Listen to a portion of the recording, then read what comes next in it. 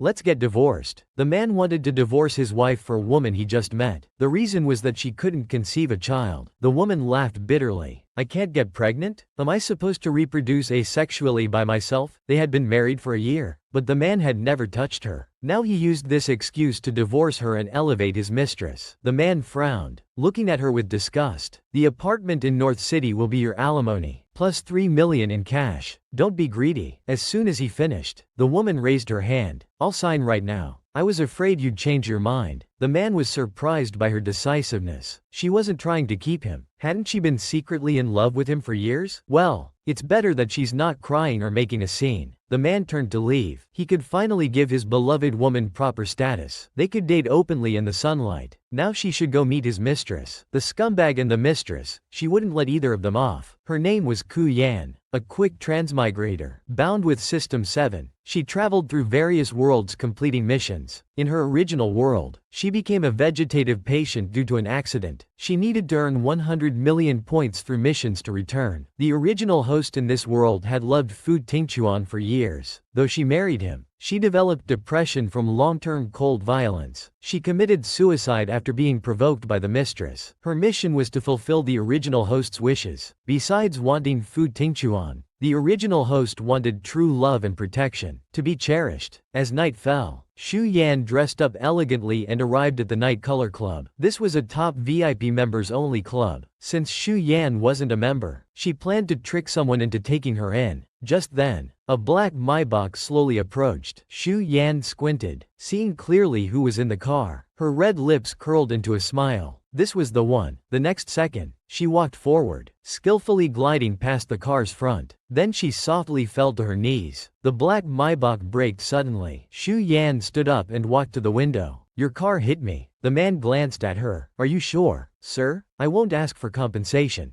Just take me into Night Color Club. Aren't I being generous? The man's cold gaze swept over her, and the next second, he extended his finger to her forehead and forcefully pushed her head away. Then the car started and left, leaving Huo Sayan standing there stunned. How can someone be so ungentlemanly? Just then, another car stopped beside her. The owner was a young gentleman. Beautiful lady, I heard you want to enter Night Color. Let Big Brother take you in, okay? Huo Sayan raised her eyebrows, lazily glanced at him, and nodded. Alright. Huo Sayan successfully entered Night Color Club. The young gentleman invited her to a private room, which happened to be Fu Tingchuan's regularly reserved room. Huo Sayan followed him in and indeed found Fu Tingchuan. The server beside him must be his mistress. His name was Deepening, a junior in college, from a poor family. For living expenses and his mother's medical bills, he had to work while studying. He looked soft and weak. According to the files, Fu Tingchuan had always had a hero complex. No wonder he liked him. She wanted to provoke that pair of scoundrels. Fu Tingchuan saw Huo Sayan enter. He blocked her way. What are you doing here? This is meaningless. No matter how much you make a scene, our divorce is final. But Huo Sayan replied, you think I'm here to catch you cheating? Relax. I'm just here to have fun. As for you, just pretend you don't know me, and definitely don't mention that I'm your wife. Otherwise, I'm afraid your lover might get jealous and angry. At this moment, Deepening came over and carefully asked, Brother Chuan? Fu Tingchuan replied gently, don't worry about it. Go back to work first. I'll come find you later. Brother Chuan, I'm sorry. Am I causing you trouble? Fu Tingchuan comforted him. You didn't do anything wrong. No need to apologize. At this point, Huo Sayan couldn't bear to listen anymore. He didn't do anything wrong? Seducing a married man and being a mistress, that doesn't count as wrong? Fu Tingchuan turned and glared at her coldly. Don't talk nonsense. Deepening and I are pure and innocent. We haven't done anything. He's not a mistress. Huo Sayan couldn't help but applaud, making crisp clapping sounds. Impressive. Impressive. According to your logic, as long as you haven't taken the final step, then it doesn't count as cheating. I understand now. I'll strictly follow your standards. After speaking, she walked directly towards the man standing on the balcony. His name was Huo Sayan, the illegitimate son of Zhongcheng's richest tycoon, who built his own empire through superior intelligence and ruthless determination. He had built his own empire. Rumor had it that he was extremely distrustful of women. Since we've met by chance, and you catch my eye, I'll let you help me make food. Ting-chuan wear a green hat. She then reached out to pat the man's shoulder. Unexpectedly, the next second her arm was grabbed from behind. With a shoulder throw, she was slammed hard onto the sofa behind. The woman had tried to secretly pat the man's shoulder from behind, but was thrown over his shoulder and slammed onto the sofa. This scene was witnessed by her ex-husband Fu Ting-chuan. Xu Yan's red dress rolled up messily, revealing her 5 feet 11 inches long legs. Why did you hit me? You touched me first. Xu Yan reached out her hand. I don't care. You threw me down, so you have an obligation to help me up. Huo Sayan remained unmoved, looking at her coldly. Xu Yan blinked her eyes and started crying. You're bullying me. First your car hits me and you won't take responsibility. Now you're hitting me. Woo-woo. Go ahead and hit me. While fake crying, she secretly glanced at him. Huo Sayan thought to himself that he'd seen many women try to seduce him, but this was the first time he'd seen such bad acting. Yet in the next second, as if possessed, Huo Sayan extended his hand. He held Ku Yan's small hand and pulled her up from the sofa. Xu Yan succeeded. She even boldly leaned in and planted a light kiss on his chin. Xu Yan didn't push her luck. She quickly backed away, giggling. That's a reward for being a gentleman. Bo Sayan narrowed his dark eyes. I'm warning you one last time. Don't waste your energy on me. Before he could finish speaking, Fu Ting-chuan grabbed Xu Yan's arm forcefully. Come with me. Xu Yan shook him off. Sir, who are you? Why should I go with you? Fu Ting-chuan angrily said to Xu Yan. You're deliberately doing this to provoke me, to make me come back. How crude. Xu Yan pointed to the handsome, cold man beside her. Get real. I don't want you back. I genuinely want to seduce him. Huo Sayan raised his eyebrows,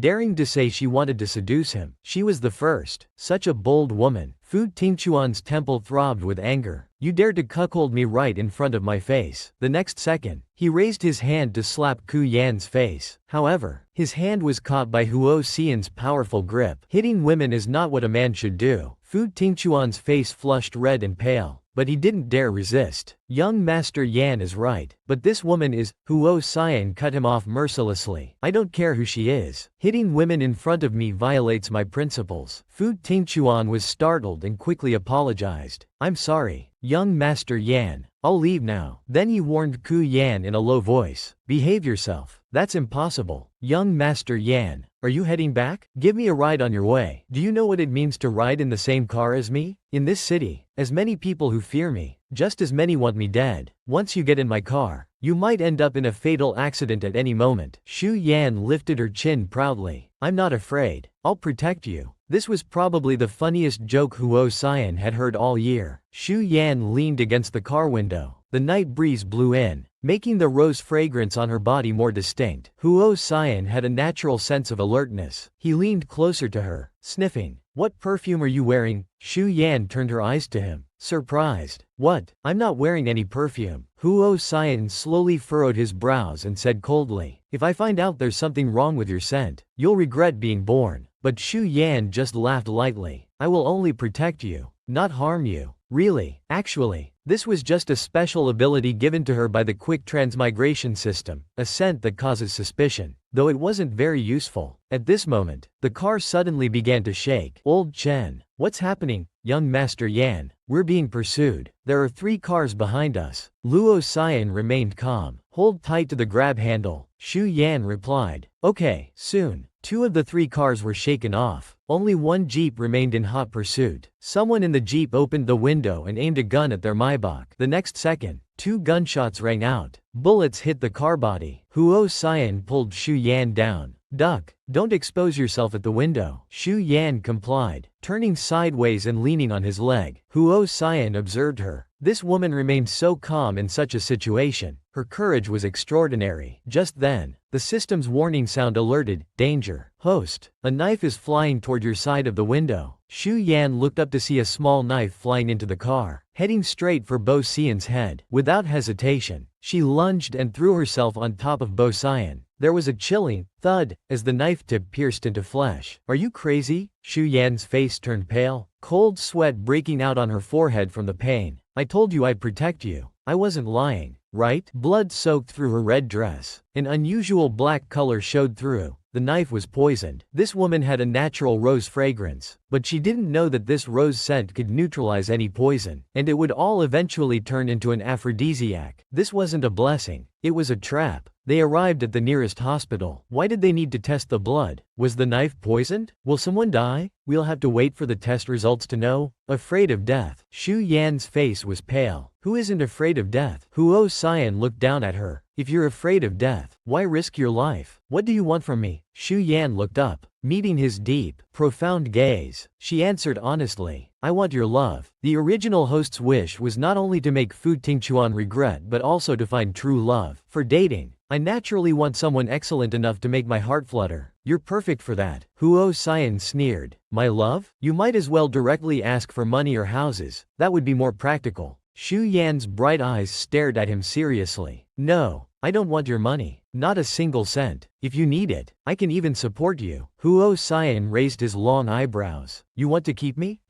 But you'll have to be frugal. I don't have much money. At this moment, there was a knock on the door. Young master, here's the information on that woman. Xu Yan, daughter of the Xu family. I remember the Xu family was in chaos, with many children. Yes, Mr. Xu trusted Lu Chengxin. Xu Yan grew up being groomed for an arranged marriage. She wasn't favored much. Later, she married Fu Tingchuan from one of Zhongcheng's 4 wealthy families. However, her husband recently had an affair. They're now negotiating their divorce. At this moment, Dr. Tang Zi, a good friend, walked in with the test results. Our notoriously cold-hearted young Master Yan, actually rushing into the hospital carrying a woman. Do you know how many hearts will break once this news gets out? Stop the nonsense. Is the blood test result out? There was indeed poison on the blade? This is a newly developed poison. A large dose can be fatal, while a small dose causes addiction. Luo Sayan asked seriously. Is there any cure? As far as I know, not yet. In the ward, Xu Yan overheard their conversation. Little Seven suddenly appeared. Don't worry, host. Your natural rose fragrance can dissolve any poison. No matter what poison, it will all be converted into an aphrodisiac. Though the more potent the poison, the stronger the aphrodisiac effect. But it will wear off in 24 hours. Just endure it. Xu Yan was speechless. This seemed like a trap, from being poisoned to suddenly becoming aroused. How could Luo Sayan not be suspicious? Fine. Before the aphrodisiac effect kicks in, I need to leave the hospital quickly. Xu Yan put on her shoes and tried to sneak out of the ward. After just 2 steps, she suddenly felt her body going soft. It was starting. The next second, she felt a firm grip around her waist as the man's broad hand held her slender waist. Where are you going? There's still no cure for your poison. Don't move around. Huo Sayan noticed something was wrong with her. What's wrong? I don't feel well. Huo Sayan immediately picked her up to find a doctor. Xu Yan quickly stopped him. No need. There's no cure anyway. I just want to go home and sleep. Huo Sayan fell silent. Watching her for a moment, he granted her wish and took her away from the hospital. Back at Baikan Apartments, Xu Yan felt her body burning up. On the edge of losing control, she quickly said to Huo Sayan, "Thank you for bringing me back. I can manage on my own. You can go now." Huo Sayan watched her calmly. This woman had been strange since she appeared. Everything she did was suspicious, but her background check showed no flaws. I want to see what trick she's playing. He took off his suit jacket and said unhurriedly, "You got hurt because of me. I can't just leave. You go sleep. I'll stay here. Call me if anything happens." Xu Yan's heart skipped a beat. He didn't trust her. This man was too shrewd, too hard to fool. Xu Yan steeled herself. She grabbed a fruit knife, then walked into the bathroom. She filled the bathtub with cold water. She lay in barefoot, the icy water making her shiver. From the corner of her eye, she saw the man standing at the bathroom door. Observing her, she gritted her teeth and gripped the fruit knife tightly, making a harsh slash toward her thigh. "Are you crazy?" the man snapped coldly, striding over to snatch the knife from her hand. Blood mixed with tears rolled down her face. "But I'm in so much pain. I don't want to embarrass myself in front of you." Huo Sayan bent down to lift her from the bathtub, then carried her to the bedroom, placing her on the bed. "I'll get you some water. Take these sedatives." Xu Yan gently touched his face and said, "It's good the poison is in my body. I can neutralize it with the rose fragrance. If you were poisoned, it would be much more troublesome." Luo Sayan trembled slightly. "Listen, whether someone sent you to get close to me using these tactics, or you're really trying to get back at Fu Tingchuan by using me as leverage, considering you took that knife for me, I'll let it slide. I'll send doctors later. We'll definitely find a way to cure your poison until you're completely well. After saying this, he turned to leave. Xu Yan didn't try to keep him. There would be time. She would eventually win over his cold, hardened heart. Just as Huo Sayan reached the entrance, the door was opened from outside. The person outside was startled to see Huo Sayan. Young Master Yan, why are you here? The woman slapped Bai Lian's face. You seduce my husband and dare to come here asking for my approval? This is the first time I've seen such a request. I must grant it. At this time, Ku Yan had been sent home by Bai Sayan. Fu Tingchuan opened the door and faced Bai Sayan. Bai Sayan is actually here. They must be having an affair. He didn't dare confront Bai Sayan directly. He rushed into the house and kicked open the bedroom door. He saw Ku Yan lying on the bed, her face flushed. He grabbed Ku Yan. Why was young Master Yan here? You too. Xu Yan winced as he pulled at her shoulder wound. She angrily said, I was injured. He just brought me back. What did you think happened? Do you understand what wifely duty means? No, I don't. Why don't you demonstrate what wifely duty means first? Just then, a woman's crying was heard from outside. I was waiting for you in the car when someone knocked on the window. When I got out, that person hit me. While hitting me, the man said, see if you dare to forcefully marry the young lady again, and something about taking money to do someone's bidding. Fu Tingchuan's face turned cold upon hearing this. He demanded Xu Yan apologize to Jianing immediately. Bai Jianing hid behind Fu Tingchuan, unable to hide her smugness. Xu Yan suddenly got off the bed and strode toward them. Bai Jianing was startled. Miss Xu, what are you going to do? In front of Brother Chuan, you wouldn't dare hit me, would you? Before she could finish, Ku Yan raised her hand. Several slaps landed on Bai Jianing's already swollen face. If I want to hit you, I'll hit you. What's stopping me? Ku Yan rubbed her wrist. You came to my apartment to slander me. Aren't you asking for it? Since you dared to come, let's settle all accounts. Not only did you seduce a married man, but you also maliciously arranged to meet a woman with depression, deliberately provoking her. What do you mean? Bai Jianing's expression changed slightly. I didn't, Brother Chuan. Believe me, I didn't do it. Fu Tingchuan stood in front of Bai Jianing. You have no evidence for those claims. We're talking about you hiring someone to hit Jianing. You want evidence? Fine. There are cameras in the parking garage. I'll ask property management to check now. Bai Jianing wasn't worried. She straightened up and said, go ahead and check. Xu Yan, seeing her attitude, it was clear she had bribed the property staff. The footage must have been tampered with, but that didn't matter. Xu Yan walked out of the bedroom and unsurprisingly saw the tall, handsome man still in the living room. Young Master Yan, considering I took a knife for you, would you help me with something? Xu Yan stood on tiptoe and whispered in his ear. With young Master Yan's capabilities, restoring a damaged surveillance video to prove my innocence should be a piece of cake, right? If you help me, I'll stop bothering you and leave you in peace. Unless you want me to keep pursuing you because you've fallen for me. Huo Sayan's thin lips curved into a half smile. This woman was as cunning as a little fox. He took out his phone and dialed a number, giving a concise command. Investigate someone for me. Half an hour later, his subordinate in black played the restored surveillance video. In the footage, a sleazy thin man slapped Bai Jianing. You said to make it look real. You told me to hit for real. Bai Jianing cursed. That hurt like hell. Take your money and get lost. Don't let anyone see you. Fu Tingchuan watched in shock. Is this the Bai Jianing I know? The woman in the video with her foul language seemed like a stranger. Bai Jianing screamed. No, no, no. This video is fake. It's edited. It's not me. At this moment, two burly men in black brought in the man from the video. Huo Sayan sat on the sofa, his presence commanding. Young Master Yan, I'm sorry. I didn't know Miss Ku was under your protection. If I had known, I wouldn't have dared take the job even with 100 lives. Please have mercy. Meanwhile, Bai Jianing turned pale and trembled. Brother Chuan, believe me, they're all Ku Yan's tricks to deceive you. I'm innocent. Fu Tingchuan understood everything now. He pushed Bai Jianing away, as if touching something dirty. He said, get out. Xu Yan quietly watched the whole show. Could you make them all leave? Fu Tingchuan refused to leave, but he was no match for the strong men in black who forcibly dragged him away. Bai Jianing was also dragged out. Everyone left. Only Xu Yan and Bo Sayan remained. Xu Yan just wanted a hug now. She rested her face on Bo Sayan's shoulder. Let me hug you for a moment. Just for a moment. My sedative is kicking in. Once I'm asleep, you can leave me be. Huo Sayan's hand stopped midair as he tried to push her away. Fine. After tonight, I'll have no more connection with this woman. One last exception. The mighty, cold-hearted CEO was actually being reverse-kept by a beautiful woman. Take this. I promised to keep you. And I keep my word. The next morning, opening her eyes, she realized she had slept for 24 hours. Suddenly someone knocked on her door. It was the private doctor arranged by young Master Yan. They wanted to draw blood and test her water, but the toxins in her body had already dissolved. If they drew blood, it would be hard to explain. So Ku Yan directly refused. She took her car keys and went out to find a restaurant. Just as she got in the car, her phone rang. Hello, who is this? A deep, magnetic male voice came through the phone. Why did you refuse the examination? Shu Yan made up an excuse with a straight face. Because I said I wouldn't pursue you anymore. So naturally I can't accept help from your people. The man was silent for a moment. He coldly said, suit yourself. He hung up after saying that. He was cold-hearted. But Shu Yan was naturally rebellious. The harder she was to conquer, the more it stirred his competitive spirit. Shu Yan asked Shao Qi to check Bo Xian's location. At that moment, Bo Xian was at a Western restaurant, having dinner with the Mu family's young lady, Mu Yuyu. When Bo Xian was young and homeless, Mu Yuyu had once helped him with a meal. Currently, the two families were friendly and considering marriage. Mu Yuyu was considered Bo Xian's unofficial fiancé. Shu Yan disagreed. How can you call them a couple without engagement? Shao Qi, you need to be more precise. They should be called ordinary acquaintances. Shu Yan drove to the restaurant.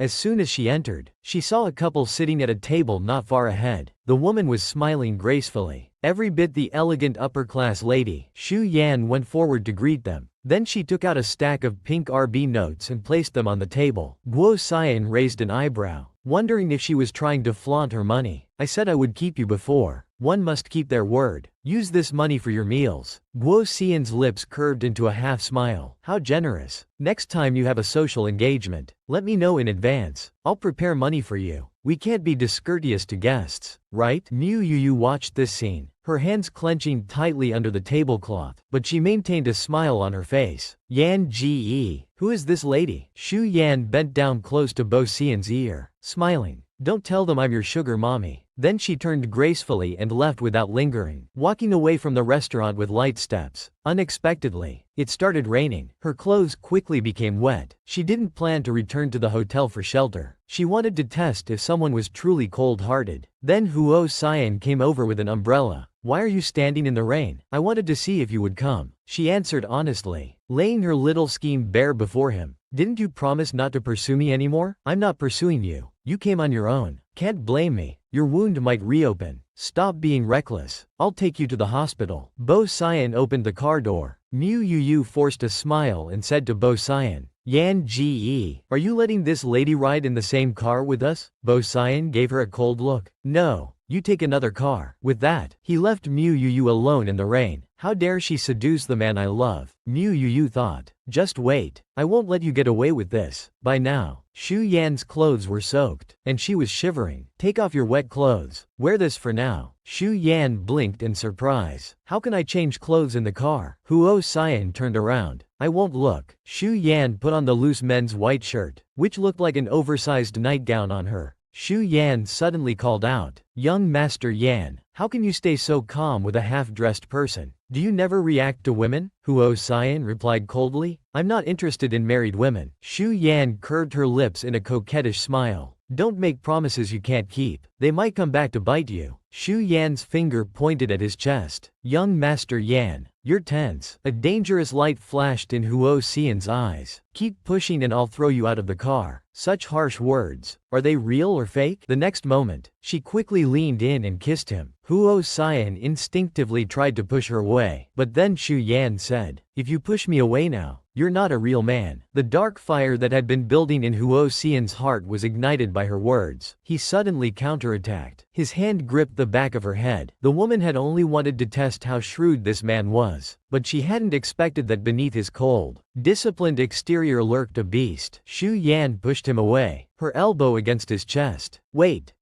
Luo Xian's eyes flashed over her lips. Whether I'm a man or not doesn't need your verification. At this moment, they arrived at the hospital entrance. Shu Yan's wound was rebandaged. He sat in the waiting room for the blood test results. His poison had been completely cleared. The blood test won't show anything. Half an hour later, Luo Sayan walked in with long strides, holding a report. Feeling guilty? Why should I feel guilty? This new type of poison cannot be completely eliminated overnight unless there's a specific antidote. Xu Yan stood up, saying self-mockingly, "You suspect I orchestrated everything, arranged someone to assassinate you, then heroically saved you, just to impress you. Is that it?" Huo Sayan pressed his thin lips together in silence. He had indeed considered this possibility. Xu Yan didn't want to explain, nor could she. Then let's just assume that's the case. You'll know the truth eventually. I did nothing. With that, she pushed open the door and left with proud steps. Soon after, the door opened again. A subordinate came to report that they had found the mastermind behind the attack. It turned out to be Li Jia, whose project they had intercepted. Li Jia had always had grievances with them, which led to this incident. The subordinate asked if they should retaliate. Huo Sayan spoke coldly, his tone bloodthirsty. They dared to attempt my life. How could simple retaliation be enough? Living can be more painful than death. The subordinate trembled. Yes, I understand. I'll make arrangements immediately. Wait. Huo Sayan paused briefly, then suddenly said, "Have someone follow Xu Yan. It seems now, we wronged that woman." After resting for a few days, Xu Yan went out and bought a flower shop. She loved plants and flowers. That night, just as she turned off the shop lights, before she could leave the store, a man suddenly appeared, holding a long knife. He barked fiercely, "Put your hands up, don't be rash. If you want money, I'll give you the cash register. The keys and cash are all inside." The man pressed the knife against her back. "I don't want money. Come with me." "Not for money. It must be revenge then." Who could it be? Bai Jianing or Mu Yu? Meanwhile, Bo Sayan, who was at a social gathering, learned that Ku Yan had been kidnapped. His wine glass shattered on the table with a bang. Useless. "Didn't I tell you to watch her?" Then came his typical boss speech. "I want to know the kidnapper's whereabouts in the shortest time possible." Bo Sayan hung up the phone and immediately stood up to leave. The others in the private room looked at each other in confusion. Young Master Yan just left like that? Who could be so important to make him change expression like that? Seems it's a woman. Mu Yu sat in her seat, her face dark. "Yan Ge didn't even look at me once. He just left without a word." She then walked to a secluded corner and made a phone call. "Hello. How's the situation on your end?" "Don't worry. The person is tied up. We'll handle it when we arrive. Someone's discovered the kidnapping. Stop somewhere and finish her off quickly. Then destroy her face afterward." All right,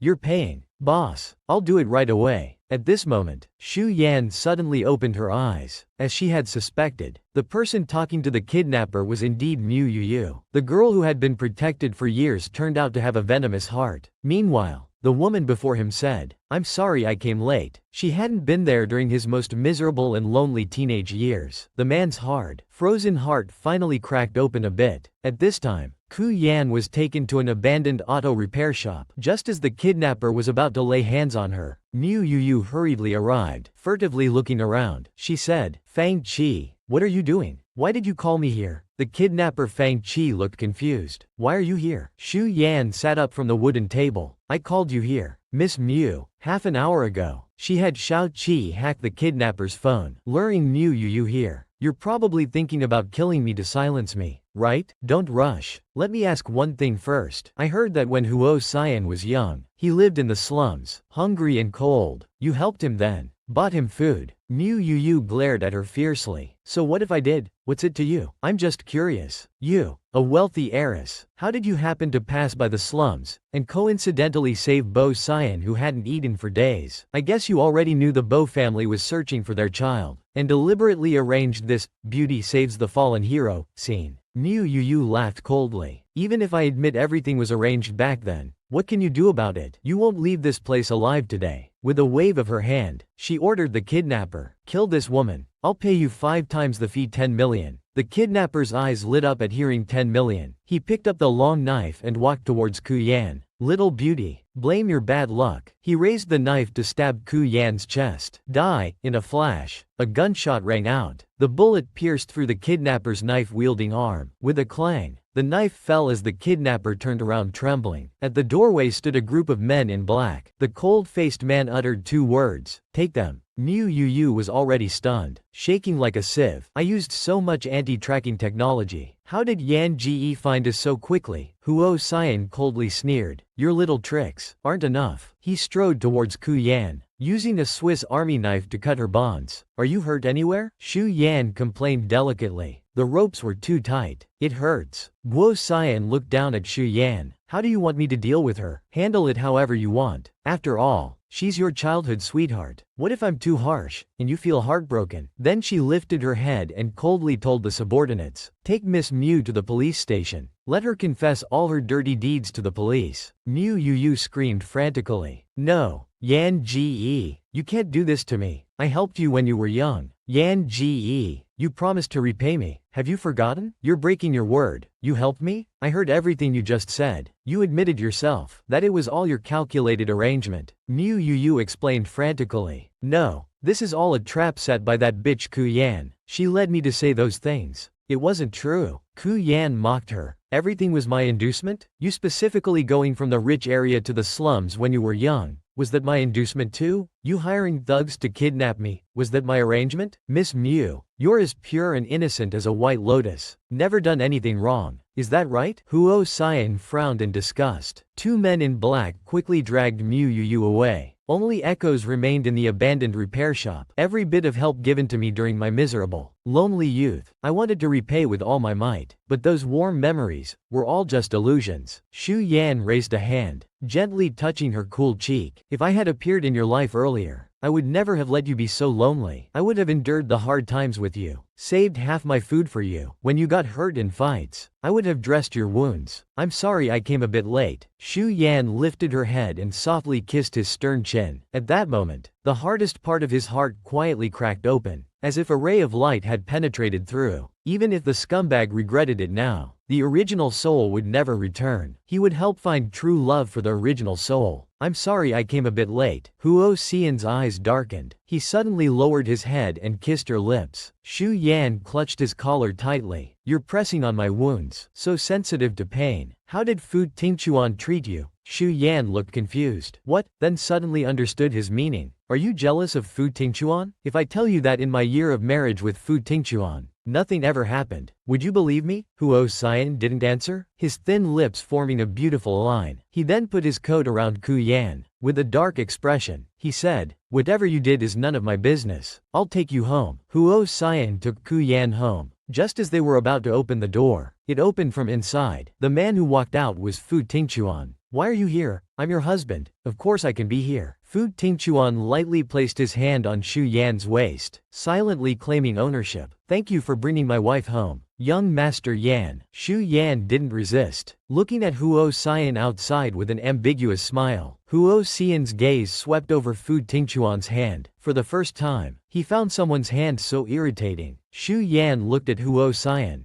Didn't you say what we do is none of your business? Let's see if that's really true. After saying this, she turned and closed the door, mercilessly shutting Huo Sayan outside. Huo Sayan suddenly smiled. So you're getting revenge. Back inside, Fu Tingchuan said unhappily. Where did you go so late? None of your business. Leave. I'm changing the locks tomorrow. Don't come looking for me anymore. Fu Tingchuan looked down at her. Xu Yan, I waited here for you a long time today. I've been thinking a lot. I had prejudices against you before. Perhaps you're not the kind of woman I imagined. Xu Yan smiled softly. You really don't know what kind of woman I am. You don't know how I admired you before. Since we married, even when you treated me coldly, I still gave you my whole heart. I always took care of your daily life. He never saw the original soul's devotion. Fu Tingchuan suddenly stepped forward and grabbed her hand. I was wrong before. I didn't treat you well. Xu Yan, let's start over. It's too late. Did you think you could discard me when you wanted to and take me back whenever you pleased? I'm not an object. What he could do now for the original soul was to calm the resentment and obsession in her soul. Let the original soul reincarnate without regrets. Even if he regretted it now, the original soul would never return. Fu Tingchuan gripped her hand tightly. It's not too late. The divorce papers haven't been officially registered. We're still legally husband and wife. Let's try going on one date, okay? At least give us a chance to understand each other. Hearing, date. A playful glint flashed in Xu Yan's bright eyes. The next day, Fu Tingchuan and Ku Yan arrived at the restaurant. Just after sitting down, Ku Yan sent a message to Huo Sayan.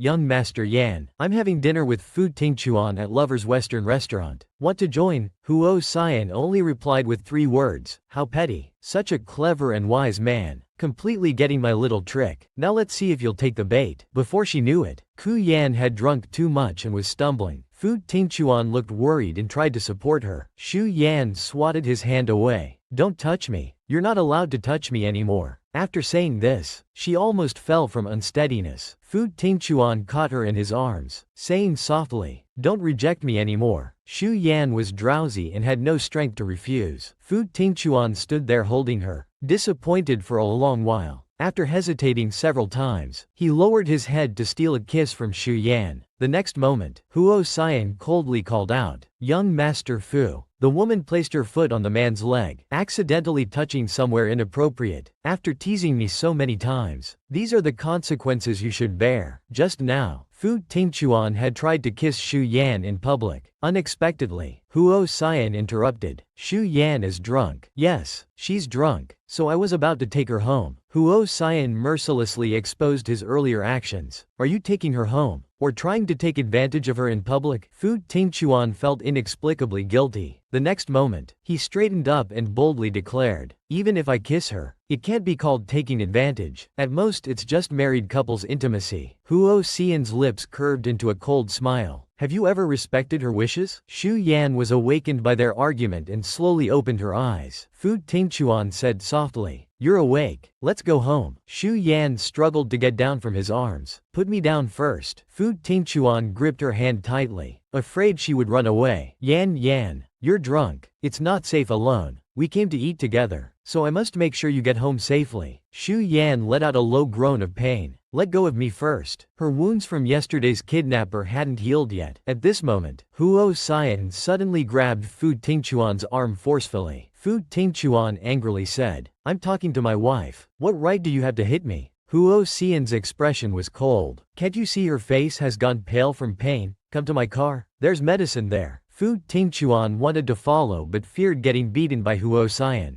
In this moment of hesitation, Shu Yan and Huo Sayan had already gone to the parking lot. They quickly disappeared from sight. Back in the car, Huo Sayan applied medicine for Shu Yan. Shu Yan drew in a sharp breath. It hurts. Be gentler. Huo Sayan mocked her for being delicate. Shu Yan took off her high heels, shamelessly placed her leg on his knee. Yes, I am delicate. What's this? Your ankle is bruised too. Need medicine. Blow on it. Huo Sayan applied the ointment around her ankle. Shu Yan pulled her leg back from the ticklish sensation, accidentally touching somewhere inappropriate. She was frightened for a moment. It really wasn't intentional, purely accidental. Huo Sayan's eyes darkened slightly as he threw the entire tube of medicine to her. Apply it yourself. Shu Yan obediently took it and clumsily applied it. Bo Sayan's gaze inadvertently swept over, his temple twitching. After Shu Yan finished, she returned the ointment to him. Seeing his strange expression, she asked, what's wrong? Huo Sayan replied flatly, nothing. Then, he discreetly turned to look out the car window. Shu Yan leaned back in her seat and soon became drowsy. As she dozed off, her head suddenly tilted, landing on the man's leg beside her. Bo Sayan's tall frame stiffened slightly. Shu Yan,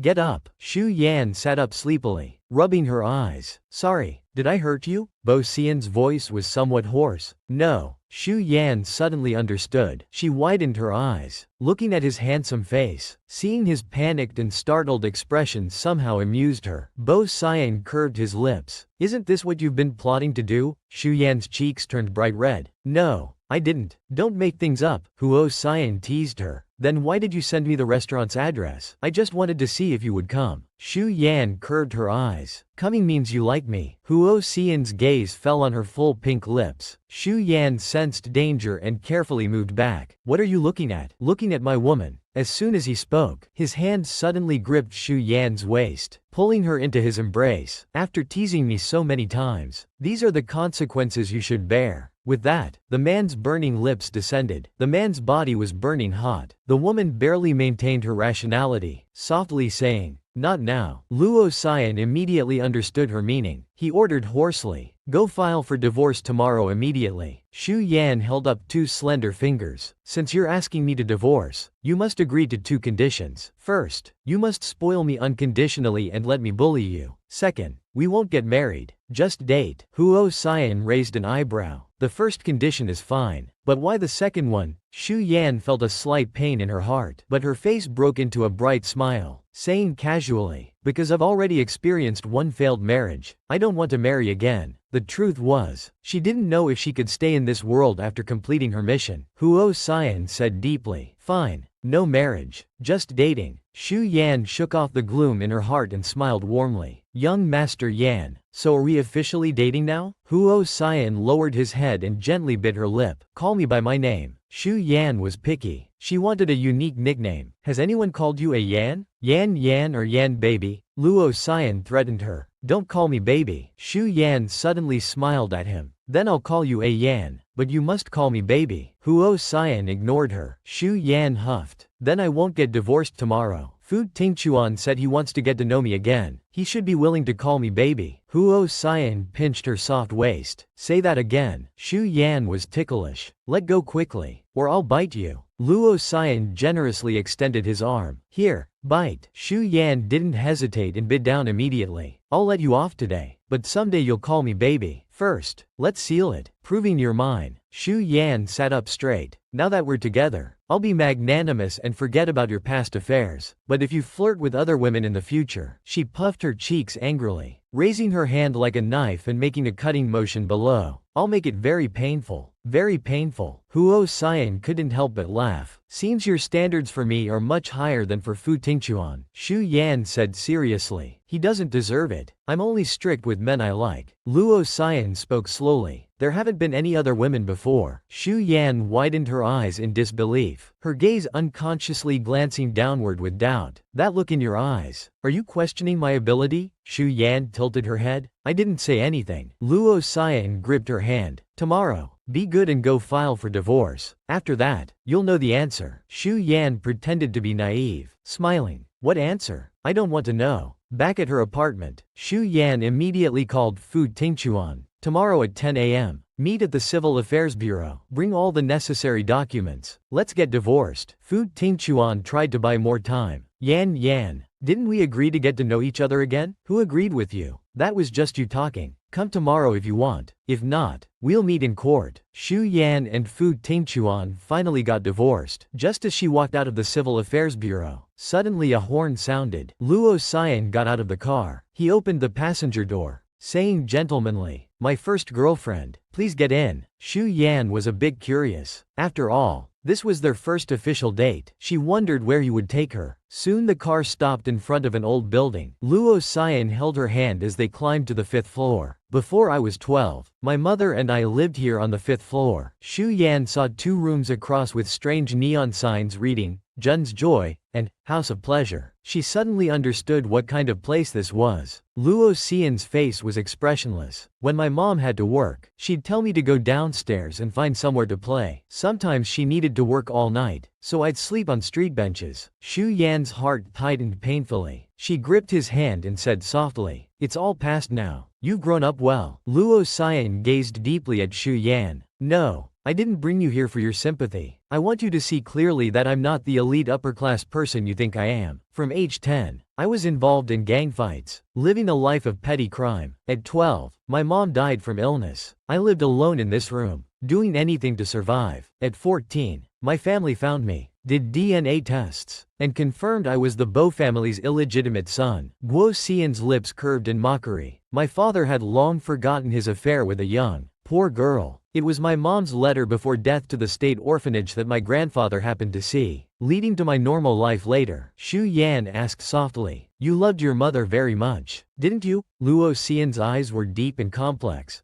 She had a bad temper, often hit and scolded me, but I knew she wanted me to succeed, to not continue her lowly life. Now, you know what kind of person your boyfriend is. Why should I regret it? No matter how dark or even dirty your past was, I don't care. I only care if you're happy now. Xu Yan wrapped her arms around his lean waist. I also care if you're happy being with me. From now on, I want you to be happy. A fierce fire suddenly ignited in Luo Xian's heart, burning intensely. making him want to hold her tight. As they were about to head home, they saw a car parked in the distance. A middle-aged man who looked like a butler came forward and respectfully said, "Young master, the old master knows about your new girlfriend and invites you both home for dinner." Huo Sayan snorted softly. News travels fast. Shu Yan frowned. Seems like it's going to be an ambush. Huo Sayan held her hand. Don't worry, I told you. No one can bully you except me, not even my grandfather. Be good. Let's visit the Bo family mansion first. We'll be back soon. Bo Sayan and Shu Yan's first date was interrupted by Bo's grandfather's invitation to the family mansion. They were greeted by a loud bang. Old Master Bo, leaning on his cane, angrily said, "So you know to come back." Huo Sayan calmly replied, "Grandfather, such anger might raise your blood pressure." Old Master Bo snorted angrily. "You still care about this old man? Getting a girlfriend without my approval." Old Master Bo waved his hand. "This is Li Qianqin, your Uncle Li's second daughter. She just returned from studying in England. Educated, well-mannered, gentle-natured, perfect for you. If you want a girlfriend, I'll introduce you to someone of equal status. A pure girl. You can't marry a divorced woman into our family. Even if I want to marry her, she might not want to marry me. Let's go." Huo Sayan held Shu Yan's hand and turned to leave decisively. Old Master Bo's face turned red with anger. He raised his cane. "You unfilial grandson, stop right there." Shu Yan reacted quickly. She quickly pushed Bo Sayan aside. The cane struck Shu Yan's head with a bang. Shu Yan's face turned pale. Her eyelashes trembled, and she fainted. When she woke up, she found herself in a hospital room. "Pretty lady, we meet again. Don't worry, you weren't hit silly. Just got a small bump on your head." Shu Yan recognized him as Bo Sayan's good friend. She didn't expect Tang Zi to be such a chatterbox. "Let me tell you a secret. After my grandfather knocked you out, Yan got so angry he shot the crystal chandelier to pieces." The old master was fuming. "I've never seen Yan get angry over any woman before. He really flew into a rage for love." Just then, Bo Sayan walked in and coldly said to Tang Zi, "Get out." Tang Zi slunk away from the room. Bo Sayan came to Shu Yan's side and gently kissed her forehead. "Silly girl, always getting hurt because of me." Shu Yan said seriously, "I said I would protect you. I'm someone who keeps their promises. If I can't do something, I won't easily promise it." She thought to herself, like marriage, like being together forever. Huo Sayan pulled back her clothes, revealing her snow-white skin. The wound had scabbed over, leaving an unsightly brownish-purple mark. Luo Sayan bent down and kissed her scabbed wound. "Don't let there be a next time. Let me protect you from now on." Shu Yan was very ticklish. She twisted her waist. "Just talk if you want to talk. Why get physical?" Bo Sayan chuckled. "I'm not getting physical. I'm just using my mouth." Shu Yan pushed him away. "Don't do this. This is a hospital."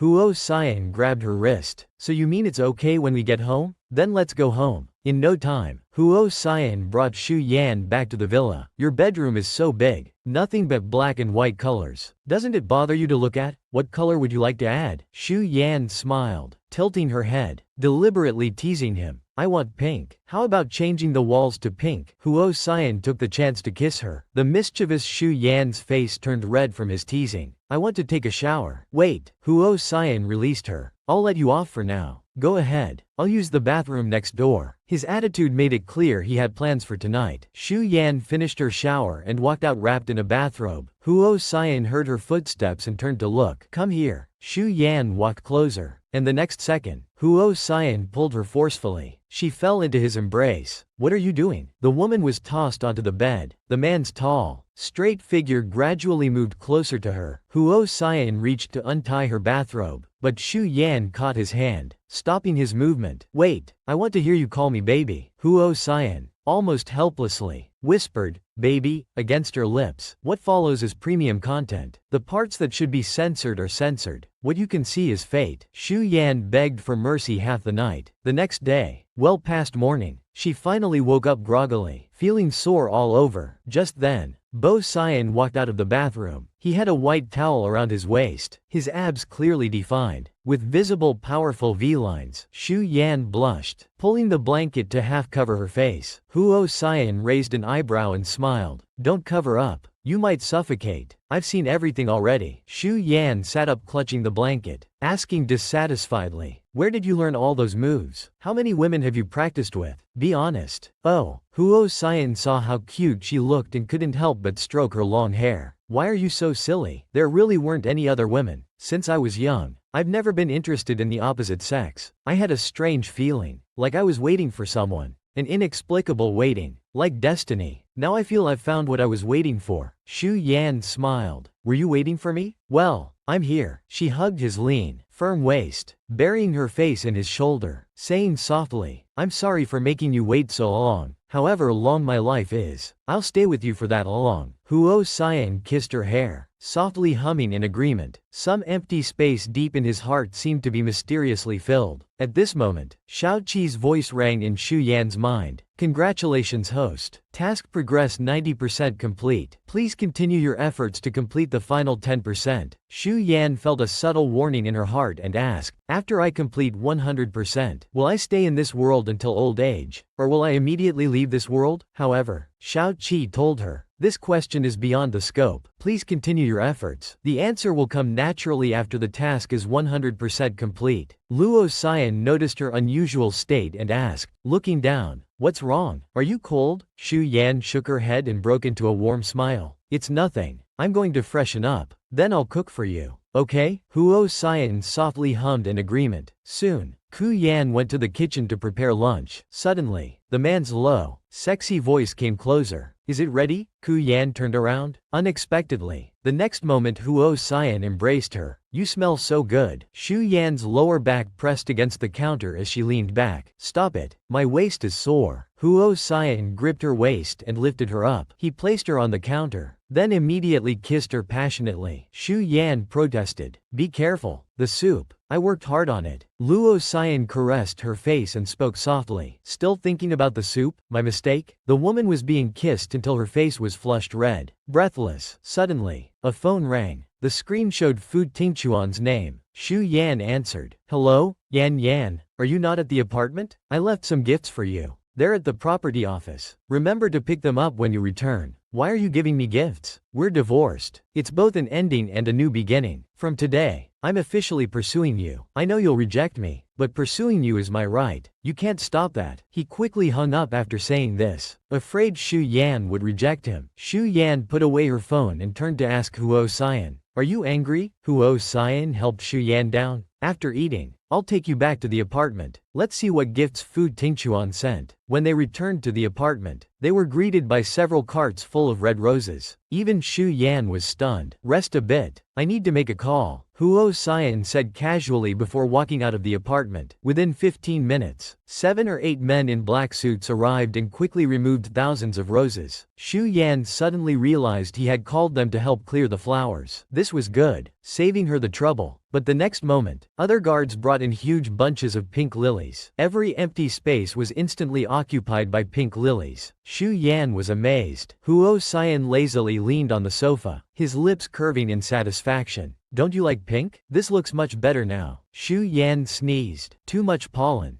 I can't take it. Have these two men gone crazy? Competing over who sends more flowers? Huo Sayan draped his suit jacket over her shoulders. Catching a cold? Shu Yan muttered quietly. I thought you were a cold CO. Turns out you're just incredibly jealous. She grabbed Huo Sayan's hand. Too many lilies. I'm a bit allergic. Let's go out. Huo Sayan raised an eyebrow. You weren't allergic to Fu Tingchuan's roses? Should I have them brought back? His dark eyes held a dangerous glint, as if she'd be in trouble if she dared nod. Shu Yan knew better and quickly shook her head. No need. I have a better solution. I'll pack my personal things and move to your villa. Just leave these flowers. Okay. Luo Sayan was very satisfied with this answer. As they reached downstairs with their luggage, they ran into Fu Tingchuan. Yan Yan, did you receive my flowers? Yes, but you might not know. I opened a flower shop. If you have too much money to spend, you can patronize my shop. Great. I'll buy flowers there every day. When are you usually at the shop? May I have the honor of running into you? Before Shu Yan could respond, the man beside her coldly stated, I bought the flower shop. Shu Yan was surprised. When did you buy it? Now Huo Sayan decisively took out his phone and ordered his subordinate. Find me a flower shop under Shu Yan's name. Buy it at triple the market price. Arrange someone to manage it. Fu Tingchuan refused to back down. Yan, I'll buy it at 5 times the price and give it to you. Xu Yan was speechless. These two big shots, that flower shop was already hers. Why buy it to give it to her? Huo Sayan continued on the phone. Also buy all the shops on both sides of the street. Price is not an issue. Fu Tingchuan choked at these words. When it came to spending money, he couldn't compete, but he had other things to offer. How terrifying could the cold CO be when jealous? Fu Tingchuan sent Xu Yan roses. He threw away all the roses and replaced them with lilies. Fu Tingchuan wanted to buy the flower shop for Xu Yan. He decided to buy the entire street. He even warned Xu Yan that she'd better handle these unwanted admirers herself, or when he steps in, there might be bloodshed. Xu Yan expressed that she couldn't help if admirers came uninvited. The most she could do was block Fu Tingchuan and ignore him. Still, the wealthy young Master Yan's extravagant spending and jealousy were quite attractive. Since Xu Yan moved into Huo Sayan's villa, they began their official cohabiting relationship. Time passed quickly. Huo Sayan suddenly understood what Xu Yan meant when she said she wished they had met earlier. Xu Yan also thought life would continue like this. Being in love with him forever would be nice. However, beautiful days are always short-lived. One day, Xu Yan suddenly fainted at the flower shop. When she opened her eyes, she was lying in a hospital room. She turned to Huo Sayan. What happened to me? Baby, we might need to stay in the hospital for a while. Xu Yan was surprised. You're willing to call me baby now? Huo Sayan gently kissed her cool lips. Yes, you're my precious baby. Don't worry, I'll find the best medical team. You'll be fine. I'll call the doctor. We'll do another examination soon. After Huo Sayan left, Little Seven told her the task progress had reached 98%. According to the system prompt, she had a late-stage brain tumor with only 3 months left to live. Xu Yan's heart turned cold. It seemed she couldn't live to old age in this world. Couldn't grow old with Huo Sayan. She started chemotherapy. Being beauty conscious, she couldn't stand losing her hair, so she shaved it all off and wore hats. She spent most of her time lying in bed. 2 months later, Fu Tingchuan burst in. His eyes were red, emotions running high. Yan, you're really sick? What illness? Why have you lost so much weight? I've been looking for you these 2 months. Xu Yan spoke directly, pointing to her head. Terminal illness. Late stage. There's a tumor here. Fu Tingchuan looked at Huo Sayan, suddenly enraged. It's all your fault. Yan was fine before the divorce. After being with you, she got sick. You caused this. Huo Sayan brushed him off. Shut up. Get lost. Xu Yan was very protective. She couldn't let others bully him. Brother Yan, this illness didn't develop in a day or two. If we're assigning blame, you should take some responsibility too. After marrying you, I developed depression. Did you know? I couldn't sleep night after night, had splitting headaches, took handfuls of medicine. After being with Yan, I'm happy. My depression improved. He is my light. I love him. This was her first time saying, love. Huo Sayan's eyes changed, showing deep pain. He held Xu Yan's small hand in his, wrapping it in his palm, saying softly, I love you too. Fu Tingchuan was still in shock. Did I cause this? So I'm the real culprit? Xu Yan firmly replied. Yes,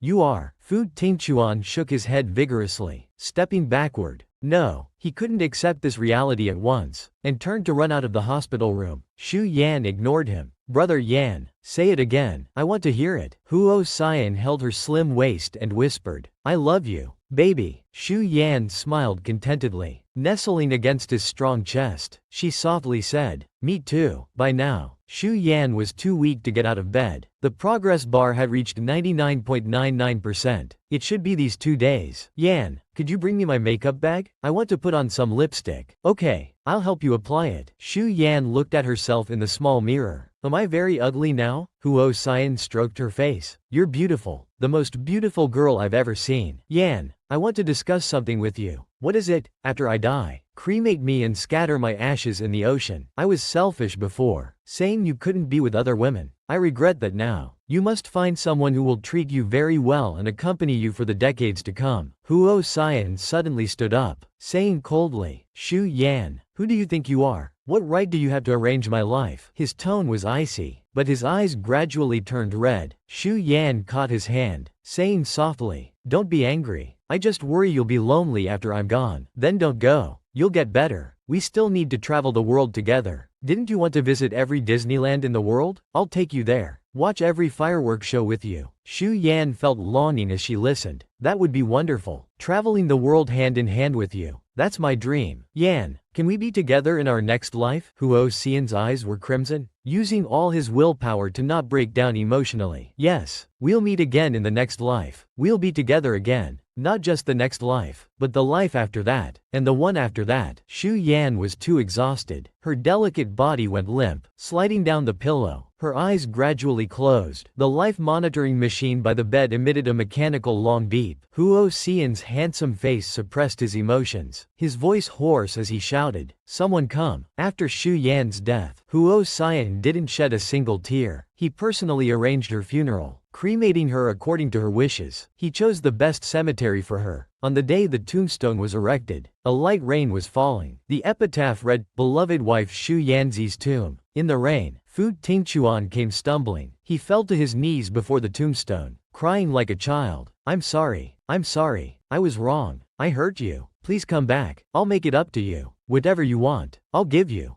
Huo Sayan coldly watched him and slowly said, "Take him away." Fu Tingchuan was filled with regret. "No, I won't go." He hadn't even seen Xu Yan one last time. From beginning to end, he had missed her. Two black-suited bodyguards forcibly dragged Fu Tingchuan away. Tang Zi worriedly said, "Brother Yan, the funeral matters are settled. Go home and rest. Even the strongest person can't take this anymore." Huo Sayan shook his head slightly. "The helicopter is waiting. I need to go abroad." Tang Zi asked, "Where are you going?" Huo Sayan didn't answer, just turned and left with long strides. No one knew that he had made a platinum locket containing a small portion of Xu Yan's ashes. He had promised her to take her around the world. He put the remaining ashes in a beautiful box. Standing on the deck, he slowly scattered the ashes into the sea. Looking at the empty sky, he suddenly broke down. He let out anguished screams. "Xu Yan, come back." The heart-wrenching cries echoed across the sea. With no response, he finally let his tears fall. After her soul left her body, she returned to the white misty space. Through the white mist, she watched as if through a mirror. She saw the man break down and release heart-wrenching screams, finally letting his tears fall. Xu Yan's eyes also turned red. To protect the host's mental health, System 7 initiated the memory clearing program and opened a new world. With a splash, a bucket of ice-cold water was poured over her head. Xu Yan shivered from the cold, followed by cursing voices. "Look at this cheap girl. How dare she try to seduce School Prince Lu? Why don't you look at yourself in a puddle of pee? You know School Prince Lu likes goddess Shuangshuang, yet you still try to steal him. Shameless." Xu Yan frowned. "Little 7, show me the basic information of this world." Instantly, information flooded her mind. The original owner of this body was also called Ku Yan. In her senior year, the original owner had an older sister named Ku Shuangshuang, who had a miserable previous life but was overjoyed after being reborn. Determined to turn things around, she knew that 2 young men and another gentleman at school would become top figures in society. These 3 men had all been helped by her sister Ku Yan in the past. Xu Shuangshuang shamelessly took credit for the original owner's good deeds, causing the original owner to be isolated by classmates. Xu Yan couldn't help but smile after learning this. This world is interesting. There's actually a reborn person. What a perfect white lotus. After processing the information, Xu Yan knocked on the door for help. "Is anyone out there? Hello?" Just then, a cool young male voice responded. "Who's in the girls' bathroom?" Knocking on the door, Xu Yan called out, "I'm trapped. Can you come in and help open the door?" The young man quickly came in. He removed the wooden stick blocking the handle. As the bathroom door opened, Xu Yan politely thanked him. The young man's beautiful eyes suddenly narrowed, his handsome face turning cold. "It's you? Had I known, I wouldn't have bothered." It was Lu Jinyao, the school's top student. The original owner was locked in the bathroom after confessing to him. Xu Yan raised her hands, undoing her ponytail. Her wet hair fell loose. "Then you might as well lock me back in. One more person bullying me won't make a difference." Xu Yan's clothes were soaked through, her pink underwear visible. Lu Jinyao's gaze inadvertently swept across her chest, his handsome young face instantly turning red. He quickly looked away, thinking how this Xu Yan, usually so timid and stuttering when following him, seemed different today. Xu Yan walked out casually, reminding him, "Aren't you leaving? This is the girls' bathroom, though if you like it here, Feel free to stay. Lu Jinyao's face darkened as he strode out. Xu Yan found the original owner's backpack in the corner outside the bathroom. Everything inside was ransacked, textbooks and notebooks all torn up. She muttered to herself, bullied this badly. The original owner really had it rough. After leaving the bathroom, Lu Jinyao ignored her and walked straight toward the school exit. Xu Yan followed behind him with her bag. After being followed for so long, Lu Jinyao finally stopped in frustration. Xu Yan, that's enough. She was just walking on the way home, but the boy thought she was stalking him. Xu Yan, that's enough. Please stop harassing me and stop writing love letters to me. Xu Yan replied confidently. We live in the same community, same floor. As neighbors, how is walking home on this road harassing you? And about those letters I wrote you, please return them to me. You got me locked in the bathroom, so I've decided to hate you from now on. Stay away from me. Lu Jinyao's handsome face turned red. Who knows what bad things you've done to get locked in the bathroom? Fine, I'll return them. Xu Yan took the envelope. I'm going home. Take the long way around. Don't follow me. Otherwise, I'll accuse you of stalking and harassment. Lu Jinyao was speechless at her reverse accusation. Xu Yan went straight to shower when she got home. Just as she came out of the bathroom, she heard a gentle, warm female voice. Sister's home? You didn't come back for lunch, so I saved some food for you. Xu Yan turned around slowly, speaking clearly word by word. Don't you know why I didn't come back for lunch? Your brain-dead supporters at school trapped me in the bathroom. Wasn't this instigated by you? Xu Shuangshuang looked surprised. Sister, what are you saying? Who bullied you? Tell your sister. I'll stand up for you. Xu Yan smiled, her eyes gleaming. Such a high-level white lotus. Anyone can act. The original owner was too straightforward, which led to her being bullied to death, so much that even her birth parents sided against her. Xu Shuangshuang thought the original owner was unreasonable and petty, extremely slandering her sister Xu Yan. Just as she was about to stage a sisterly confrontation, suddenly, there was a loud crash next door, like furniture falling over. Xu Shuangshuang rushed out first. Oh no, something must have happened to brother Jingyao. Xu Yan suddenly remembered seeing in the system files that Lu Jingyao had asthma since childhood. Could it be an attack? In the neighboring apartment's living room, Xu Shuangshuang was grabbing Lu Jingyao's collar, shaking him anxiously. Brother Jingyao, where's your medicine? I'll get it for you. The tight collar made it even harder for Lu Jingyao to breathe. Xu Yan stepped forward and pushed Xu Shuangshuang away, thinking to herself whether this idiot was trying to save or kill him. But Xu Shuangshuang wouldn't let go, grabbing Xu Yan's arm and scolding. Sister, this isn't the time for your stubbornness. Brother Jingyao is having an asthma attack. I'm asking where his medicine is. Don't delay me from saving him. Xu Yan forcefully shook off the persistent Xu Shuangshuang. If he had medicine with him, wouldn't he have used it already? You're the one harming him by delaying like this. Speaking, she took out an inhaler from her pocket and quickly sprayed it into Lu Jingyao's mouth several times. Lu Jingyao's painful symptoms gradually eased. Xu Shuangshuang said in surprise, Sister, why do you have asthma medicine? Did you steal brother Jingyao's medicine to harm him? Xu Yan turned her head, giving her a contemptuous look. This white lotus was really calculating, not letting go of even the smallest opportunity to frame her. At this moment, Lu Jingyao sat up, supporting himself on the ground, and explained, No, I really ran out of medicine. It was my carelessness. Xu Yan smiled satisfactorily. At least you have some integrity. The boy had collapsed from an asthma attack. The foolish woman grabbed his collar and shook him violently. Fortunately, Xu Yan rescued him in time. Lu Jingyao asked puzzledly, Do you have asthma too? Why do you carry an inhaler? Xu Yan paused for a moment, then honestly said, I used to like you. I cared about everything about you. So after learning about your asthma, I started carrying medicine all the time, just in case accidents like this happened. The original owner did indeed do this. In her first year of high school, Lu Jingyao had an asthma attack. No one was home, and he almost died. Fortunately, the original owner heard the noise next door and climbed over the balcony despite the danger, found his spare medicine, and saved his life. That time, Lu Jingyao's condition was much worse than today. He was delirious and only saw a girl approaching his neck, with a crystal pendant refracting rainbow light. When Xu Shuangshuang was reborn 2 years ago, the The first thing she did was steal the crystal necklace and claim credit for herself. The original owner was inarticulate, and no one believed her explanations. Instead, she was seen as an extremely greedy schemer. Lu Jingyao was a bit surprised to hear this. Had her feelings for him run so deep? Seeing him looking somewhat moved, Xu Yan immediately cut him off. Don't be touched. That was in the past. I told you. I've decided not to like you anymore. Beside them, Xu Shuangshuang's face showed a faint shadow. She bit her lip and said pitifully, I'm sorry, brother Jingyao. I'll definitely carry your medicine with me from now on. I won't let anything happen to you again. Lu Jingyao told Xu Shuangshuang not to blame herself. His tone was very gentle. After all, she was his lifesaver. Xu Yan, watching from the side, almost wanted to applaud. The Oscars owed Xu Shuangshuang a golden statue.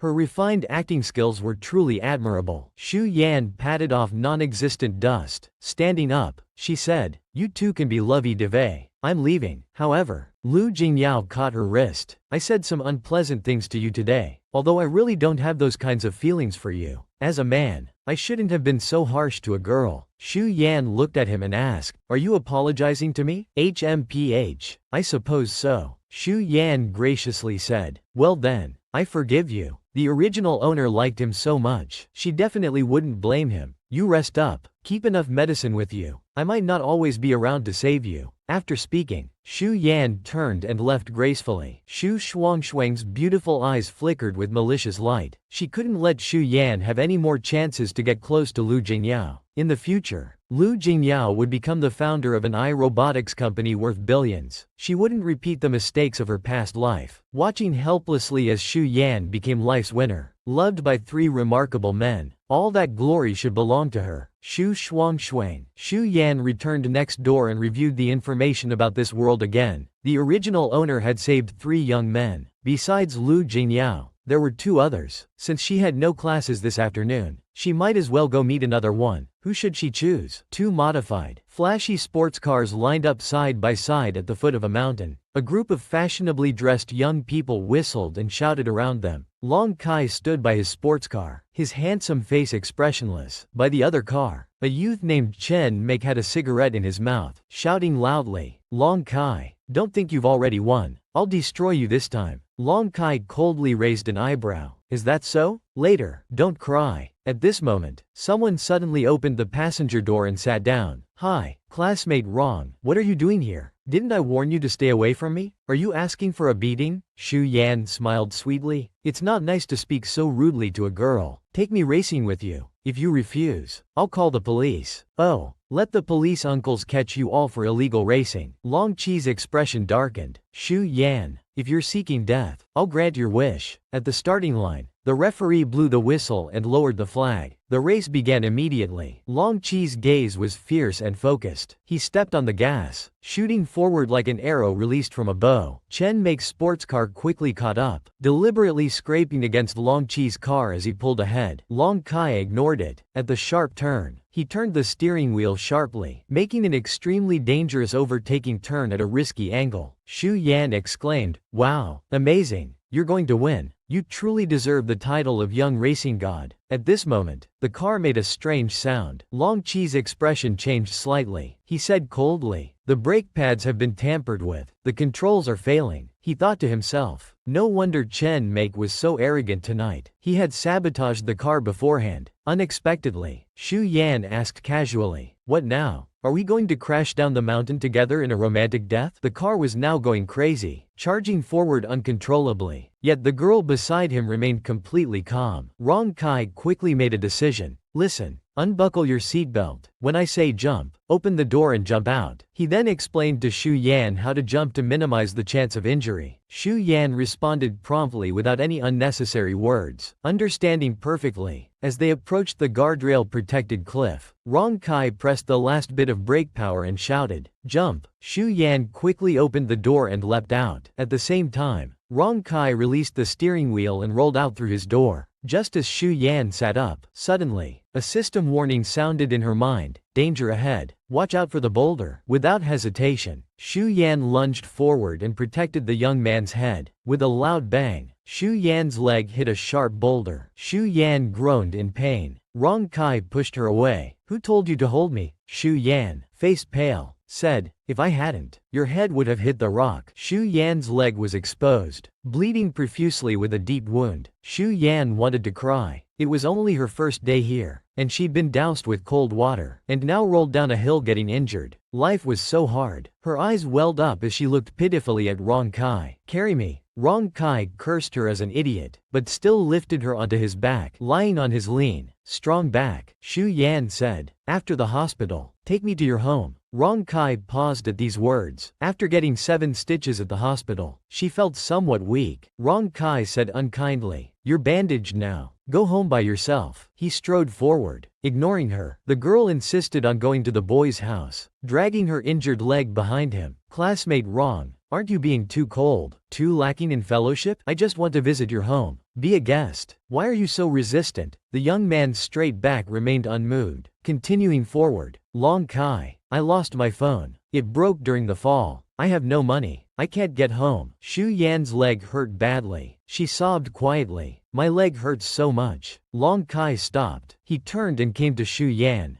crouching down. Get on. My place is close. I'll take you to the noodle shop downstairs to rest. Then you can call Shu Shuangshuang to pick you up. Shu Yan wiggled on his back in protest. Can't you just invite me to your home for a drink of water? The young man's ears turned red. He spoke gruffly. Aren't you annoying? Are we that close? Why should I invite you to my home? Shu Yan muttered. Because today is special. Just then, she noticed Rong Chi's reddened ears. She reached out to touch them, asking curiously, do your ears always turn red when you scold people? Rong Kai stiffened. Take your hand off. Your ears are getting redder. Meeting the girl's bright sparkling eyes, Rong Kai felt embarrassed and angry. Besides Ku Shuangshuang, this was his first time being so close to a girl. Soon, they arrived at the entrance of an alley. Rong Kai put Ku Yan down. I'll go home to make a call. You wait at the noodle shop. Watching his back, Ku Yan couldn't help but smile. So he was actually a cool but shy young man. She had read in the system files that Rong Kai came from a poor family. His mother had abandoned her husband and children years ago to run off with another man. He had a younger brother in a wheelchair, and a gambling alcoholic father. Rong Kai participated in dangerous street racing not because he enjoyed it, but for money. He not only raced cars but also fought in underground matches. As long as there was a chance to make money, no matter how difficult or painful, he would grit his teeth and take the risk. Today was a very special day. He would face an even bigger crisis, making his already difficult life even worse. This boy not only raced cars but also fought underground matches, all to earn money for his brother's leg treatment. Suddenly, an angry shout erupted from inside the house. What do you mean no money? What's the use of raising a useless thing like you? Immediately after, a wooden chair was thrown at Long Kai. Long Kai dodged nimbly. The money I earned is for my brother's treatment, not for your gambling. The man's face was red, reeking of alcohol. You're half crippled yourself. What treatment are you talking about? It's all because of you. This medicine jar. Since you were born, you've wasted so much of my money. He punched the boy in the wheelchair on the head. Caught off guard, the boy immediately started bleeding, red blood flowing from his head. Rong Kai couldn't stop it in time, his eyes red with anger. He stepped forward and grabbed the middle-aged man's arm. You hit my brother again. I'll fight you to the death today. The man, a former boxing champion in his youth, violently threw Long Kai to the ground. You son of a bitch. How dare you lay hands on me? I'm your father. He then swung a stick at the boy in the wheelchair. It's my natural right to beat my sons. I'll kill both of you today. As the stick was about to hit the boy, Long Kai acted without thinking. He grabbed a fruit knife from the table and pointed it at the man. Let go of my brother, you beast. In his urgency, the fruit knife slashed diagonally. With a thud, the knife entered flesh, making a chilling sound. The man was stunned. You dare stab me? I'll kill you. The man lunged madly at Rong Kai, who quickly pushed backward. Unexpectedly, the man stepped on a wine bottle and fell heavily, passing out with his eyes rolled back. The boy in the wheelchair turned pale with fear, trembling. Brother, is he dead? Suddenly, screams erupted from outside the window. Oh my God, someone's been murdered. The Rong family's children killed their gambling father. Someone's dead. Quick, call the police. Rong Kai and his brother had grown up being abused by their father. This time, Rong Kai finally snapped and stabbed his father. His brother Rong Yusho became anxious. Brother, quick, run. When the police come, I'll say I stabbed him. You're already over 18. You'll get a heavy sentence. I'm still underage. Even if I'm caught, the sentence won't be as severe. Rong Kai calmly said. Ah Shu, don't talk nonsense. Don't worry about this. Brother will handle it.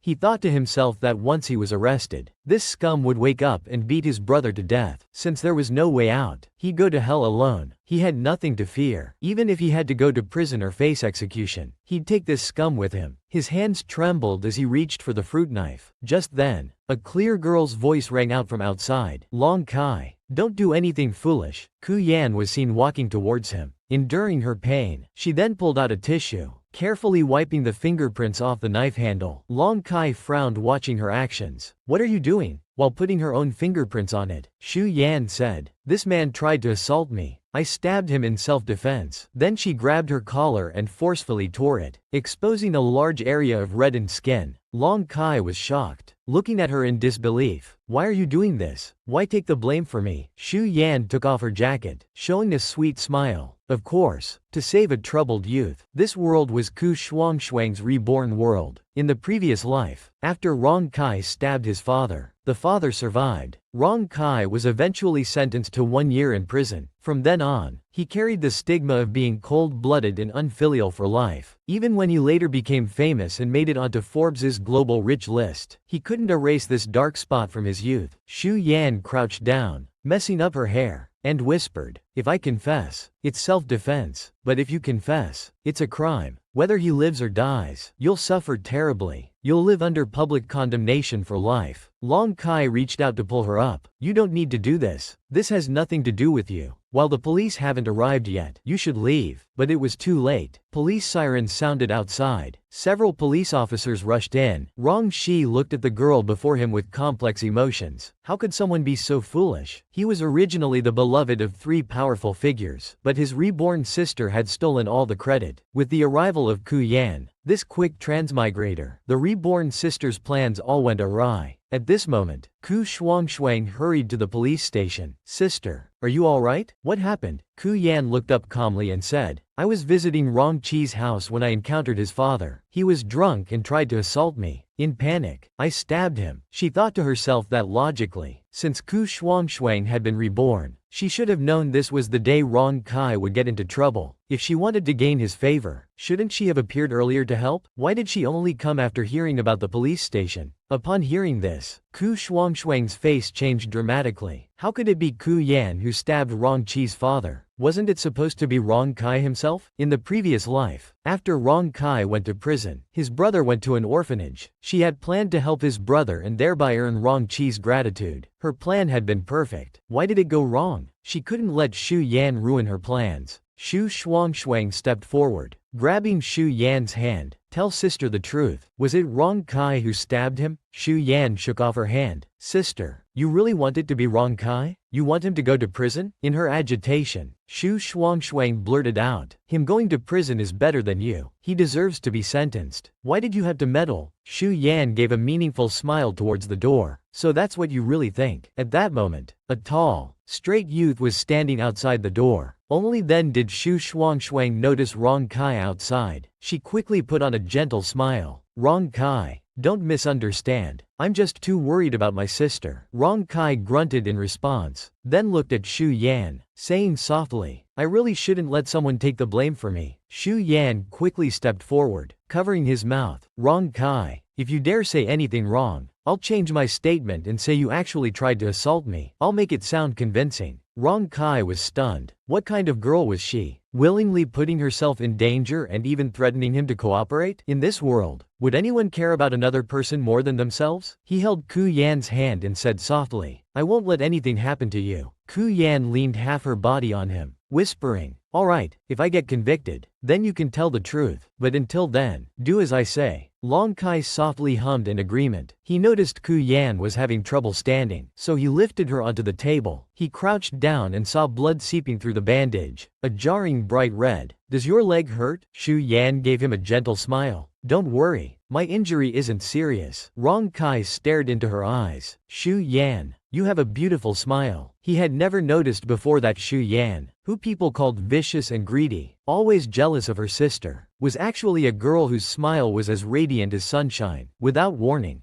She suddenly entered his dark and cold world, seemingly unconcerned about its filth and dangers. She suddenly entered his dark and cold world, completely disregarding its filth and dangers. Xu Shuangshuang watched the scene before her, feeling anxious and uncomfortable as if her heart was being clawed. If Xu Yan successfully took the blame, Rong Kai would definitely see her differently, surpassing her position in his heart. After calculating in her mind, Xu Shuangshuang said, "Sister, don't worry, I'll find a lawyer to bail you out quickly. Just bear with staying in detention tonight." Actually, she had no intention of finding a lawyer for Ku Yan. She wanted Ku Yan to stay in detention, to make her scared and afraid, so she would change her statement and not take the blame for Rong Kai anymore. Xu Yan seemed unbothered and delivered a fatal blow. "Don't bother with the lawyer. I've already asked the police to notify Brother Yi Tain." Xu Shuangshuang's face immediately stiffened. She actually notified Brother Yi Tain. The Yi family's power was immense. With Brother Yi Tain's help, Xu Yan could easily be released. When did she become so clever? After Xu Yan was released on bail and returned home, Xu Shuangshuang cried guiltily while subtly complaining to Brother Yi Tain. "I'm so worried about Yan Yan. She got hurt today because she went street racing. She's so reckless. I'm really afraid something serious will happen." Xu Yan blinked. Anyone can tattle. She suddenly spoke up. "Brother Yi Tain, do you remember that earthquake we experienced before? Before Yi Ting was found by the Yi family? He had been adopted by the Ku family 2 years ago. During a trip, the three of them encountered an earthquake, and Yi Ting went missing. The original host snuck out at night and found Yi Ting in the building ruins. However, while going to find help, she encountered the reborn Xu Shuangshuang. After misleading the original host away, Xu Shuangshuang led the rescue team to save Yi Ting, stealing the original host's credit. Yi Ting glanced at Xu Shuangshuang and said gently, "I remember Shuangshuang was very brave. I owe her my life." Xu Shuangshuang lowered her head shyly. Then Yi Ting continued, "Whatever wish you have, I can fulfill it for you." Xu Shuangshuang's face turned bright red with embarrassment. Just then, Xu Yan abruptly said, "She wants to marry you." The big shot not only treated the vicious White Lotus as his savior, but also promised to fulfill all her wishes. After being reborn, Xu Shuangshuang had carefully considered. Lu Jinyao was a scholar, with a bookworm's temperament, quite boring. Though Rong Kai was cool and handsome, he was ultimately too cold and uncaring. Only Brother Yi Ting was both handsome and refined, and would become a global leader in the biochemical technology field. He was her top choice for marriage. Xu Shuangshuang's face turned bright red with embarrassment. Before she could speak, Xu Yan suddenly interrupted. "She wants to marry you. Brother Yi Ting, you don't know, but my sister has been harboring romantic feelings for you and wants to marry you in the future." Behind his glasses, Yi Ting's eyes were cold and innocent. "We're siblings. Don't talk nonsense." Xu Shuangshuang couldn't help but argue. "We're not blood related. Brother Yi Ting, you just promised that whatever wish I had, you would fulfill it for me." Yi Ting's thin lips parted as he replied calmly, "You can ask me for money, resources, or connections, but this matter is the only exception." Xu Yan softly chuckled. "Don't be so deadlocked. Actually, this matter is very simple, because my sister has no right to demand anything. I was the one who saved you back then." Xu Shuangshuang immediately cried out in shock. "Sister, what nonsense are you talking about? Brother Yi Ting, you know Yan Yan's personality, right? These past 2 years she's been against me, trying to compete with me for everything. She spreads rumors about me at school, and now she's trying to take credit for what I did." Yi Ting looked at Xu Yan thoughtfully. Indeed, Xu Yan's personality had changed drastically in the past 2 years. She constantly opposed her sister, not only causing trouble at school, but also creating drama by competing with her sister for a boy. She seemed to harbor resentment and hostility toward her sister. Xu Yan asked knowingly, "Brother, why are you looking at me like that? You believe my sister more, right? Between my sister and me in your heart, she's excellent, and I'm terrible." Yi Ting's heart stirred slightly, but he still objectively said, "You indeed aren't as sensible as Shuangshuang." He had long treated the vicious White Lotus as his savior, showering her with affection, while labeling his true savior as vicious, greedy, and jealous. Xu Yan appeared stubborn and wronged. "You don't believe me. You hate me. I understand, but I was really the one who saved you back then. I have evidence. After I found you in the dangerous building and went to notify the rescue team, I encountered my sister. She deliberately sent me away." A passerby happened to record this video on their phone. That person was later discovered by my sister. She paid them hush money to delete the video, but they greedily kept a copy. They even blackmailed my sister 2 months ago. Xu Shuangshuang's face suddenly changed. How did Xu Yan know about that person's existence? Brother Yi Ting, you've always believed in me, right? Don't listen to my sister's nonsense. She's just jealous of me. A cold glint appeared in Yi Ting's eyes as he gave her a frigid look. Ku Yan calmly counterattacked. I have their contact information. Brother Yi Ting can verify it, and we'll know if I'm telling the truth. Yi Ting took out his phone and handed it to Ku Yan, asking her to input the contact information. Ku Yan took the phone and immediately had Little Seven retrieve the contact information. At this moment, Xu Shuangshuang tried to maintain composure and said, Sister, you've done this many times. I'm used to it. You want to become Brother Yi Ting's savior. What exactly do you want to gain? Do you also like Brother Yi Ting? Want to marry him? Is that why you're trying to frame me by any means? Yi Ting's gaze fell on Xu Yan. Does Xu Yan like him too? Catching his eye, Xu Yan shook her head and said, Brother, don't overthink it. I'm only 17. I haven't thought about dating yet. Yi Ting narrowed his eyes, not entirely convinced. He took the phone and made a call. Find someone for me. I've sent you the contact information.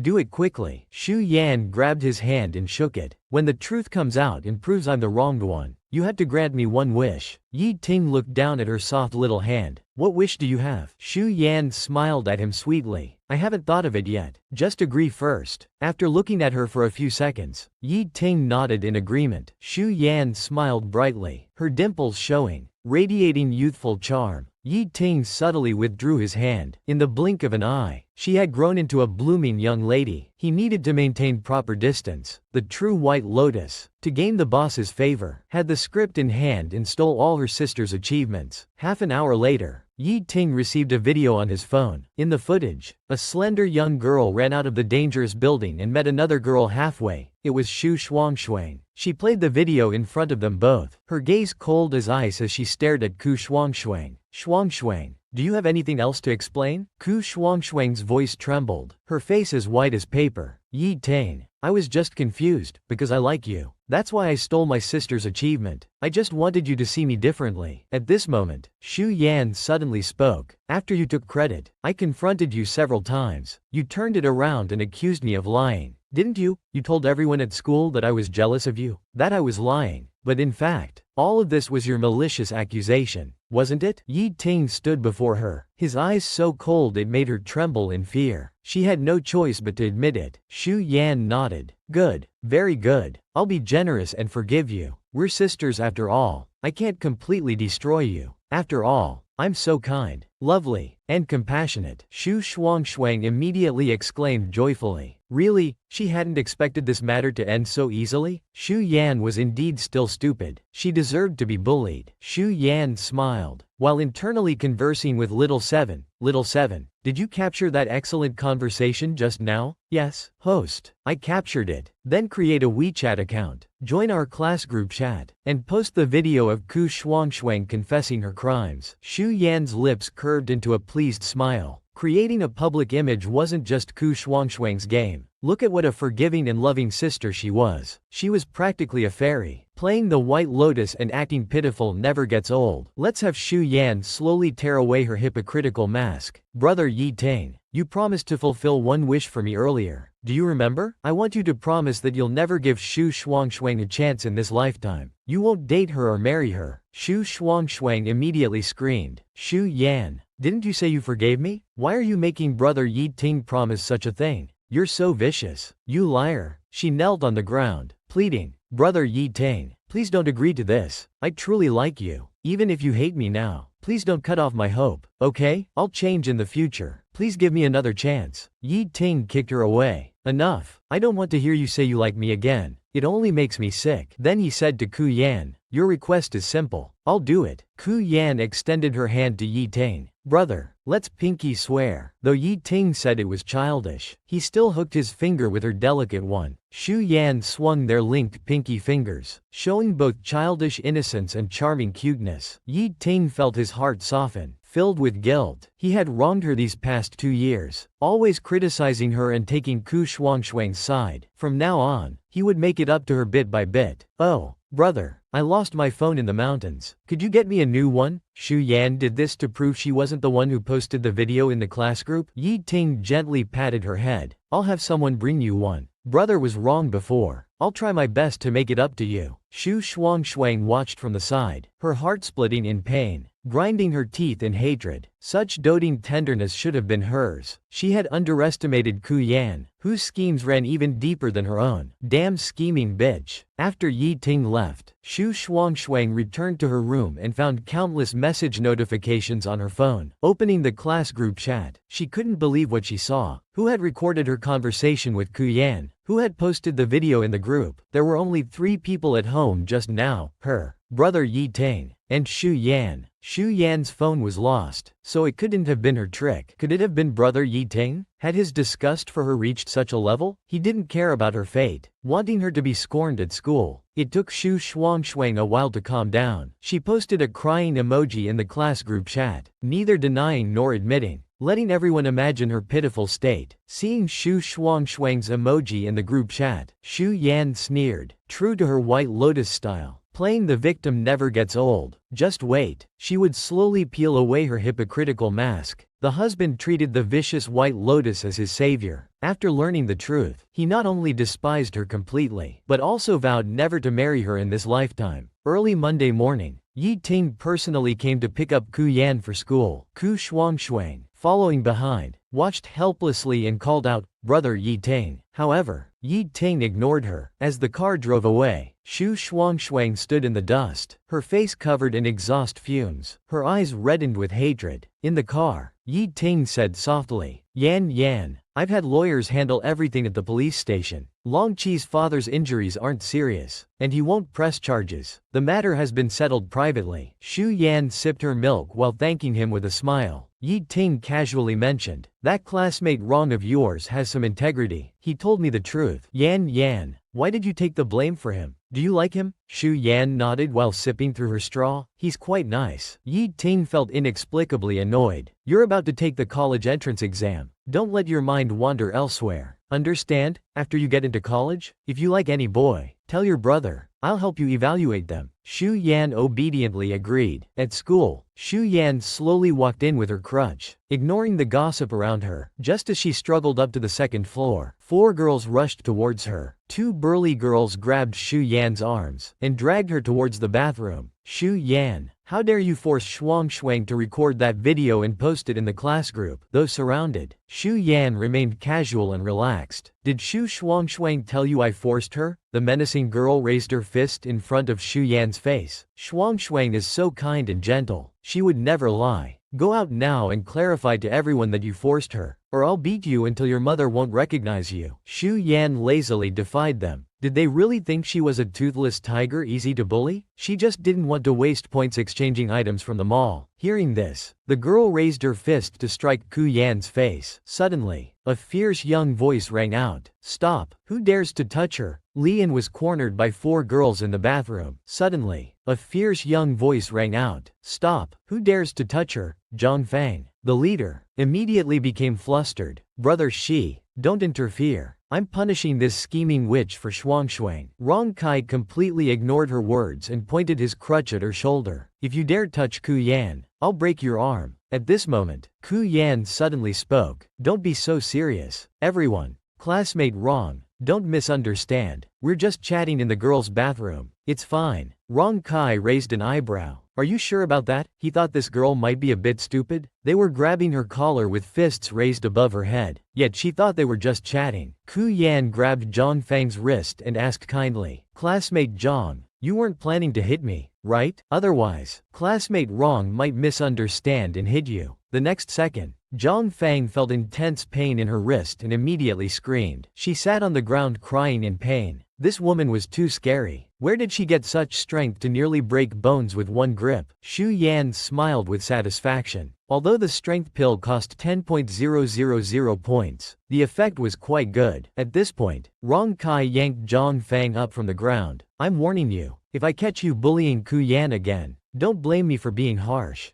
Fang, holding her dislocated arm while crying, said, Brother Kai, I won't dare again. She dislocated my arm, Can you take me to the infirmary? Rong Kai threw her aside, saying, nonsense. Then he turned to Ku Yan and said softly, your leg is injured. You shouldn't walk by yourself. After saying that, he stepped forward, held Ku Yan's waist, and lifted her up. His arms were strong, carrying her effortlessly as he strode out of the girls' bathroom. Along the way, students turned to look, their mouths agape in shock. Did the sun rise from the west today? Rong Kai, the coolest and coldest guy in school, was actually carrying a girl, and it wasn't Ku Shuangshuang, it was Ku Yan. The school's coolest and coldest. Rong Kai was actually carrying a girl. Shu Yan buried her face in Rong Qi's chest, whispering, classmate Rong, you can put me down. Everyone's watching. Rong Kai kept his eyes straight ahead. I'll put you down when we reach the classroom. Ignoring others' gossip, he steadily carried Shu Yan into the classroom. Shu Shuangshuang's deskmate whispered, Shuangshuang, isn't Rong Kai closest to you? Why is he carrying your sister? Shu Shuangshuang barely contained her anger, forcing a gentle smile. My sister hurt her leg. I asked Rong Kai to help. Otherwise it would be too difficult for her to walk with a limp. Her deskmate suddenly understood. Oh, I see. So Rong Kai still only does favors for you. Shu Shuangshuang secretly gritted her teeth. That bitch Shu Yan, after ruining her relationship with brother Yi Tang, was now trying to steal Rong Kai. Rong Kai carried Shu Yan to the last row. Sit with me today. I'll tell the teacher you need care due to limited mobility. Shu Yan didn't refuse and looked at him curiously. After putting down his backpack, Rong Kai lay on the desk, preparing to sleep. Shu Yan extended a slender white finger and poked him. Classmate Rong, is it okay to sleep like this? When the teacher comes, Rong Kai grabbed Shu Yan's wrist. Being naturally cold and quiet, he rarely explained, I always rank in the top 3 in mock exams. Teachers won't say anything. This statement seemed provocative, especially since the original host ranked at the bottom of the class. Rong Kai continued, if you need help, I can tutor you. Shu Yan smiled sweetly. Sure, thank you in advance. Rong Kai, seeing her sweet smile up close, felt momentarily dazed. Unconsciously, he reached out and poked the dimple near Shu Yan's lips. Shu Yan surprisingly caught his finger. Why are you poking me? The girl's warm small hand wrapped around his finger. Only then did Rong Kai realize he had followed his impulse to poke her face. His ears slightly heated up as he said, sorry. Shu Yan released his hand and patted his desk. It's okay. Go ahead and sleep. You must have been up all night working, right? I won't disturb you. Rong Kai gave a slight and rested on his arm, half his face visible, showing his heroic profile and delicate, handsome features. Li Yan was eating dinner in the school cafeteria. Suddenly, she noticed Shu Shuangshuang secretly following Rong Kai. Shu Yan immediately followed with her crutch. Soon they arrived at a boxing gym. This was an underground boxing venue where winners could earn high prize money. Rong Kai had a match tonight. Shu Yan sat in the audience without disturbing him. She knew he needed money and was going through the most difficult time of his life. Shu Shuangshuang spotted Shu Yan and said sarcastically, Sister, you're here to watch Rong Kai box too? So you're openly competing with me now? Shu Yan glanced at her. Sister, aren't you being too greedy? Lu Jinyao, brother Yi Tang, Rong Kai, you want to play with all 3 men? Shu Shuangshuang dropped her gentle sister act and said darkly, that's my talent. You'd better stay away, or don't blame me for not showing sisterly love. Shu Yan laughed softly. Was there ever any sisterly love? Shu Shuangshuang snorted, unable to hide her pride. Don't think you can use the same trick on Rong Kai that you used to ruin my relationship with brother Yi Tang. Rong Kai and I share a secret. Don't you want to know what secret Rong Kai and I share? Shu Yan yawned and said lazily, not interested. Shu Shuangshuang's prepared boast died in her throat. Shu Yan stopped looking at her and turned to the ring. Rong Kai had just entered, and the audience erupted in cheers. He was shirtless, young and fierce, with an 8-pack abdomen, exuding powerful strength. The match quickly began. Rong Qi's opponent was a young man, short but sturdy, with bulging muscles, looking quite fierce. Shu Yan watched intently, not missing any of Rong Qi's punches and attacks. He was like a ruthless lone wolf, his eyes filled with desperate determination and fearless courage. Every time he fell, he quickly got back up, counter-attacking and fighting back, fearless and never admitting defeat. The match finally ended. The referee raised Rong Qi's hand high, declaring his victory. As Shu Yan watched, her eyes somehow became wet. Only someone who had nothing would fight so recklessly. Because he had so little, he wasn't afraid to lose. Shu Yan went to the backstage changing room. wanting to congratulate him, but she found Xu Shuangshuang had beaten her to it, offering Rong Kai water. Rong Kai, I bought this coconut water specially for you. It replenishes electrolytes, perfect after sweating. Rong Kai frowned. Why are you here? Just then, Xu Yan took out a bottle of mineral water, standing at the door, asking clearly, Rong Kai, do you want coconut water or mineral water? Xu Shuangshuang's eyes trembled as she said pitifully, Rong Kai, I bought this specially for you. Xu Yan raised her eyes, looking at the youth's deep dark eyes, saying, I didn't buy this specially, but would you like some? This is my only offer. It's up to you whether you want it or not. Both girls offered water to the boy simultaneously. Rong Qi's gaze swept across both girls' faces, finally landing on Ku Yan's upturned face. Seeing this, Xu Shuangshuang quickly interjected, Rong Kai, did you see that video in the class group? It's fake. Yan tricked me. She deliberately tried to smear my reputation. Rong Kai suddenly leaned close to Xu Yan, whispering, what video? I don't have a phone. If you haven't seen it, don't bother. Just follow your instinct about who you trust more. Rong Kai gently patted her head. Your eyes tell me who to trust. Seeing them whispering, Xu Shuangshuang gritted her teeth in anger. Rong Kai, do you want my coconut water or my sister's mineral water? Think carefully. Can you bear the consequences? A cold glint flashed in Rong Qi's eyes. He hated being threatened most. Xu Shuangshuang, if by consequences you mean you won't help find a doctor for my brother, then don't bother. Xu Shuangshuang opened her eyes in shock. Don't you want to cure your brother? The doctor I know can definitely cure him. She had memories from her past life and knew that Rong Qi's brother, Rong Yunshou, was later cured by a doctor surnamed Qi. She used this as bait to make Rong Kai repay her, but for some reason, Rong Kai suddenly changed his mind today. Then Xu Yan suddenly spoke. Sister, what good doctor can you find? Dr. Qi? I can find him too. Xu Shuangshuang was shocked, trembling as she pointed at her. How do you? Xu Yan, how do you know about Dr. Qi? Has he also been reborn? No wonder he seems like a different person lately. Daring to play games with me. Xu Yan looked innocent. I also what? Xu Shuangshuang gritted her teeth and forced out. Nothing. She couldn't say the word, rebirth. It was her biggest bargaining chip, not to be revealed easily. Just then, Rong Kai suddenly said, I'm thirsty. He reached out and took the mineral water from Ku Yan's hand. As he tilted his head back to drink, his Adam's apple bobbed, his jawline cold and beautiful. Even such a casual movement was so handsome. Xu Yan watched him with a smile. Wait for me outside. I'll change and take you home. Rong Kai told Xu Yan, but turning to Xu Shuangshuang, he coldly said, you may leave. The girls left the changing room. Xu Shuangshuang lowered her voice, saying coldly, Sister, don't celebrate too early. Even if you are too, it's too late. I will definitely win over you. Just wait. Xu Yan leaned against the wall lazily and said, Fine, I'll wait. Use whatever tactics you have. If I back down even once, I'll admit defeat. Xu Shuangshuang gave her a dark glance and turned away. This world doesn't need two reborn people. Just her. Xu Shuangshuang. Alone is enough. Xu Yan watched her back and smiled slightly. She's not afraid of a snake's venom, only afraid of it not making a move. Once Xu Shuangshuang starts acting, she has ways to make sure she never rises again. Just then, a boxer walked towards the changing room. Little sister, why are you standing here alone? Brother's a boxer. If you're interested, I can teach you. Xu Yan was speechless. She didn't like such muscular lumps. No aesthetic appeal. The swimmer's build was better, youthful yet powerful. Seeing her silence, the boxer grew bolder and reached out to touch her chin. Xu Yan hadn't expected so many people to have a death wish. The strength pill she'd exchanged today hadn't worn off yet. Just as Xu Yan was about to act, a sharp whoosh of air came. Bang! The punch landed with heavy, powerful force. Which hand did you use to touch her? The boxer was caught off guard and fell to the ground. Xu Yan kindly reminded, he used his right hand to touch me. Rong Kai acknowledged with a sound, quick as lightning. He grabbed the boxer's right arm and with a crack, dislocated it. The boxer met Rong Qi's wolf-like gaze and instantly cowered. You're the youngest underground boxing king. Rong Shi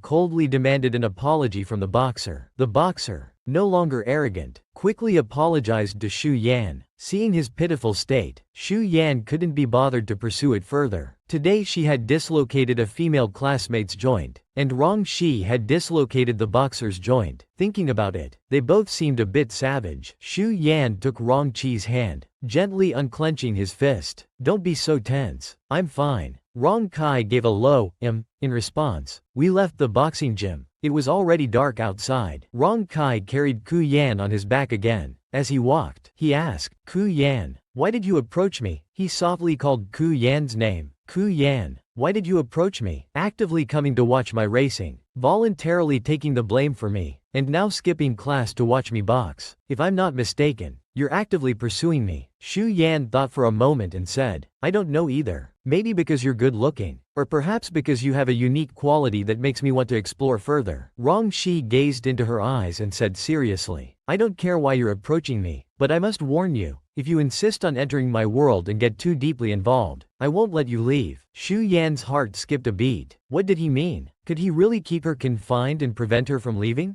After she completed her revenge mission, she would definitely leave this world. Seeing her hesitation, Rong Shi's tone turned cold. If you're afraid, then stay away from me. I'll take you home. He was disappointed. His world was barren and difficult. It was normal for her to hesitate. He remained silent for the rest of the way. Xu Yan returned to the apartment. A man was sitting in the living room, his white shirt unbuttoned at the top, revealing his attractive Adam's apple. Where did you go? Xu Yan lowered her eyes and obediently said, I went to watch someone box. Yi Tingmo stood up from the sofa. I told you this morning I'd pick you up after school. Did you forget? You just promised to study hard? But instead you went to watch a male classmate's boxing match. Knowing she was wrong, Xu Yan tugged at his sleeve and whined, Brother, don't be so harsh. I won't dare do it again. I'll study hard. I'll definitely make it into the class top 10 in the next mock exam. Just then, Ku Shuangshuang came out of her room. Hearing Ku Yan's bold claim, she couldn't help but laugh. Sister, what big talk are you making? Learning requires steady progress, step by step. You're currently 3rd from last in class. Getting to 10th from last would be quite an achievement. Xu Yan raised her eyebrows at her sister. What rank did you get this time? Xu Shuangshuang proudly said. 5th place. From the top. Xu Yan nodded. Alright then. In the next mock exam, I just need to place 1 rank above you. If you can't score better than me, you'll have to admit in front of the whole class that you falsely claimed to save brother Yi Ting. How about it? Xu Shuangshuang agreed without hesitation. Fine. If you lose, you can never bring this matter up again. Xu Yan readily agreed. Alright, brother Yi Ting is here. Let him be our witness. We'll see the results in a month. After making the bet with Xu Shuangshuang, she began to study diligently. The original owner's foundation was too poor, and she couldn't remember all the high school subjects herself. She could only work hard. Fortunately, she had good memory and could read quickly. Revision went very fast. A month passed in the blink of an eye. After the exam, as Xu Yan walked along, everyone was pointing and talking about her. That's the one who bet she could beat our goddess Shuangshuang in this mock exam. She's always targeting Shuangshuang. It's disgusting. That video last time was her fake. They're sisters, right? How can she be so cruel? We're waiting to see what joke this loser makes of herself in this exam. Hearing these comments, Xu Yan suddenly stopped and turned to those speaking ill of her. Who are you calling a loser? One of Shuangshuang's supporters stepped forward boldly. You're a poor student. Don't you know that? Shuangshuang studies hard and always ranks in the top 5 of our class. Top 30 in our grade. What right do you have to compete with her? Xu Yan answered leisurely. By crushing her with ability. The results board will tell all. There'll even be a surprise bonus that will show you all what your goddess Shuangshuang really is. Xu Yan raised her eyebrows mischievously, winking at the crowd of onlookers. Stay tuned. The day of truth isn't far away. Just as Xu Yan reached her doorstep, Lu Jin from next door came to find her. Classmate Xu Yan, please stop causing trouble for Shuangshuang. She came to me crying very sadly. The video in the class group last time already embarrassed her greatly. Now you're deliberately challenging her and spreading word about teaching her a lesson. She's very upset that her own sister would treat her this way. Xu Yan suddenly understood. Oh, so she went to complain to you. Classmate Lu, do you feel sorry for her? Do you like her? Are you pursuing her? We're all high school students. What are you saying about liking or not? I don't have those kinds of misunderstandings about Shuangshuang that you imagine. She saved me. I don't want her to be bullied by anyone. Xu Yan muttered softly. What a fool. Xu Shuangshuang is clearly keeping him as a backup, yet he's still wholeheartedly protecting someone he thinks is his savior. Xu Yan tilted her head and smiled. Classmate Lu, liking someone isn't impure thoughts. You say she saved you, but I saved you last time too. That's different. You did help me last time, but when Shuangshuang saved me, she risked her life climbing across the balcony. I almost died. She basically traded her life for mine. Xu Yan shook her head amusedly. This stubborn bookworm. With just a pretty face but such a dim mind. At least he was upright and grateful. For this reason alone, she would forgive him for being blinded by Ku Shuangshuang. Xu Yan said generously. Never mind. I won't hold it against you. When the mock exam results come out, you'll understand everything. Their conversation was seen by Ku Shuangshuang. What did Xu Yan mean? Had she found evidence to prove to Lu Jingyao that she was lying? After dinner, Xu Yan went to the boxing gym from last time. Unexpectedly, Xu Shuangshuang had arrived earlier than her. Sister, I need to talk to you. Xu Shuangshuang grabbed Xu Yan's wrist. There are too many people here. Not convenient to talk. Come with me. Let's go somewhere quiet. Xu Yan didn't resist, following her up to the 4th floor rooftop. No one's here. You can speak now. Xu Shuangshuang said hatefully. Xu Yan, why are you so lucky? Xu Yan smiled slightly. Because good people tend to have better luck. Haven't you heard that evil never triumphs over good? I ask you, did you find evidence that you saved Lu Jingyao back then? Xu Yan looked at her. What if I did? Xu Shuangshuang's eyes narrowed, flashing with malice. Sister, was dinner good tonight? How was the soup I seasoned? You tampered with the food. Xu Shuangshuang admitted without hesitation. Yes, I checked. There are no cameras here, and no one comes up during competition time. Later, you'll fall from the rooftop, but it won't be anyone's fault. It's all because you were bad, secretly taking drugs. Are you trying to record this or call for help? As she spoke, she suddenly rushed forward, snatching Ku Yan's phone from her hand. Don't bother. Nothing would have happened if you hadn't fought back, but you had to oppose me, had to try to destroy me, so I can't let you go. At this point, Ku Yan was leaning against the railing, her legs feeling weak. She wasn't afraid, but something felt wrong. She called out to the system in her mind, but there was no response. The useless system had failed her at this crucial moment. Xu Shuangshuang smiled warmly. Sister, is the drug starting to work? Don't you feel like dancing wildly right now? Why don't you climb the railing and jump? Dance like a butterfly. How beautiful, how joyful. She kept instigating, brainwashing her, and Xu Yan herself seemed to become a butterfly.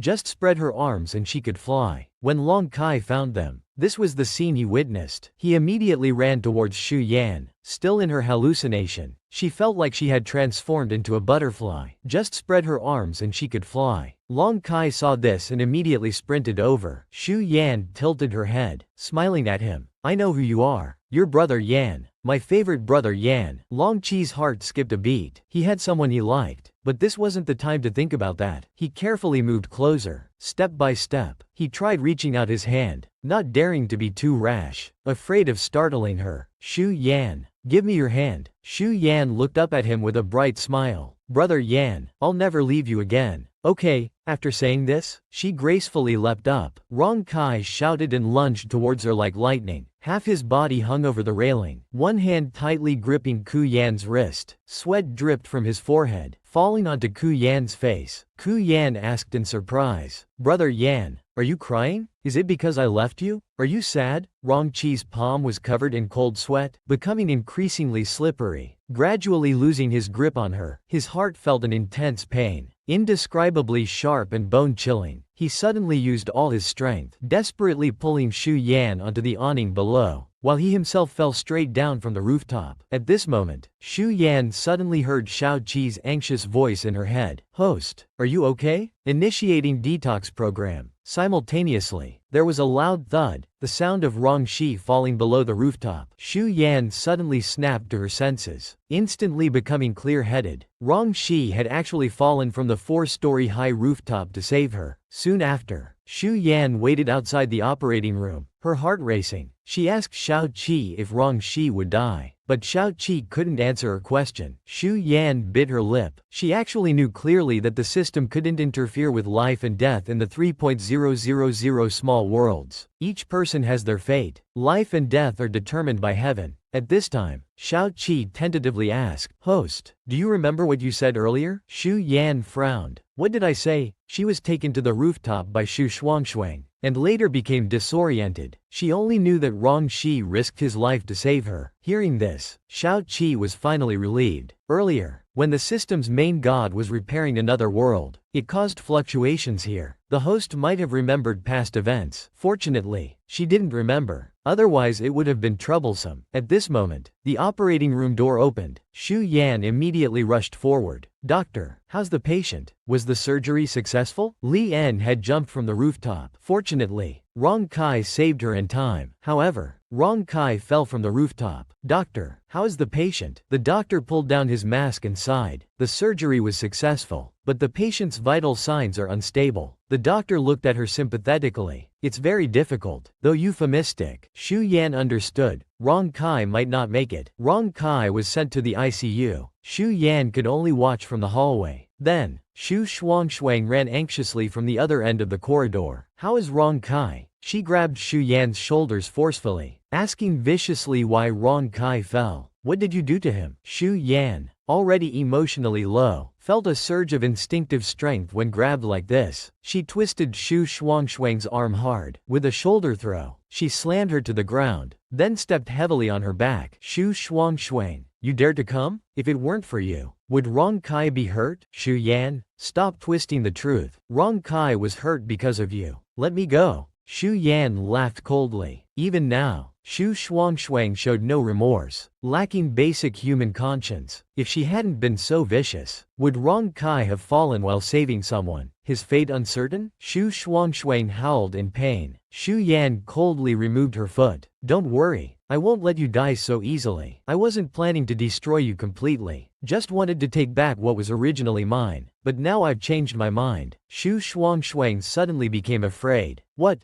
do you want?" Xu Yan curved her lips. "You'd better pray that Rong Kai wakes up safely. Otherwise, I'll make you regret being reborn in this world." Hearing the word, reborn, Xu Shuangshuang retreated in panic. You've also been reborn." Xu Yan didn't bother to answer. She pointed to the hallway exit. "You can leave now. I'll let you enjoy 2 more days. After that, I'll deal with you." Xu Shuangshuang, inexplicably fearful, stammered. Even if you're also reborn, so what? I won't lose to you. Just wait." After that, Xu Shuangshuang ran away. She shouldn't waste time on someone who's nearly dead. While Ku Yan was worried about Rong Kai, she would pin all the blame on Ku Yan. Li Yan stayed at the hospital watching over Rong Kai until receiving news from the doctor the next morning. Rong Kai had woken up. Rong Kai was very weak. His voice was muffled under the oxygen mask. "Good that you're safe." Xu Yan held his hand, her eyes reddening. "I'm fine. Classmate Long, why did you risk your life to save me? You could have died. You know?" Rong Kai spoke slowly, with effort. "You would have died if you fell. I'm tough. A fall won't kill me." Xu Yan felt like crying. She didn't deserve his life-risking protection. She would leave eventually. How could she repay this life-saving grace? "Don't cry." Rong Kai tried to raise his hand but was too weak, letting it fall back beside the bed. Rong Kai called her name hoarsely. "Xu Yan, from the day you ran into my house saying you'd take the blame for me, I decided I would always be good to you. Do you repay everyone who helps you with your life? Didn't Xu Shuangshuang help you before? Do you have so many lives to give? It's different. I only like you." Rong Kai suddenly confessed. Xu Yan was caught off guard, her heart startled, and she hurriedly let go of his hand. Rong Qi's jet black eyes lowered slightly. "I know you have someone you like. I'm just telling you my true feelings. Don't feel burdened. And about saving you, don't take it to heart. I would have saved any other classmate in danger too." He knew he was lying. While he would save other classmates in danger, he wouldn't have been afraid. With sweaty palms and racing heart, on the rooftop, he experienced such deep fear for the first time. The first time he was so afraid of losing someone. Xu Yan was puzzled. "When did I tell you I liked someone? On the rooftop?" Xu Yan had been in a daze then, mentally confused. She didn't know what she had said that made Rong Kai so convinced she had someone she liked. After thinking for a while, Xu Yan carefully said, "I don't like anyone, and I'm not planning to date. I just want to study well." "Classmate Rong, there's only about 10 days left until the college entrance exam. Your injuries won't heal in time." "It's okay," Rong Kai replied calmly. "I wasn't planning to go to university anyway, having struggled in cruel circumstances since childhood. University was too luxurious for him. He didn't have that much time to wait. He wanted to start a business, heal his brother's legs as soon as possible, and send him to a good school. Besides that, he wanted to compete with that brother Yan he mentioned as soon as possible. He removed his mask and said softly, "If I can provide you with a good life and reliable future in the future, when you're ready to date, would you consider me?" Shu Yan couldn't hear clearly. "What did you say? What future?" "Nothing. I'm tired." Rong Kai fell silent. Shu Yan knew he was severely injured and bleeding, so she considerately left. Outside the room, she immediately called out, "Tell me clearly what I said to Rong Kai when I was confused. Who did I say I liked?" Shao Qi remained silent for a while before stammering. "You said you liked brother Yi Tang." He couldn't let the host know about mentioning Huo Sayan. Couldn't let her recover her past memories. Shu Yan's eyes widened in surprise. "How is that possible? I only have sibling feelings for brother Yi Tang. How could I say such things?" Shao Qi remained silent. Shu Yan changed the subject. "Never mind. It's not important. I need you to do something now. Earlier, Ku Shuangshuang tampered with my food. She must have obtained that drug through illegal channels. Check her whereabouts from the past few days. See who she met with." Shu Yan's gaze turned sharp with a hint of ruthlessness. Daring to hurt Rong Kai so severely, almost killing him, she would make Ku Shuangshuang pay. That day, many students crowded around the bulletin board, looking for their names. Someone started gossiping. "Have you heard? Ku Yan from class 3-1 pushed Rong Kai off the rooftop. He barely survived. They say Rong Qi's father tried to assault Ku Yan while drunk and got stabbed by her. Maybe that's why Shu Yan holds a grudge against Rong Kai too." The gossip-hungry students were all shocked. Suddenly, a clear female voice rang out from behind the crowd. "How do you know all this so clearly?" Everyone turned to look and found it was Shu Yan herself. The subject of discussion, an angry female student stepped forward, pointing at her nose and cursing. "You dare come to school? Someone as deranged as you should be locked up for life." "Right, she's a murderer." Everyone started chiming in. They surrounded Shu Yan, pushing and shoving, emotions running high. Shu Shuangshuang stood on the second-floor corridor looking down, a satisfied smile slowly spreading across her face. "Want to fight with me? Shu Yan isn't worthy." Just then, Lu Jingyao suddenly stepped forward to block them. "What are you doing? Whether Shu Yan is a murderer or not should be determined by the police. We shouldn't blindly follow others and condemn her." Shu Shuangshuang stomped her foot in anger. Why would this idiot Lu Jin stand up to protect Shu Yan? Hadn't he always looked down on Shu Yan before? At this moment, Shu Yan looked up at the second floor and called out, "Shu Shuangshuang, if you have the courage, come down here. What's the point of skulking up there? Plotting against me in secret?" Everyone looked up as well, faced with so many eyes. Shu Shuangshuang felt cornered. She bit her lip and replied, "Fine, I'll come down." Shu Yan calmly said, "You all know about the bet between Shu Shuangshuang and me, right? We bet on our exam rankings. Would the students in front please check the results of our bet?" A student quickly spotted the rankings and said, "First place is Lu Jingyao, second is Rong Kai, third is Shu Yan. Am I seeing things?" Shu Yan actually got third place. Shu Shuangshuang is sixth. Shu Yan curved her lips. "My dear sister, you lost. You promised that if you lost, you'd admit to impersonating me and lying about saving our brother after the earthquake." Shu Shuangshuang immediately denied it. "You're talking nonsense. When did I ever say that?" Shu Yan laughed softly. "Not rushing at all. I knew someone like you wouldn't keep their word. No worries. I prepared a video for you." Shu Shuangshuang's face suddenly changed. In the video was Yi Ting himself. "Hello everyone. I'm Shu Shuangshuang and Shu Yan's brother. If you're seeing this video, it means Shuangshuang refuses to face the truth and admit her mistake. During that earthquake, it was my sister Yan Yan who risked her life to save me." Shu Yan put away her phone. "Sister, is this enough, or do I need to present more evidence?" Shu Shuangshuang turned pale, forcing herself to apologize. "I'm sorry, sister. I was just confused at that time. Everyone makes mistakes. I know I was wrong. Can you forgive me?" The surrounding students started whispering. This was actually true? The usually elegant school beauty actually did such a thing? But some biased students still defended Ku Shuangshuang. "Yeah, everyone makes mistakes. She's apologized." Shu Yan, why keep dwelling on this? Why be so petty? Shu Yan laughed. "No, there's more. Trying to play victim and escape again? Unfortunately, it won't work this time." Shu Yan suddenly patted Lu Jingyao's shoulder. "Lu classmate, if I tell you it was me who climbed the balcony next door to save you back then, would you believe it?" Shu Shuangshuang interrupted sharply. "Sister, I've already apologized. Please don't go too far." Are you trying to smear me, classmates? I was the one who discovered Lu Jingyao was in trouble and climbed the balcony to save him. I have surveillance footage as proof. Xu Shuangshuang was prepared and quickly played a forged surveillance video. Making a pitiful expression, she caused an uproar. Everyone said Xu Yan wasn't a good person, trying to destroy Xu Shuangshuang over a small mistake. Xu Yan laughed in anger. Then she shouted coldly, "All of you, look clearly at what kind of person Xu Shuangshuang really is beneath her innocent facade." As soon as she finished speaking, a recording played through the school broadcast. "Brother Xu, can you help me make a video? Remove this person from the footage." The two people talking were Xu Shuangshuang and the man she hired to make the video. The students were shocked. Today's drama was incredibly intense. Xu Yan pointed accusingly. She claimed credit for saving our brother, saving school Prince Lu, and helping Rong Kai. She kept these three boys hanging as backups. Male classmates, think about it, hasn't she treated you all as backups too? Several male students jumped out to accuse her, saying they thought Xu Shuangshuang had feelings for them, never expecting she was such a green tea bitch. Lu Jingyao's handsome face was filled with disappointment. "Xu Shuangshuang, I never thought you were this kind of girl. My eyes must have been blind." Xu Shuangshuang went forward to grab Lu Jingyao's clothes, constantly explaining. In this situation, she had decided to give up on other male classmates, letting them say what they wanted. But Lu Jingyao was different. He would become a billionaire in the future. She absolutely couldn't lose this golden backup plan. Lu Jingyao was rarely so angry. He forcefully pushed her away, making her fall to the ground. "Don't touch me. Seeing your fake face only makes me hate myself more for being so blind." This time, no one sympathized with her. All kinds of contemptuous, scornful, and disgusted looks fell on Xu Shuangshuang, stinging like countless needles. This wasn't how it should be. She, Xu Shuangshuang, was a reborn person, this world's lucky one. She should have been at the peak, loved by everyone. She was supposed to be the pure love of three powerful figures, but her reborn sister had stolen all the credit. Now the truth has finally been revealed. Xu Yan looked down at Xu Shuangshuang with contempt. "Does it hurt? You can't take this much? Rong Kai is still in the hospital. Who can bear his pain for him? Compared to the evil things you've done, your punishment is far from enough." Classmates, Rong Chi's fall from the rooftop was also because of her. "My dear sister drugged me, causing me to lose consciousness and attempt to jump. Rong Kai arrived just in time to save me. I've already called the police. They're here." Xu Shuangshuang shouted excitedly. "Xu Yan, these are baseless accusations. You're framing me? Frame you? The housekeeper saw you drugging me. I've traced where you bought the drugs. I've told the police everything." Xu Shuangshuang completely lost her arrogance. Her legs went weak, and she knelt before Xu Yan. "Sister, please forgive me. We're biological sisters from the same parents. How can you be so heartless?" Xu Yan looked down at her coldly. "When you stole from me, why didn't you remember we were sisters? When you incited classmates to bully me at school, why did you forget we were blood relatives? When you portrayed me as extremely greedy and malicious towards you, why didn't you think about how that would destroy me?" The original owner was just a 17-year-old girl. She endured school violence, bore the frustration of being falsely accused, lived in torment every day, and was on the verge of mental breakdown. And did Xu Shuangshuang ever feel guilty for even a second? Never. Xu Yan said coldly. "Go reflect in prison. That's the best outcome you can get." Xu Shuangshuang still couldn't accept it. She was supposed to be this world's lucky one. She didn't want to go to prison. She was meant to stand at the peak of money and power. That was what she deserved. On the day of the college entrance exam results, Xu Yan called out to Little Seven. "Little Seven, Lu Jingyao, Yi Tain, and Rong Kai all know the truth now. The original owner's achievements have been reclaimed. My mission should be complete, right?" Little Seven replied honestly. "I'm sorry, host. Your mission isn't complete yet. The original owner left another wish. She hopes that after ending all this, you'll properly enjoy your deserved rewards and be filial to her parents on her behalf. You need to enjoy the gratitude of all three powerful figures before the mission is complete." Xu Yan had never heard of such an amusing mission, but if it was just about enjoying, it should be simple, right? She should be able to complete the mission quickly and leave this world. Afterwards, Lu Jingyao actually kept his promise and attended the same university as Xu Yan. Xu Yan felt Lu Jingyao's love, but she still couldn't leave this world. When Xu Yan started college, Yi Tain and Lu Jingyao sent her off together, causing quite a stir. By then, Yi Ting had taken over the company and was very busy, but for anything concerning Xu Yan, he would come immediately. Xu Yan felt Yi Ting's love, but she still couldn't leave this world. In the blink of an eye, Xu Yan had enjoyed a full year of gratitude and love. She had been trapped in this world for a year, not knowing why she still couldn't leave. At this point, Little Seven reminded the host, if you want to complete the mission soon, you need to experience the love of all three powerful figures. So far, you've only interacted with two. Xu Yan thought about it. After Rong Kai recovered, he went to the capital with his brother, taking care of his brother who had leg surgery, while trading stocks to accumulate startup funds for his company. Xu Yan only had occasional contact with him. Waiting for Rong Kai to come find her could take forever. Why not use the summer vacation to visit him in the capital and let him show his love? She acted immediately, pulling out a suitcase and starting to pack clothes. Suddenly someone opened the door and entered. Yan, are you going traveling? The tall man stood there, slightly squinting as he looked at her suitcase. Xu Yan said nervously, I want to go to the capital. Take advantage of the summer break to play around. Yi Ting said in a deep voice, aren't you afraid of danger going alone? If you want to travel, let brother accompany you. Xu Yan was stunned. She was planning to find Rong Kai in the capital. Xu Yan carefully probed, I'm already 18 and an adult. I can go by myself. However, Yi Ting wouldn't take no for an answer. I'm going with you. That's final. Standing at the hotel room door, Xu Yan pretended to be tired and yawned. Brother, I'm a bit tired. I won't join you for dinner. Yi Ting, concerned about her exhausted appearance, let her rest. As soon as Xu Yan closed the door, she instantly became energetic. She messaged Rong Kai, I'm in the capital. Where are you? Rong Kai immediately sent her his location.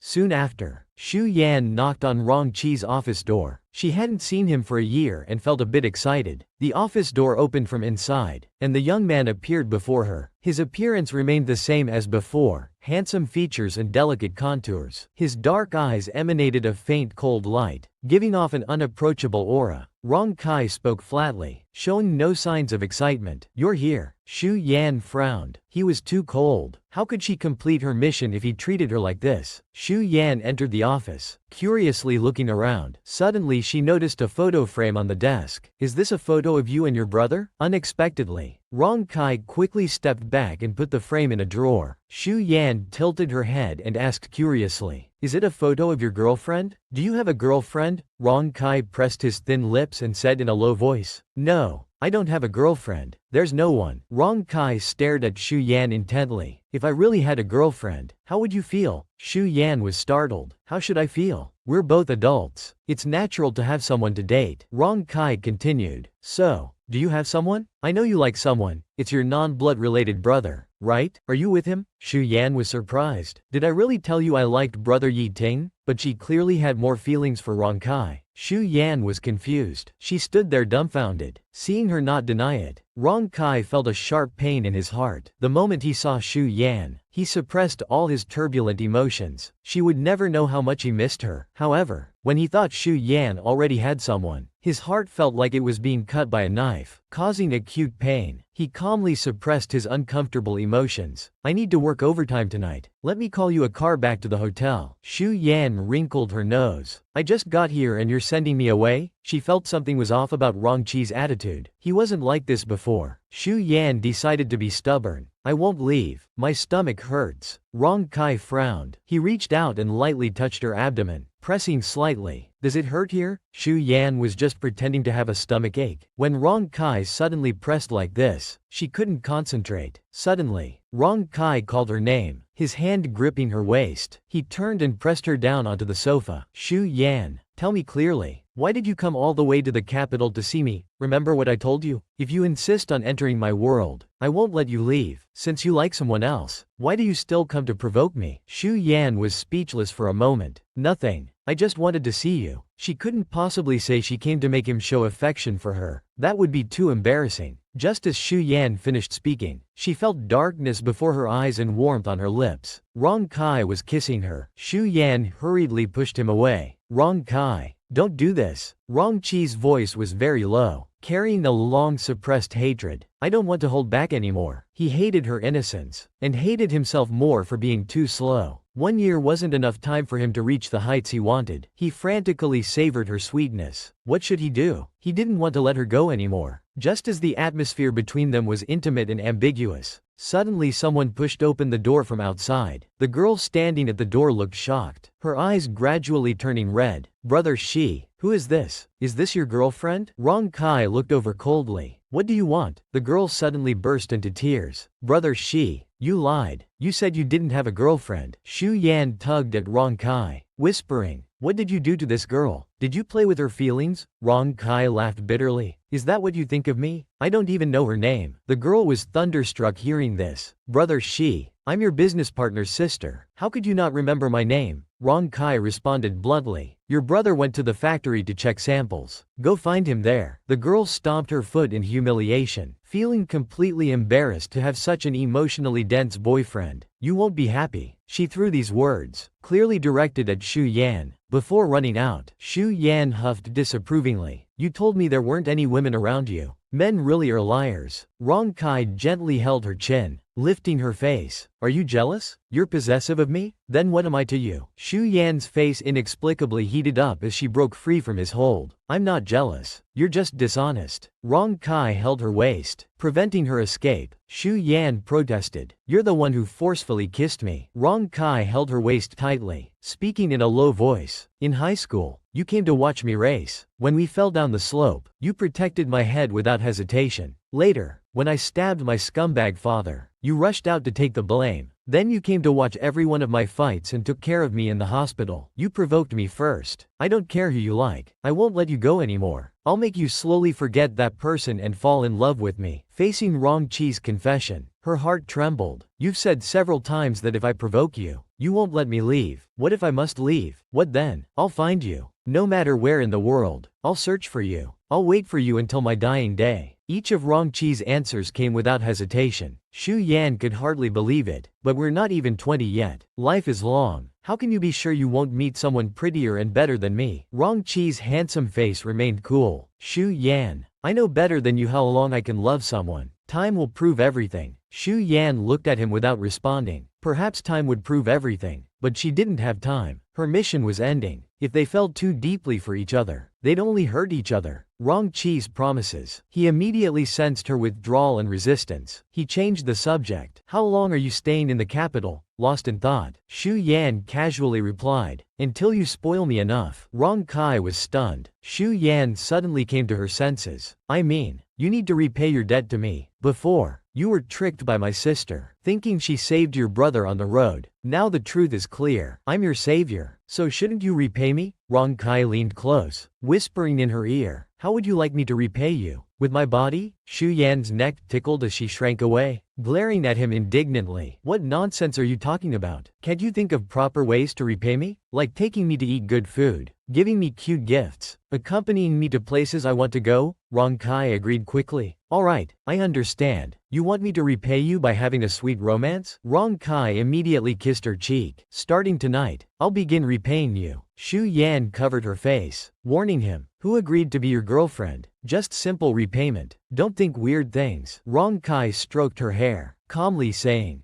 didn't hear that. It's late. Let me take you back. Xu Yan muttered. You're so shameless. Yan Yan returned to the hotel. As soon as she entered, she found a man sitting on the sofa. The man held a cigarette, 2 buttons of his shirt undone, looking like he'd been waiting for a long time. Where did you go? Xu Yan had a quick thought and said, I was hungry earlier. Went downstairs to find food. The man's gaze swept over her lips. Her lips were naturally beautiful, but now they were swollen and disheveled. Yi Ting's expression suddenly turned cold. He said sternly, Yan Yan, you're lying. You went to see Rong. You kissed him. Xu Yan instinctively covered her lips. Yi Ting briefly closed his eyes, trying to control his emotions. I'm calling to book flight tickets now. We're flying back tonight. Hearing his words, Xu Yan hurried over. Brother, I won't go back. I have things to do. I want to stay. Yi Ting said firmly. You must come back with me. Xu Yan was dissatisfied. Why? Yi Ting narrowed his eyes and said calmly. Because I won't allow you to date other men. Yan Yan,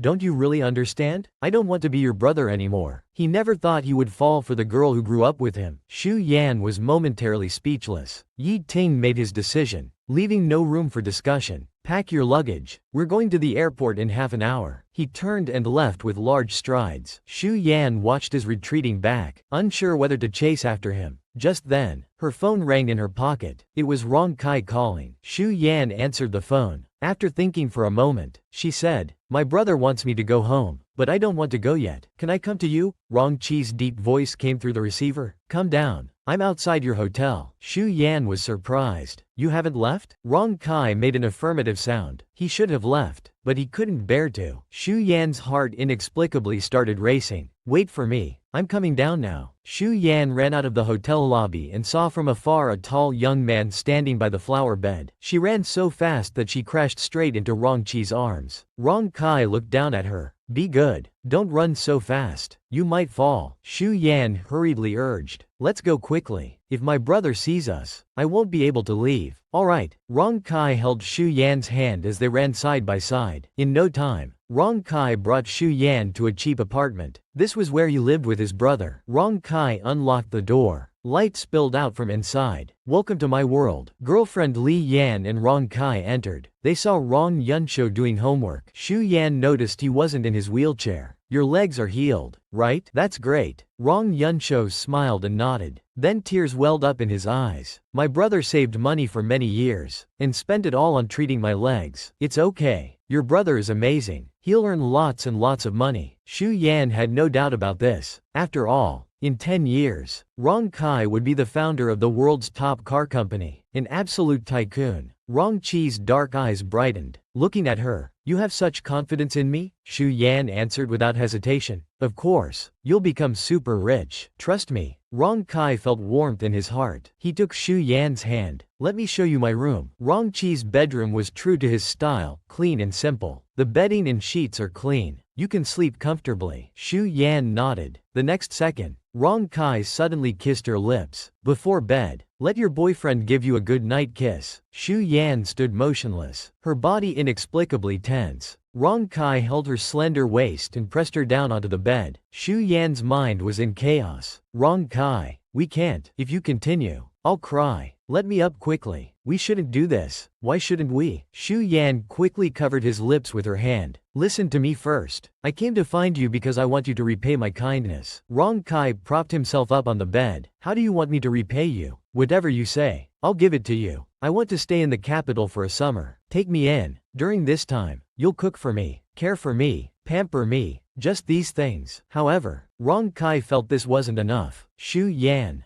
be my girlfriend, okay? Being apart for a year was long enough. I don't want to let you go again." Shu Yan slightly turned her face away, avoiding his intense and sharp gaze. She hadn't dated anyone in this world. It was her mission, so she dared not casually invest in emotions. "Besides, we won't have a future together." Rong Kai gripped her wrist. "Why won't we have a future? Because of that brother in your heart? You still like him?" Shu Yan glared at him angrily. "Rong Kai, if you don't let go of me, I'll scream for help." Bang! Someone kicked the door open with a loud crash. "Let her go." The door was kicked open violently. They saw Shu Yan pinned down on the bed by Rong Kai, and Shu Yan was still calling for help. Yi Ting stepped forward and grabbed Rong Chi's collar. He threw a punch at Rong Chi's face. "You bastard." The two instantly began fighting. Shu Yan shouted from the side. "Brother, you misunderstand. Rong Kai didn't hurt me. Stop fighting. Both of you." "Rong Kai, stop fighting." Rong Kai glanced at her briefly. "Don't worry, I know my limits." These words instantly provoked Yi Ting's anger further. "Don't be arrogant. Kid, I must teach you a lesson today." Shu Yan was completely helpless. What should have been a simple 3-boss repayment mission had turned into a battlefield. She originally didn't want to hurt anyone, but now it seemed unavoidable. "Brother Rong Kai, if you don't stop fighting, I'm leaving," she said, turning to leave. Sure enough, the two fighting men in the room immediately stopped. Yi Ting strode towards Shu Yan. Yan, brother will take you away." Shu Yan shook her head helplessly. "Brother, I won't go with you." Yi Ting's heart clenched painfully. "Come back with brother first. You're still young. Momentary impulses aren't the same as love. Give yourself some time. Let yourself mature more before making decisions," he thought to himself. Also give him some time. Perhaps she would discover that he was better than Rong Kai, more suitable for her than Rong Kai. Shu Yan took a deep breath. "I'm sorry, brother. I don't want to avoid it anymore. This isn't fair to you or Rong Kai. Today I must speak clearly." She slowly walked towards Rong Kai, stopping in front of him. "Rong Kai, I want to tell you honestly. I like you."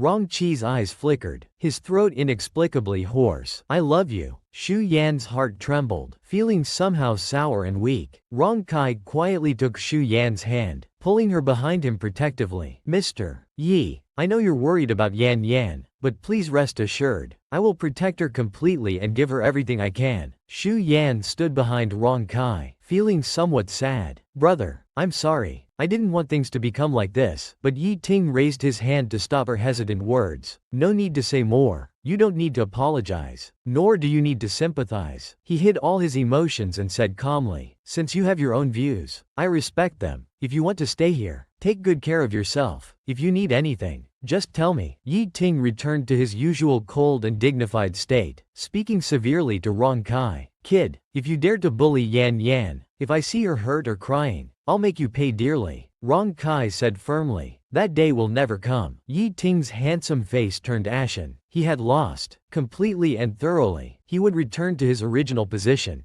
being her brother. Nothing more. He said nothing more and turned to leave resolutely, the pain surging in his heart and the bleeding within. No one saw it. This was the dignity he struggled to maintain. Watching Yi Ting's retreating figure, she felt somewhat melancholic. At this moment, Rong Kai suddenly asked, Is your brother's nickname A Yan? Shu Yan came back to her senses and replied confusedly, No, brother Yi Ting doesn't have a nickname. Why do you ask? Rong Qi's eyes darkened. That time on the rooftop, you said you loved brother A Yan. Shu Yan's heart skipped a beat. Suddenly, she understood everything. Damn that little seven for deceiving her. Rong Kai narrowed his dark eyes and moved closer. Tell me honestly, who is this brother A Yan? How many men are there in your heart? Shu Yan thought quickly and blurted out. It's you. That's the nickname I secretly gave you. There's no other man. It's always been you. I only like you. Rong Kai was half skeptical. You mean that time on the rooftop? The person you were talking about was me? You liked me that early? Shu Yan nodded. I've always liked you. From the first time we met, she had felt something special for Rong Kai. At this moment, Little Seven responsibly explained. The Supreme God once said that if you stay true to your heart and follow your genuine feelings, you will meet your true love with the same soul in every world. Shu Yan silently agreed. So that meant A Yan really was Rong Kai. She held Rong Qi's waist, looking into his eyes. She said seriously, Rong Kai, what I said before about repaying kindness was just a joke. Don't be too good to me in the future. Don't repay any kindness. Why? Rong Kai frowned. What a strange request. Shu Yan sighed, saying, just be a little nice to me. Don't spoil me too much. She originally hadn't planned to stay long in this world, but now she just wanted to spend more time with Rong Kai. If he truly repaid her kindness, her mission would end. Rong Kai sighed softly. Alright, silly girl. But how could he resist being good to her when she was so adorable? The next morning, she found that Rong Kai had left notes along her usual path. Good morning,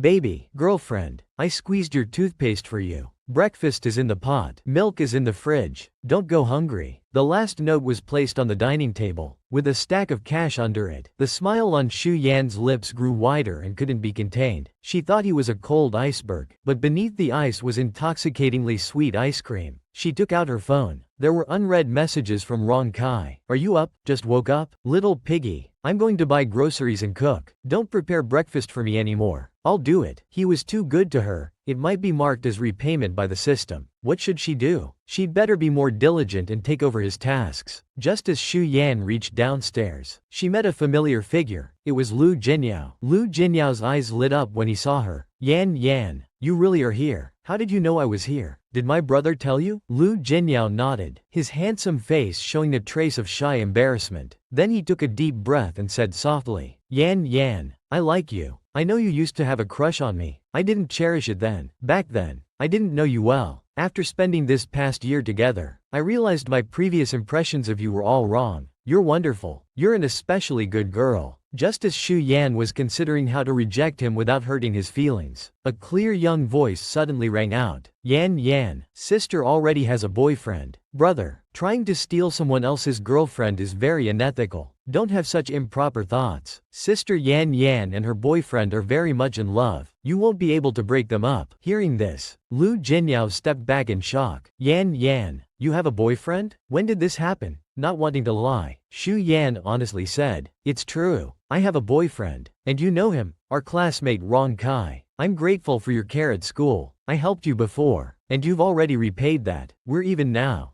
Don't feel burdened anymore. Go live your own life. You will have a vast and great future. You'll create unprecedented inventions that benefit humanity. Still recovering from the shock of rejection, Lu Jinyao asked confusedly, "Can I really?" Xu Yan's eyes sparkled with unconditional trust. "You can. Don't underestimate yourself. You'll become an extraordinary person." At that moment, Lu Jinyao suddenly gained immense courage. He wanted to break through his timidity. Regardless of others' views, he would pursue what he loved most. Excited, he grabbed Xu Yan's hands, forgetting about his confession. Yan, thank you. I regret we weren't meant to be, but I wish you and Rong Kai happiness. If you ever need anything, I'll be there without hesitation. Just as Yan opened the door, she was pulled into a warm embrace. Rong Kai held her tight, as if afraid she might disappear. Xu Yan led him to the dining table, where dishes were perfectly arranged with meat and vegetables, appealing in appearance, aroma, and taste. Rong Qi's dark eyes showed complex emotions. "This is the first time someone has cooked for me. When I was young, my mother left. Father only cared about drinking, never looking after me and my brother. To take care of my brother, I had to learn to cook. Though it wasn't tasty, at least we didn't starve. During those difficult days, I envied the neighbor's kid most, having meals waiting when they returned from school." Xu Yan hugged him from behind. "I'll cook for you every holiday from now on. We'll have happy days ahead." Rong Qi's dark mood lifted. "Yes, we will have good times together. Though I don't have much money now, I promise I won't let you suffer or cry. The hardships I've experienced, I'll never let my girl go through them. I'll give you the best life in the world." Xu Yan pressed her face against his back. "I believe you. Rong Kai, don't be too good to me. Let me spoil you instead." She truly feared the system would suddenly notify her of mission completion. Rong Kai turned to gaze into her eyes. "What are you afraid of? Afraid I'll change after being good to you now?" Unable to tell the truth, Xu Yan played along. "Yes, haven't you heard that couples' honeymoon period only lasts 3 months? So this kindness isn't real. When the hormonal chemistry fades, you might find me annoying." Rong Kai pinched her cheek. "Impossible. You're more likely to find me annoying." Xu Yan replied without thinking. "Never. I want to cook for you forever." After saying it, she froze. Though willing, she feared leaving uncontrollably. Rong Kai didn't give her a chance to take it back. Holding her hand tightly, fingers intertwined. "You must keep what you've promised." Xu Yan stayed quiet, leaning against his chest. Yan woke up hazily in the middle of the night. She thought she heard footsteps outside. Was Rong Kai back? She got up and walked out wearing slippers. Rong Kai had just finished showering. Xu Yan smelled alcohol on him. "You drank quite a bit." Rong Kai gave a low grunt in response. Xu Yan took his hand. "Let me dry your hair. You'll have a worse headache tomorrow if you sleep with wet hair." She found a hairdryer to help dry Rong Qi's hair as he sat on the bed. His gaze fell on her nightgown. The next moment, he suddenly wrapped his arms around Xu Yan's waist, pushing her down onto the bed, lowering his head to kiss her lips. Xu Yan's face turned red. She whispered, "Rong Kai, wait, this is an old house. The soundproofing is poor. If they did anything in the room, wouldn't Rong Yunsho next door hear everything? That would be mortifying." Her voice grew softer, almost inaudible from shyness. "In a few days it's your birthday. Let's go somewhere else." She loved him and was willing to give herself to him. In the following days, Xu Yan couldn't have been happier. Her only complaint was that Rong Kai was too good to her, and nothing she said could change that. Xu Yan felt both happy and worried. Time flew by, and on Rong Qi's birthday, Xu Yan secretly booked a hotel. She went to the hotel first to set everything up. After finishing the preparations, she texted Rong Kai, "Come over after work. Room 1707. She quickly received his reply, "Okay, I have a gift for you too." Xu Yan felt bored being alone. She checked the time. It was only 3 p.m. Still 3 hours until Rong Kai got off work. Maybe she could give him a little surprise. Xu Yan grabbed her bag and left the hotel. She took a taxi to Rong Qi's office. She raised her hand to press the doorbell. Suddenly, a mechanical voice rang in her mind. Task progress reminder, 97%, 98%, 99%. The next second, the progress bar reached 100%. Congratulations, host. Task completed. Xu Yan's heart churned. Her suspended hand pressed down, and the doorbell chimed. Rong Kai heard the doorbell and went to open it, but there was no one outside. The emptiness caused his heart to clench painfully, an indescribable ache surging through him. His instincts told him something had happened to Xu Yan. He immediately tried calling her, but couldn't get through. He rushed to the hotel Shu Yan had booked. Colorful balloons filled the ceiling. On the minibar sat a birthday cake with a boxing figurine on top. Next to it was written, "Happy Birthday, Brother Kai." Rong Kai stared at the romantically decorated empty room and the thoughtfully customized cake, his eyes gradually turning red. Where was she? Where did she go? He ran back to the old apartment building. The room was empty, suffocatingly quiet. He searched everywhere Shu Yan usually went, the market, the supermarket, asked everyone, but found no clues. He kept calling her, but only got the same response, "Sorry, the number you dialed cannot be reached." As darkness fell, Rong Kai stood under a streetlight with an ominous feeling. Why did he sense she wouldn't return? 24 hours later, the police accepted the case. Yi Ting rushed over upon notification. She punched Rong Kai hard. He didn't fight back. He had lost his girl. Yi Ting, holding back tears, said harshly, "If anything happens to Yan Yan, I won't forgive you." Rong Kai wiped blood from his lip. "No need for your forgiveness. I won't forgive myself either. I'll find her, even if it takes a lifetime." 2 days later, Rong Kai looked at the gift he'd prepared for Shu Yan, sharp pain filling his eyes. In the photo was her smiling selfie, captivating in its beauty. He had loved her secretly for over 300 days, finally having her by his side. But the happiness was dizzyingly brief. Just then, Rong Yunsho walked in quietly. "Brother, I made noodles. Please eat something. You haven't eaten for 2 days. If Sister Yan comes back and sees you like this, she'll be sad." Rong Chi's eyes flickered. He took the bowl and started eating large mouthfuls. He couldn't let himself fall apart. He still needed to search for her. He kept eating the noodles quickly. The next second, his stomach churned. He immediately rushed to the bathroom and threw everything up. Rong Yunsho watched and cried. Her brother had suffered too much. He'd never had a peaceful life since childhood. While struggling to survive, he also had to fight against an abusive father. Finally, when things were looking up, his career was taking off, and he had such a wonderful girlfriend like Yan Yan. But why was fate so cruel, taking away his happiness without any warning? In the first year after Shu Yan's disappearance, Rong Kai neglected work, searching frantically everywhere. The police station. Whenever there was news about missing persons, he would rush back and follow every lead thoroughly. But each time, hope turned to disappointment. In the second year after Shu Yan's disappearance, Rong Chi's first-generation battery power supply framework was launched, earning the company a fortune. In the third year, to prevent mental breakdown, Rong Kai spent half his time working. The other half he continued searching for Shu Yan. The fourth year, fifth year, until 10 years later, the self-driving car company he co-founded had become a global sensation. His assets exceeded hundreds of billions, landing him on the Forbes rich list. But the wealth meant nothing to him. On his 30th birthday, Rong Kai called his lawyer to make a will. He transferred all his assets and shares to his brother Rong Mingshou. Then he sailed alone on a yacht, ready to bid farewell to this world without Yan. In the space, Shu Yan anxiously watched the white mist showing Rong Chi's world. Time flowed differently there. 10 years had passed since her disappearance. Rong Kai was about to break. 7. I need to go back. Sorry, host. Your task in that world is complete. You cannot return. There must be a way. Shu Yan quickly reviewed all the information about that world, not missing any detail. Soon, Shu Yan suddenly shouted excitedly, "Found it. I knew this task was real." She rapidly reviewed all the information about this world. Finally, she found the task. She excitedly told 7. The original host's wish was to receive gratitude from 3 big shots and be filial to his parents. His parents are still alive. I haven't fulfilled the filial duty. How can the task be considered complete? 7 fell silent for a moment, then immediately reported to the system's main god. Meanwhile, Rong Kai had jumped into the sea. He had been deceiving himself for 10 whole years. Yan Yan was no longer in this world. If she were, how could she let him suffer such torment? Living in hell? He should have gone to accompany her long ago. Shu Yan shouted. 7. Hurry. If Rong Kai dies in his world, nothing can be reversed. Just then, a mechanical prompt sounded. World reopening. Host, please prepare. Returning to the day of host's departure, when Shu Yan opened her eyes again, she was back in the hotel room. Tears welled up in her eyes. She really came back. It was the day she left. Rong Kai wouldn't discover her disappearance, wouldn't experience those desperate 10 years. Just then, the sound of a card swiping came from outside. The tall, handsome young man rushed in. Rong Kai stepped forward and embraced Shu Yan tightly. Shu Yan hugged his waist in return. Aren't you supposed to be at work? Why did you come so early? Rong Kai found her lips and kissed her fiercely. Work isn't important. You're most important. He lifted Shu Yan and carried her to the bed. GK leaned down and pressed against her. They held each other tightly, never to be separated again. The next day, they returned to the old apartment building. Rong Kai led Shu Yan to the bedroom. Baby, I have a gift for you. On the wall hung a photo of Shu Yan with a brilliant smile. Although Shu Yan already knew about this, her heart still felt sweet. He kissed her cheek by the pool. His deep, dark eyes lit up with a glimmer, and his lips finally showed a hint of a smile. He sat Shu Yan down on the edge of the bed. Then he took out a golden chain from under the bed. He wrapped the chain around Shu Yan's ankle. Taking out a golden chain from under the bed, he locked the other end to the bedpost at the foot of the bed. Shu Yan stared at him in shock. Rong Kai, you're going to lock me up? She never knew before that Rong Kai had such strange, possessive tendencies. Shu Yan asked curiously, when did you buy this golden chain? Is it pure gold? Isn't that too extravagant? Rong Kai wrapped the chain around her ankle. His lips curved slightly. You silly girl. Why aren't you angry that I'm locking you up? Shu Yan answered honestly. I'm not angry. I'm just confused. Why do you want to lock me up? Rong Kai held her in his arms. He missed her scent, missed how she felt in his embrace. He had missed her for 10 whole years. Until his heart broke, Shu Yan felt something was off. Rong Kai seemed different, like there was something she didn't know. 7. Check if there's something unusual about this world. 7 answered truthfully. This world was originally a reborn world. Because of your return, the original trajectory changed. Simply put, Rong Kai has been reborn. He suddenly has memories of his previous life. Shu Yan was shocked. It was too tragic. Why couldn't Rong Kai just remain ignorant and be happy? She had wanted to return to this time precisely so you wouldn't suffer those 10 years. Deep in Rong Chi's dark eyes, complex emotions stirred. If I cling to you every day, would you be scared? Shu Yan understood his pain of losing and regaining. Her heart ached, and her voice softened. I'll cling to you every day too. Would you be scared? Rong Kai found her lips and kissed her gently. Nothing would make me happier. He had returned to the day Shu Yan disappeared. When the hotel door opened, his girl was still inside. At that moment, his heart nearly burst with joy. He secretly had a chain made to bind her to his side, never to be separated again. He no longer went to the office, managing important decisions through computer and phone. With his previous life's experience, he was even more successful in his career this time, quickly amassing an astounding fortune. When Shu Yan started school, Rong Kai donated a library and enrolled as an auditing student, becoming her classmate. On graduation day, he knelt before all teachers and students to propose to Shu Yan. Shu Yan smiled and nodded, saying, I do. In this life, Rong Kai reached his career peak at 24, becoming a wealthy young tycoon. Shu Yan loved painting and often held exhibitions in various places. When media photographed her, there was always a handsome young man behind her, protecting her. They spent 40 happy years together like this. On Rong Chi's 60th birthday, Shu Yan's parents passed away. Shu Yan felt a pain in her heart, knowing her time in this world was ending. Rong Kai seemed to have sensed it earlier. The passing of Shu Yan's parents was an ominous sign. He held her waist tightly and said in a low voice, I guess your arrival in my world was an accident. Are you about to leave? Shu Yan nodded gently. Rong Kai didn't feel sad, but rather relieved. So it is. Then you won't have to suffer the pain of death. He took out a syringe from the drawer. Shu Yan's eyes widened. Brother Shi, what are you doing? Don't be afraid. This medicine is for myself. Forgive me. I can't bear to watch you disappear. That would be more painful than death. Baby, let me be selfish just this once, okay? Shu Yan gently hugged his waist. Brother Shi, we'll meet again. She didn't try to persuade him to live on. That would be too cruel. Rong Kai spoke with deep certainty. We definitely will. Even if I have to search through heaven and hell, I'll find you. He bent down to kiss her hair. Baby, I love you. Not just this life, but in all lives to come. I'll love you. I love you too. Shu Yan watched him inject himself, her eyes filled with tears. After Rong Chi's death, Shu Yan returned to the white, misty system space. She now understood why the system god wanted to erase her memories. She truly couldn't carry these memories of love and separation while being the host for the next mission. Memory erasure program in progress. Host has 1 hour to rest her mental energy. After that, a new world will begin. Shu Yan murmured in agreement, letting herself fall asleep. Goodbye, Rong Kai. A whip cracked, spraying a line of blood. The man's clothes were torn, covered in blood. tortured beyond recognition. As soon as Xu Yan opened her eyes, she saw herself holding a leather whip. She was viciously whipping someone tied to a rack. System 7 immediately implanted the original host's memories. It turned out this body belonged to the third princess of Great Northern Dynasty, extremely favored by the emperor, spoiled and arrogant since childhood. Recently, the third princess had taken a liking to a Yan slave at the horse stables. Mu Han was supposedly a Yan slave captured 3 years ago when the Great Northern Dynasty conquered South Jin and destroyed Yan country. In reality, he was the disguised crown prince of Yan, Murong Han. He firmly rejected the third princess and kicked her off the bed. The third princess was furious and ordered him locked in the Princess Manor's dungeon, torturing him daily until he would kneel and submit, and willingly come to her bed. But Mu Han was stubborn. Despite various tortures, he didn't make a sound, let alone beg for mercy. Most crucially, Mu Han was this world's male protagonist and chosen one. He would destroy the Great Northern Dynasty, become emperor, and the third princess who tortured him would ultimately be drawn and quartered. After reading the information, Xu Yan's temples throbbed. She pointed at the rack and shouted, "Get him down! Let him down for this princess." A guard stepped forward and respectfully asked, "Princess, shall we pour salt water?" Xu Yan frowned. "What?" The guard explained. "Salt water in the wounds makes people tremble in pain. Wasn't this how the princess always did it?" "Don't worry, this slave won't die." Xu Yan couldn't help but tear up. How could anyone do such things? No wonder the male lead later turned dark, destroyed the country, and had the original host drawn and quartered. Xu Yan sighed helplessly. This princess doesn't want to use salt water today. Go release him, and be gentle. The guard went forward to unlock the shackles on the rack. The young man, having just endured torture and covered in wounds, couldn't stand without support and fell to the ground. Then came an exhausted voice from afar. "Third sister, have mercy. This princess," Ku Linger, blinked her teary eyes. She looked at the blood-covered young man, then exclaimed, "Oh my, third sister, how could you beat someone like this? Such a handsome face. What if it's permanently scarred?" She lifted her skirts and crouched beside the young man, speaking in a sympathetic tone. "I ask you, would you be willing to come with me?" The young man, who had his eyes closed, slowly opened them. His fierce shout startled Shui Linger. She fell to the ground. "You damned slave. This princess kindly wanted to save you. Why do you treat this princess like this? How strange." Her foolproof act of kindness had never failed before. Why did it fail today? Xu Yan spoke leisurely from the side. "Fourth sister, save your effort. Don't blame your royal sister for not warning you, but you'd better stay away from this person." Shui Linger stood up and snorted. "This slave, I must have him. Just wait and see." Third sister, Xu Yan didn't take her threats seriously. "What slave? He's like the king of hell himself. Whoever stands in his way dies." Her mission this time was extremely difficult. Not only must she prevent the male lead from turning dark and becoming a tyrant, but she also had to cultivate his benevolence and femininity, teach him to love the people and treat enemy captives kindly. How could he have any femininity when he'd been tortured like this by the enemy? Xu Yan immediately ordered the guards, "Come, arrange a room for him to stay. Then summon the royal physician to treat his wounds." The young man spat at her. "Don't pretend to be kind. I will never submit." To put his mind at ease, Xu Yan deliberately said, "Don't worry, this princess has no interest in your body. Look at you, covered in wounds. Even after healing, you'll be covered in scars. Too disappointing. This princess keeps you only to torture you." Hearing this, the young man secretly breathed a sigh of relief. He wasn't afraid of being beaten bloody, but he could never accept the humiliation of losing his virtue. One moment she was whipping the young man on the rack, the next moment she had him released and sent for treatment. All because the woman had a change of heart in that instant. After arranging for the young man, Xu Yan immediately returned to her chambers and carefully reviewed the information about this world again.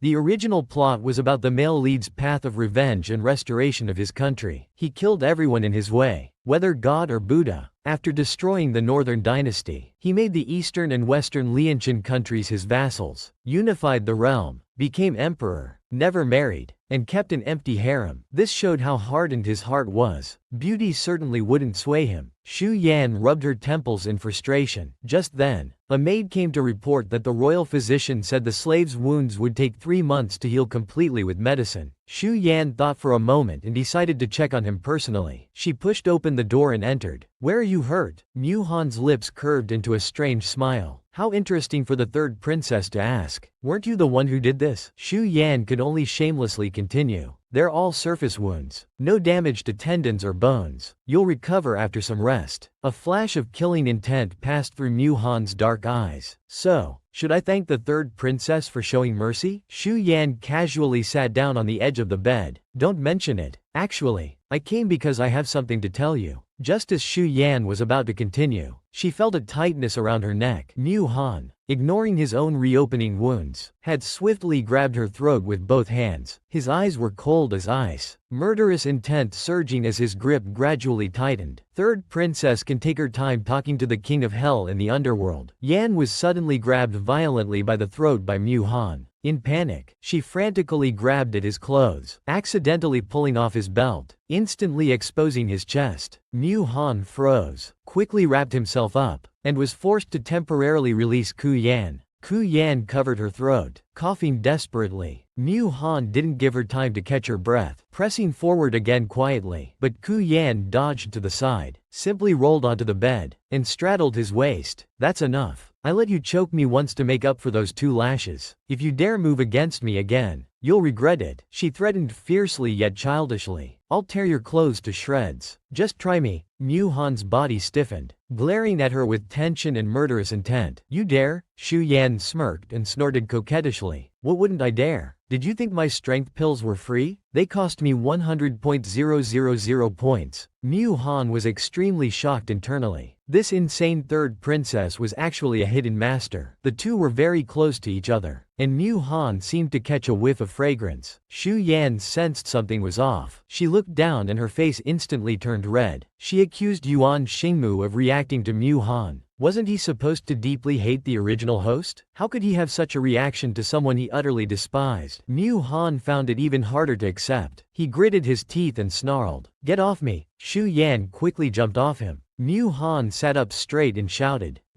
What perfume did you put on?" Xu Yan suddenly paused and frowned. "I didn't put on any perfume." A moment later, she hesitated. Could it be related to the rose fragrance on her body? Seeing her hesitation, Mu Han guessed something was amiss. "Stay away from me. If I didn't want to keep the existence of the comfort team secret, I would burn this filthy palace down right now." Xu Yan snorted and turned to leave. "You can't control yourself and yet you blame me." But she felt somewhat guilty, suspecting it was probably a system malfunction. Outside the hut, Xu Yan deliberately said loudly to the guards, "Watch him closely. No medicine, no food. Let's see how long his stubbornness lasts." This woman's fragrance, when mixed with the smell of blood, could actually make men lose their minds. Upon learning this, Xu Yan immediately asked Little Seven to remove this ability, but Little Seven didn't have that authority. However, points could be used to buy fragrance-blocking pills. With one pill lasting 12 hours, Xu Yan felt like rolling her eyes in frustration. This system god was too stingy. Just like a quick transmigration world's penny pincher. With a wave of her hand, she bought a bag of fragrance-blocking pills from the system mall. Then she called her personal maid to bring in a skilled disguise artist from the mansion. Since the male lead was too cautious, trying to influence him as the third princess wouldn't work. She needed to try a different approach. Soon after, under Yi Nu's skillful hands, Xu Yan's appearance changed dramatically. Looking at her face in the mirror, her originally snow-white skin had turned sallow, looking malnourished, as if she had become a completely different person. Xu Yan expressed satisfaction and turned to the talented Yi Nu. "Can you teach this skill to me? Name your price. I'll reward you accordingly." She thought that while this disguise was excellent, it wouldn't last many days. She couldn't keep Yi Nu by her side constantly, so it would be better to learn it herself. Yi Nu immediately knelt respectfully and said, "At your command, Princess. This servant will teach you everything." Xu Yan also opened the system space to store some disguise materials. Little Seven enthusiastically tried to sell her more items. "Would you like a set of supreme martial arts manuals? Only 200.000 points." Xu Yan irritably said that the system only knew how to exploit her labor fruits. Yi Nu, thinking she was talking about her, immediately knelt down in fear. Seeing her terror, Xu Yan silently sighed. The original host had really done too much damage. Look how frightened everyone was. After nightfall, Xu Yan took a fragrance-blocking pill. After blocking the scent, she disguised herself as a young eunuch to see Mu Han. Tiptoeing into the room, The sleeping youth suddenly opened his eyes. Who would have thought the emperor's beloved third princess would disguise herself as a young eunuch to help a slave? Slave, keep your voice down. We don't want to alert the patrolling guards. I'm here to bring you food. Lu Han stared at her warily. Who are you? Who sent you to bring me food? Don't you know your third princess has ordered that no one should bring me food? Xu Yan began to seriously make up a story. She borrowed the name of a servant. I'm called Little Cheng. I snuck in here secretly. You once saved me at the horse training grounds. Though I'm just a lowly servant, I know I should repay kindness with gratitude. I can't help you escape, but I can bring you 2 steamed buns. Please don't mind. Mu Han was naturally cautious. He didn't easily trust this plain-looking young eunuch. Aren't you afraid of being discovered and punished by the third princess? Xu Yan lied without blinking. Someone as important as the third princess won't notice a lowly eunuch like me. I snuck in during the guard's shift change, and I'll slip out the same way. No one will find out. Only then did Mu Han take the steamed bun. He casually probed. Have you been in the princess's mansion long? How did you come to work here? Xu Yan sighed sadly and sincerely told Little Cheng's true background story. She deliberately mentioned that her mother was from Yan country to build rapport, so that when she had the chance to help him in the future, she would have a proper reason. Xu Yan watched his expression carefully, knowing he had experienced the pain of losing his country and family. I can't stay long. The guards should be back soon. After Xu Yan left, System Little 7 suddenly warned her. Host, someone is following you. Xu Yan wasn't surprised. The male lead's alertness means he wouldn't easily trust a small servant. While thinking this, Xu Yan walked to the servants' quarters in the side courtyard, returning to Little Cheng's room. Early the next day, just as Xu Yan finished learning disguise techniques, her personal maid rushed in urgently. Princess, something terrible. The 4th princess has broken in with her people. This 4th princess was still lustful, actually daring to break into the 3rd princess's mansion. Inside, Xu Yan frowned. If the male lead was captured, how could she complete his transformation? She immediately ordered Ningzu to take guards to delay the 4th princess. Then, properly disguised, she quietly entered the hut. Master Mu, the 4th princess has brought people from the Ministry of Justice to arrest you. Now that all the guards have been sent to stop the 4th princess, it's the perfect time for you to escape. Come with me. Xu Yan acted very anxious and grabbed his sleeve. However, Mu Han remained calm, as if he had already known about the 4th princess's disturbance. He disliked being touched by women and subtly removed her hand. Fine. Lead the way. Xu Yan led Mu Han through various turns to the back courtyard, where they crawled out through a dog hole. See? I didn't lie. This place is safe. We've escaped. Mu Han looked at Xu Yan with cold black eyes, speaking flatly. Next, you're going to say you want to come with me, right? Of course. If I go back and they find out I helped you escape, I'll be beaten to death. Mu Han observed her calmly and asked, can you ride a horse? No, actually, she could, but Little Cheng wouldn't know how. She had to stay in character, so they had to travel on foot. However, 5 hours later, Xu Yan deeply regretted her previous words. If she had known, she would have said she could learn to ride. Why did she have to suffer like this? Xu Yan sat on a large rock, rubbing her legs, feeling like they weren't her own anymore. Master Mu, let's rest a while. You're still injured. Continuing like this might be too much. Plus, I'm hungry. Xu Yan looked at him innocently. Mu Han narrowed his eyes. This Little Cheng was strange. Although the comfort team hadn't found anything unusual about his identity, he didn't act at all like someone who had been sold young and was used to hard labor. He was somewhat delicate, couldn't handle hunger or thirst. He didn't want to expose this yet, so he went along, watching to see what kind of plot was behind this person and what scheme they had for him. Just then, Mu Han suddenly stared alertly at the woods. Pursuers were approaching from the Great Northern Dynasty. The arrogant and willful 3rd princess disguised herself as a lowly servant, helping a Yan slave escape, only because her task was to prevent the male lead from turning dark. Now the pursuers were approaching. In her urgency, Xu Yan grabbed Mu Han's hand and ran, forgetting that he didn't allow others to touch him. But this time Mu Han didn't shake her off. Instead, he gripped her hand tightly, carefully feeling its soft touch. He was certain her palm had no calluses from hard labor. These weren't the hands of someone who worked in the kitchen, not the hands a servant should have. This Little Cheng probably already knew his identity was false, pretending to save him. But what was the ultimate purpose? Xu Yan pulled him into a small cave. She whispered, wait here. If anyone comes, I'll go out and lead them away. Mu Han's voice was cold in the darkness. Aren't you afraid of being caught? Xu Yan looked at him earnestly. Your tone is wrong. You doubt me? I'm sincerely trying to save you. Mu Han stared at her eyes, his thin lips speaking clearly and cruelly. If you go out now and die from an arrow, perhaps I'll believe you. Shu Yan spoke very softly, full of disappointment. Whether you believe it or not, I'm here to save you. I'll go lead away the pursuers. You go on ahead. Shu Yan started running. She ran chaotically, charging through the forest. A group of fourth princess's pursuers saw her from afar and shouted, "Who goes there? Stop!" Shu Yan shouted in her heart. Little 7. Exchange for martial arts manual now. She felt her face hurting from her own slap. Congratulations, host. Exchange successful. Manual transmitting. Please receive. As she ran, Shu Yan felt wind beneath her feet. She took several steps in midair, quickly mastering the lightness skill. She deliberately led the pursuers downhill, gradually moving away from Mu Han's cave. Meanwhile, Mu Han watched the commotion outside, his lips curling into a cold smile. Indeed, this was no ordinary servant, but a martial arts master. Judging by the agility of the lightness skill, their martial arts were no less than his own. But strangely, for a martial artist, those hands were unusually smooth. Truly puzzling. She flew to the treetops. Seeing that the pursuers were completely disoriented by her misdirection, she leapt off, heading back toward the cave where Mu Han was hiding. She had nothing left to lose. Mu Han surely didn't believe her identity anymore. He shouldn't still be there. But when she returned to the cave, unexpectedly, Mu Han was still there. "Why didn't you leave?" In the darkness, Mu Han coldly watched her. "I'm waiting to see what else you're planning. Will you return as a rich merchant demanding gratitude, or bring pursuers to trap me?" Shu Yan frankly told him. "You're overthinking. With my martial arts skills, how could I be a servant?" Mu Han's dark eyes narrowed. "So you admit it? How does a kitchen servant possess such extraordinary martial arts? Who are you really? What's your purpose?" Shu Yan took out a flint and lit up the dark cave. "I told you, I'm here to help. Actually, I know you're not really Mu Han. Your real name is Murong Han, the crown prince of Yan." Mu Han was suddenly startled. Moving swiftly, he appeared behind Ku Yan, grabbing her throat, demanding, "Who are you?" Ku Yan remained calm. "Your Highness, there's no need for this. Why harm each other?" She grabbed Mu Han's wrist, firmly pressing his acupuncture points. Breaking free from his grip, Mu Han tested her intentionally, and after several exchanges, he noticed her deep inner strength and steady breathing. This strange woman had incredible strength, even stronger than battle-hardened military generals. Ku Yan quickly called out, "Enough, let's talk calmly. Why harm each other?" To transform the male lead's violent tendencies, Shu Yan decided to stay by his side. He sat down and asked, "Since your martial arts are so good, why didn't you resist when the third princess whipped you?" Mu Han sat in the corner and said coldly, "I had gone astray in my training and couldn't use my inner force." Shu Yan remembered that part. After Yan's fall, Mu Han, perhaps due to emotional turmoil, had lost control while practicing internal arts at night. Later, when captured by the third princess and tortured, he actually broke through his cultivation bottleneck through the pain and suffering. This was the male lead's fate,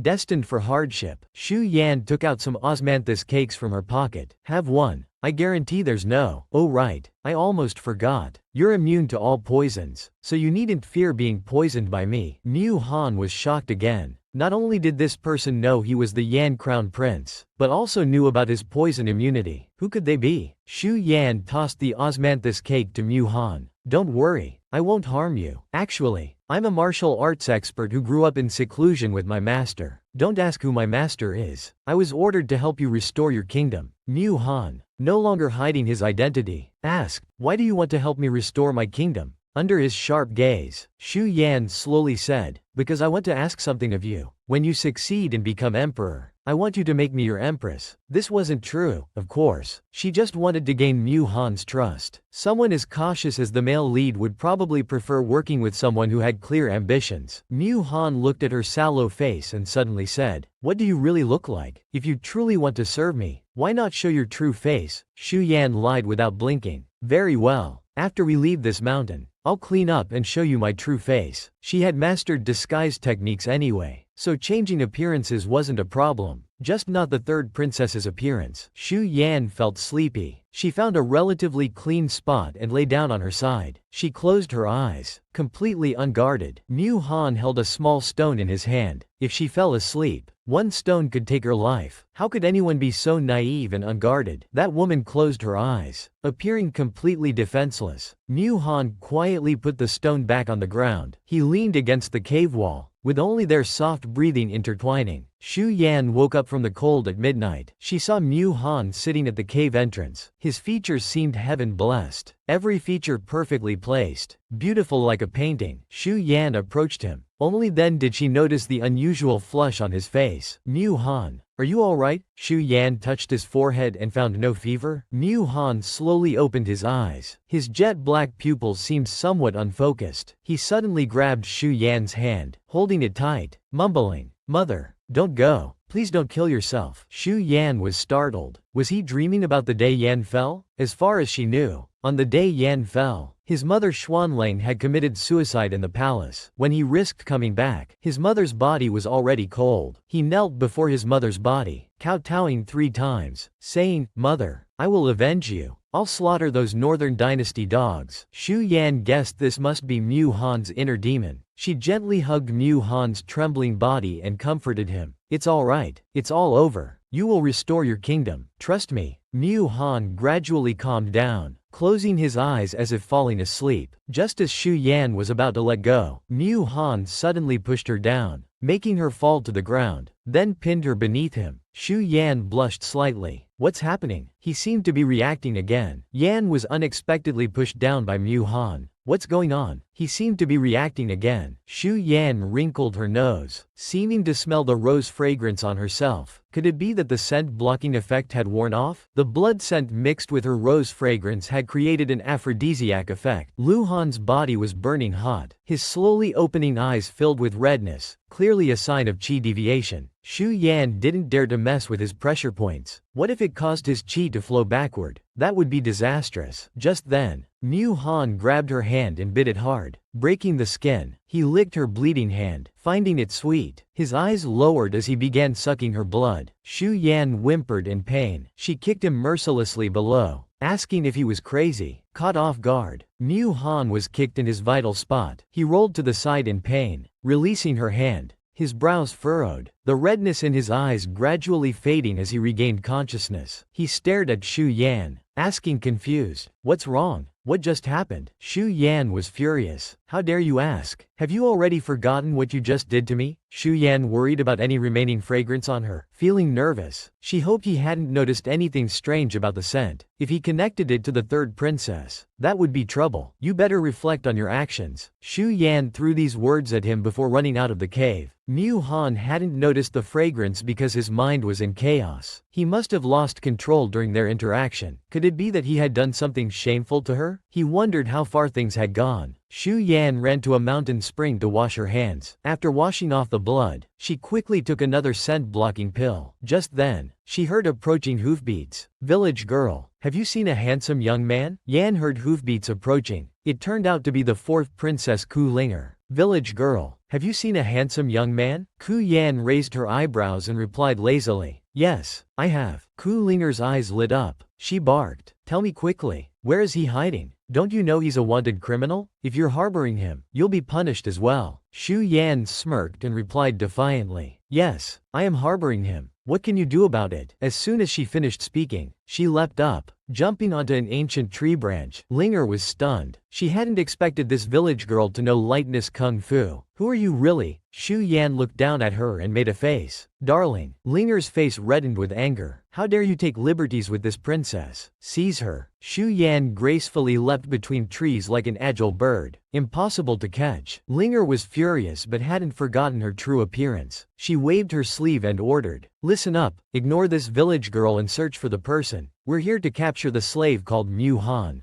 Don't waste time with this skilled village girl." Xu Yan worried about Mu Han's safety. She used her qinggang and quietly returned to the cave. However, the cave was already empty. Mu Han had disappeared. Xu Yan frowned. Did he hide? He was injured, and although he had internal energy to protect himself, hadn't he just experienced chi deviation? What if he was captured? Xu Yan thought. She hurried out to look for him, following the hoofprints. It seemed Linger had passed through here. Suddenly, she smelled blood coming from the dense forest nearby. Xu Yan stopped in her tracks. She looked up in shock. There were guard corpses everywhere. Next to the pile of bodies stood the young man, like an unsheathed sword, carrying a bloody killing aura. His dark eyes revealed a hint of bloodthirst. Xu Yan walked over, secretly alarmed. Mu Han, did you kill them? She thought. Is this where the male lead's bloodthirst begins? Mu Han gave a low, and said, they deserved to die. Then his lips curved in disdain. It's a pity I couldn't kill that Ku Linger. She fled in panic. Xu Yan looked at the dozen corpses on the grass. Was it necessary to kill so many? She wasn't being overly compassionate, but worried about his growing taste for killing. He would massacre cities in the future. Then it wouldn't be just a dozen guards, but tens or hundreds of thousands of innocent civilians. Mu Han coldly said, everyone from the Northern Dynasty deserves death. Xu Yan pressed her lips together silently. Perhaps some people from the Northern Dynasty deserved death, but not the hardworking, ordinary civilians. Mu Han stared at her, a hint of red flashing in his eyes. You don't approve of my actions? Does my approval matter to you? Your emotions are unstable again. Your chi is chaotic, leading to another deviation. Xu Yan turned to leave the forest. Let's leave this place. I don't want to chat surrounded by corpses. They traveled quickly and soon arrived at an inn in Shishi town. Xu Yan took out a gold ingot, confidently placed it on the counter with a thud, and ordered 2 premium rooms and some food. Seeing her generosity, the innkeeper immediately welcomed them with a smile. Mu Han watched from behind, wondering how many things she carried. The osmanthus cake from last night, the pancakes shared on the road, the medicine for wounds, and now gold ingots. As the innkeeper led them to their rooms, Xu Yan smiled at Mu Han. Didn't you want to see my true face? I'll show you later. Mu Han fixed his gaze on her. Back in her room, Xu Yan spent some time removing her disguise until she was satisfied with her appearance. She went next door to knock on Mu Han's door, but he wasn't there. When Mu Han returned, he saw a young woman standing outside his door knocking. Xu Yan turned around, smiling. It's me. The young woman before him was beautiful, with fair, delicate skin. Mu Han was stunned. This is your true face? Somehow, it felt familiar. Xu Yan handed him some men's clothes. I bought these for you. You should change too. Mu Han opened the door and invited her in. Seeing him lock the door, Xu Yan teased. A man and woman alone together. Aren't you afraid of gossip? Mu Han's handsome face grew serious. About last night in the cave, what exactly happened? Please tell me clearly. Xu Yan said seriously. In a remote mountain, a man and woman alone. You weren't in your right mind and pinned me down. What do you think happened? Mu Han continued asking. With your exceptional martial arts, why didn't you push me away? You were in chi deviation. I feared hurting you if I moved. Hearing this, Mu Han sighed softly. So he despised women. But if he had truly done such a beastly thing, he couldn't deny it. Xu Yan mischievously nodded with an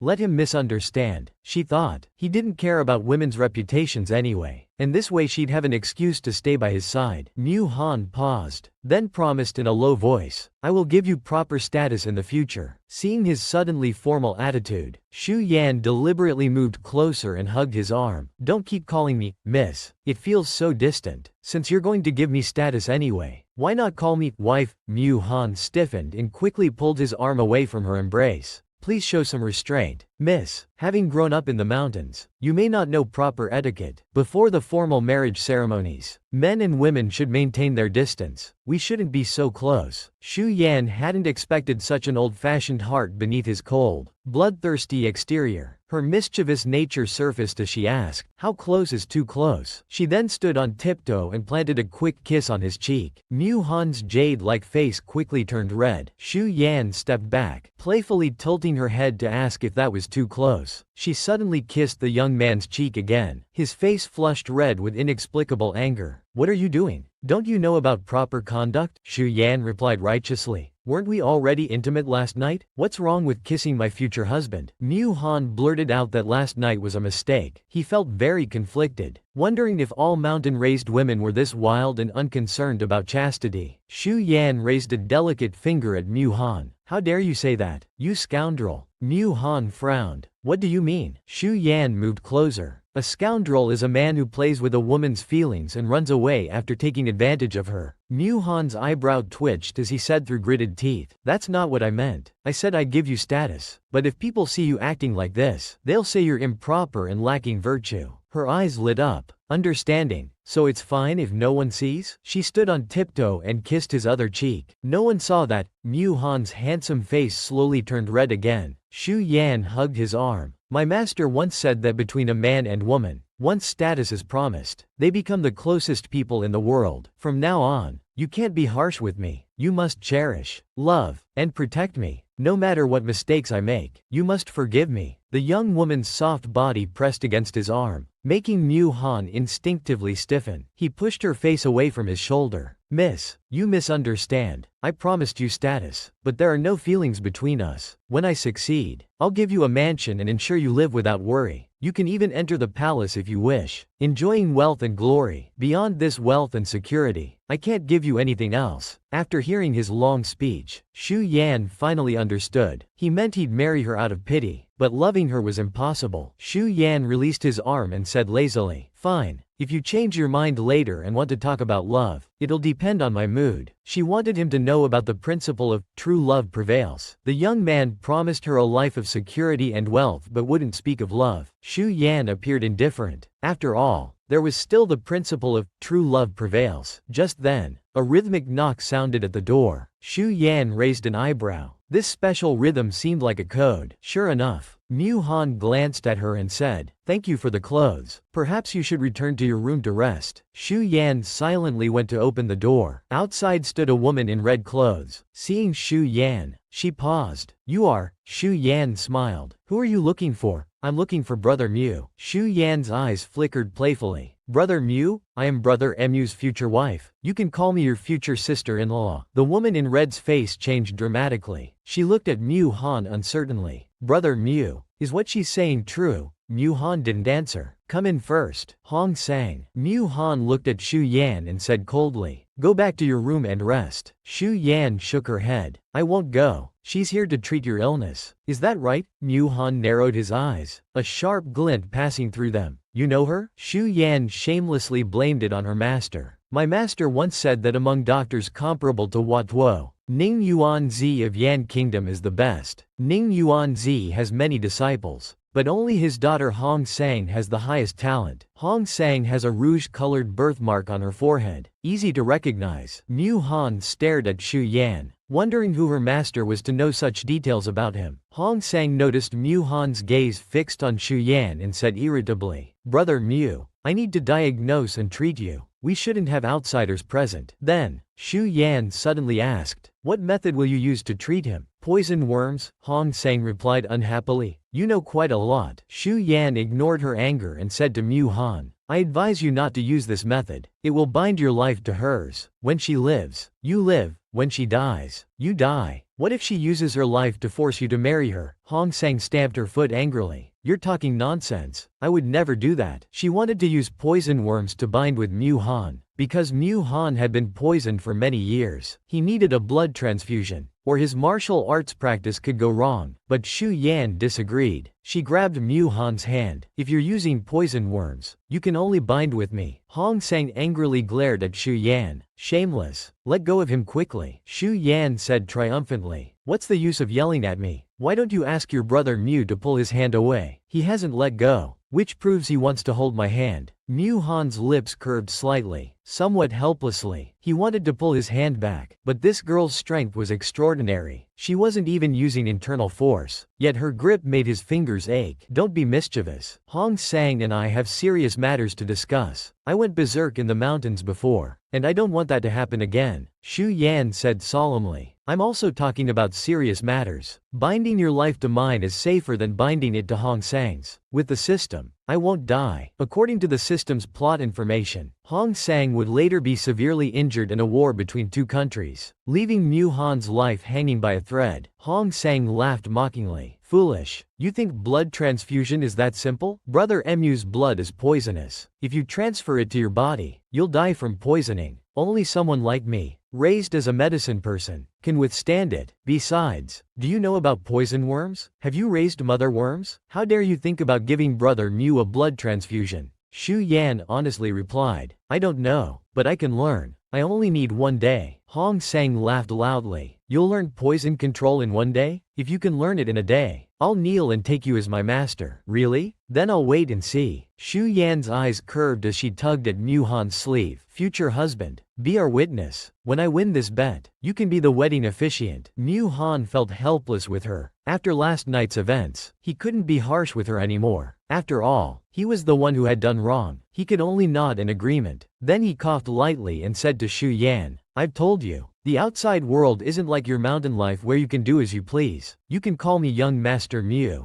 Don't call me future husband. Shu Yan looked up at him. Alright, then I'll call you Brother Han instead. Brother Han, just wait to be our wedding officiant. Hong Sang had been grinding her teeth in anger. We'll see how you embarrass yourself tomorrow. Shu Yan returned to her room. She immediately summoned Shao Qi and purchased a set of ancient poison worm tools. Then she sat cross-legged on the bed and closed her eyes to focus. The ancient poison worm tools immediately transferred their knowledge into her mind and throughout her body through spiritual energy. It wasn't until the next evening that Shu Yan went to knock on the next room's door. Unexpectedly, Hong Sang opened the door. You finally dared to show up. She had been eager to see this woman embarrass herself. Shu Yan lifted her skirt and stepped into the room. Looking around, where's Brother Han? How disgusting. Who allowed you to call His Highness Brother Han? Shu Yan glanced at her. Weren't you calling him Brother Mu? Wasn't that disgusting? Just as the two were arguing, Shu Yan looked up to see a handsome young man stepping through the doorway. She rushed forward and looked him up and down. Seeing Mu Han wearing the new clothes she bought yesterday, but with blood on the collar, she asked, You're hurt? It's nothing.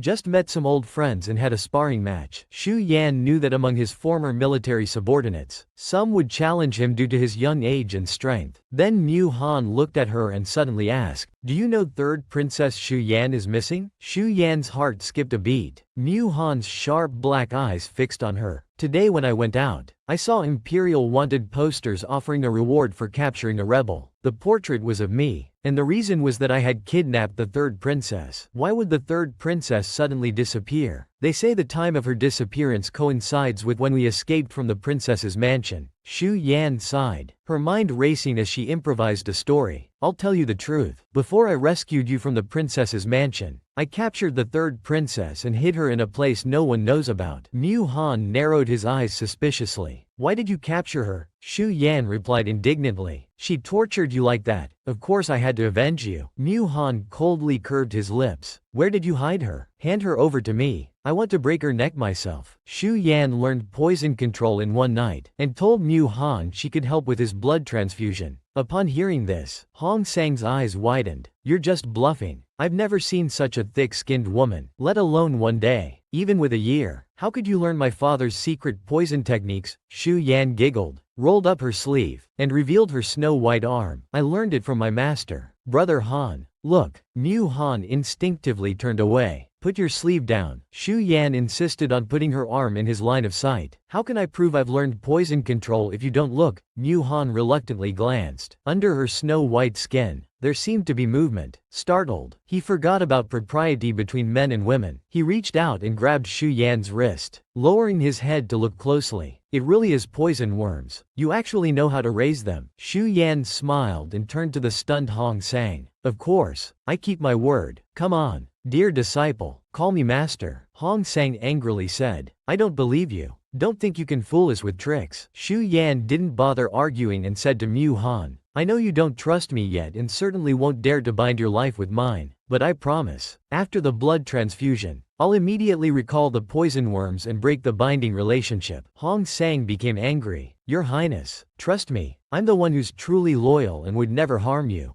Xu Yan looked at Mu Han seriously. Brother Han, I would never harm you. Mu Han moved his gaze away from hers. Just as he was about to refuse, his body suddenly stiffened. Xu Yan had caught him off guard and hit his pressure points. Seeing this, Hong Sang rushed forward. You witch! How dare you lay hands on His Highness? Xu Yan immediately hit Hong Sang's pressure points as well. Be quiet, you're too noisy. She suddenly pressed Mu Han's blood points. Then she wrapped her arms around his waist. I'll carry you to my room first. Then perform the blood transfusion. With incredible strength, Xu Yan laid Mu Han flat on the bed, then took off her boots and climbed onto the bed, sitting cross-legged beside him. Mu Han's eyebrow twitched. Don't be reckless. The blood transfusion technique is harmful. You'll suffer lasting effects from losing too much blood. I'll be fine. Whatever happens, happens. Xu Yan reached to lift his clothes. Excuse me, but I need to remove your clothes. Mu Han took a deep breath, trying to stay calm. If you don't want me to kill you, stop now. Xu Yan explained seriously. I'm not taking liberties with you. I just need to guide the poison worms to your dantian. Mu Han suppressed his anger and shame. Men and women should maintain proper distance. You don't need to do Hong Sang's job. I won't develop feelings for Hong Sang just because she helps with the blood transfusion. I promised you status. That won't change. You think I'm jealous? Xu Yan couldn't understand his logic, so she just admitted it. Yes, you're right. I am jealous. I don't want Hong Sang touching you, and especially don't want her blood entering my husband's body. You belong to me alone. As she spoke, she tugged at his pants. Hearing her possessive declaration, Mu Han felt both angry and indescribably embarrassed. Stop now, or I'll kill you. Xu Yan ignored him and looked at his dantian area. Suddenly freezing, she saw a flame-shaped birthmark near his dantian, bright red and lifelike. She instinctively reached out and traced the flame mark, feeling a pain in the softest part of her heart. She didn't even notice tears suddenly falling from her eyes. She reached out to touch the flame mark on Mu Han's waist. Tears suddenly fell from her eyes. Mu Han broke free from the pressure points and grabbed Ku Yan's throat. I told you, I hate it most when women touch me. His fingers tightened. Just a bit more pressure would cut off her breath, but Ku Yan didn't resist. Tears fell like broken strings of pearls. Why did seeing the flame mark on his body cause such a strong physical reaction in her? Mu Han frowned, unconsciously loosening his grip. Why are you crying? Xu Yan finally came to her senses, grabbed his hand and broke free from his grip. Let go. Seeing her dazed state, Mu Han began to doubt himself, wondering if he'd used too much force. Does it hurt? His gaze fell on Xu Yan's neck, seeing clear red marks from his fingers on her snow-white skin. He had indeed used considerable force, but with her martial arts skills, shouldn't she have easily avoided it? Xu Yan nodded. My heart hurts too, so don't talk to me right now. After speaking, Xu Yan jumped off the bed and walked out glumly. Mu Han hesitated. She was angry with him? But shouldn't he be the one who's angry? Meanwhile, Xu Yan went to a tavern and drank alone. Through all these worlds she'd traversed, she knew she must have loved someone before, perhaps a man with a flame mark. But she wouldn't rely on such external marks to judge. She would listen to her heart. Just then, a frivolous male voice suddenly spoke. Miss, why drink alone? So lonely. This young master will keep you company and chat about romance. Just as she was about to twist the man's wrist, she found she couldn't muster any strength. Xu Yan was speechless. The wine had been drugged, and the system hadn't even warned her. Just as the man reached out with his lecherous hand, he was suddenly kicked to the ground by a swift shadow. Mu Han, eyes full of killing intent, looked at him coldly. I'll kill him for you. Seeing this, Xu Yan quickly grabbed Mu Han, not wanting him to fall into his murderous demon state again. Brother Han,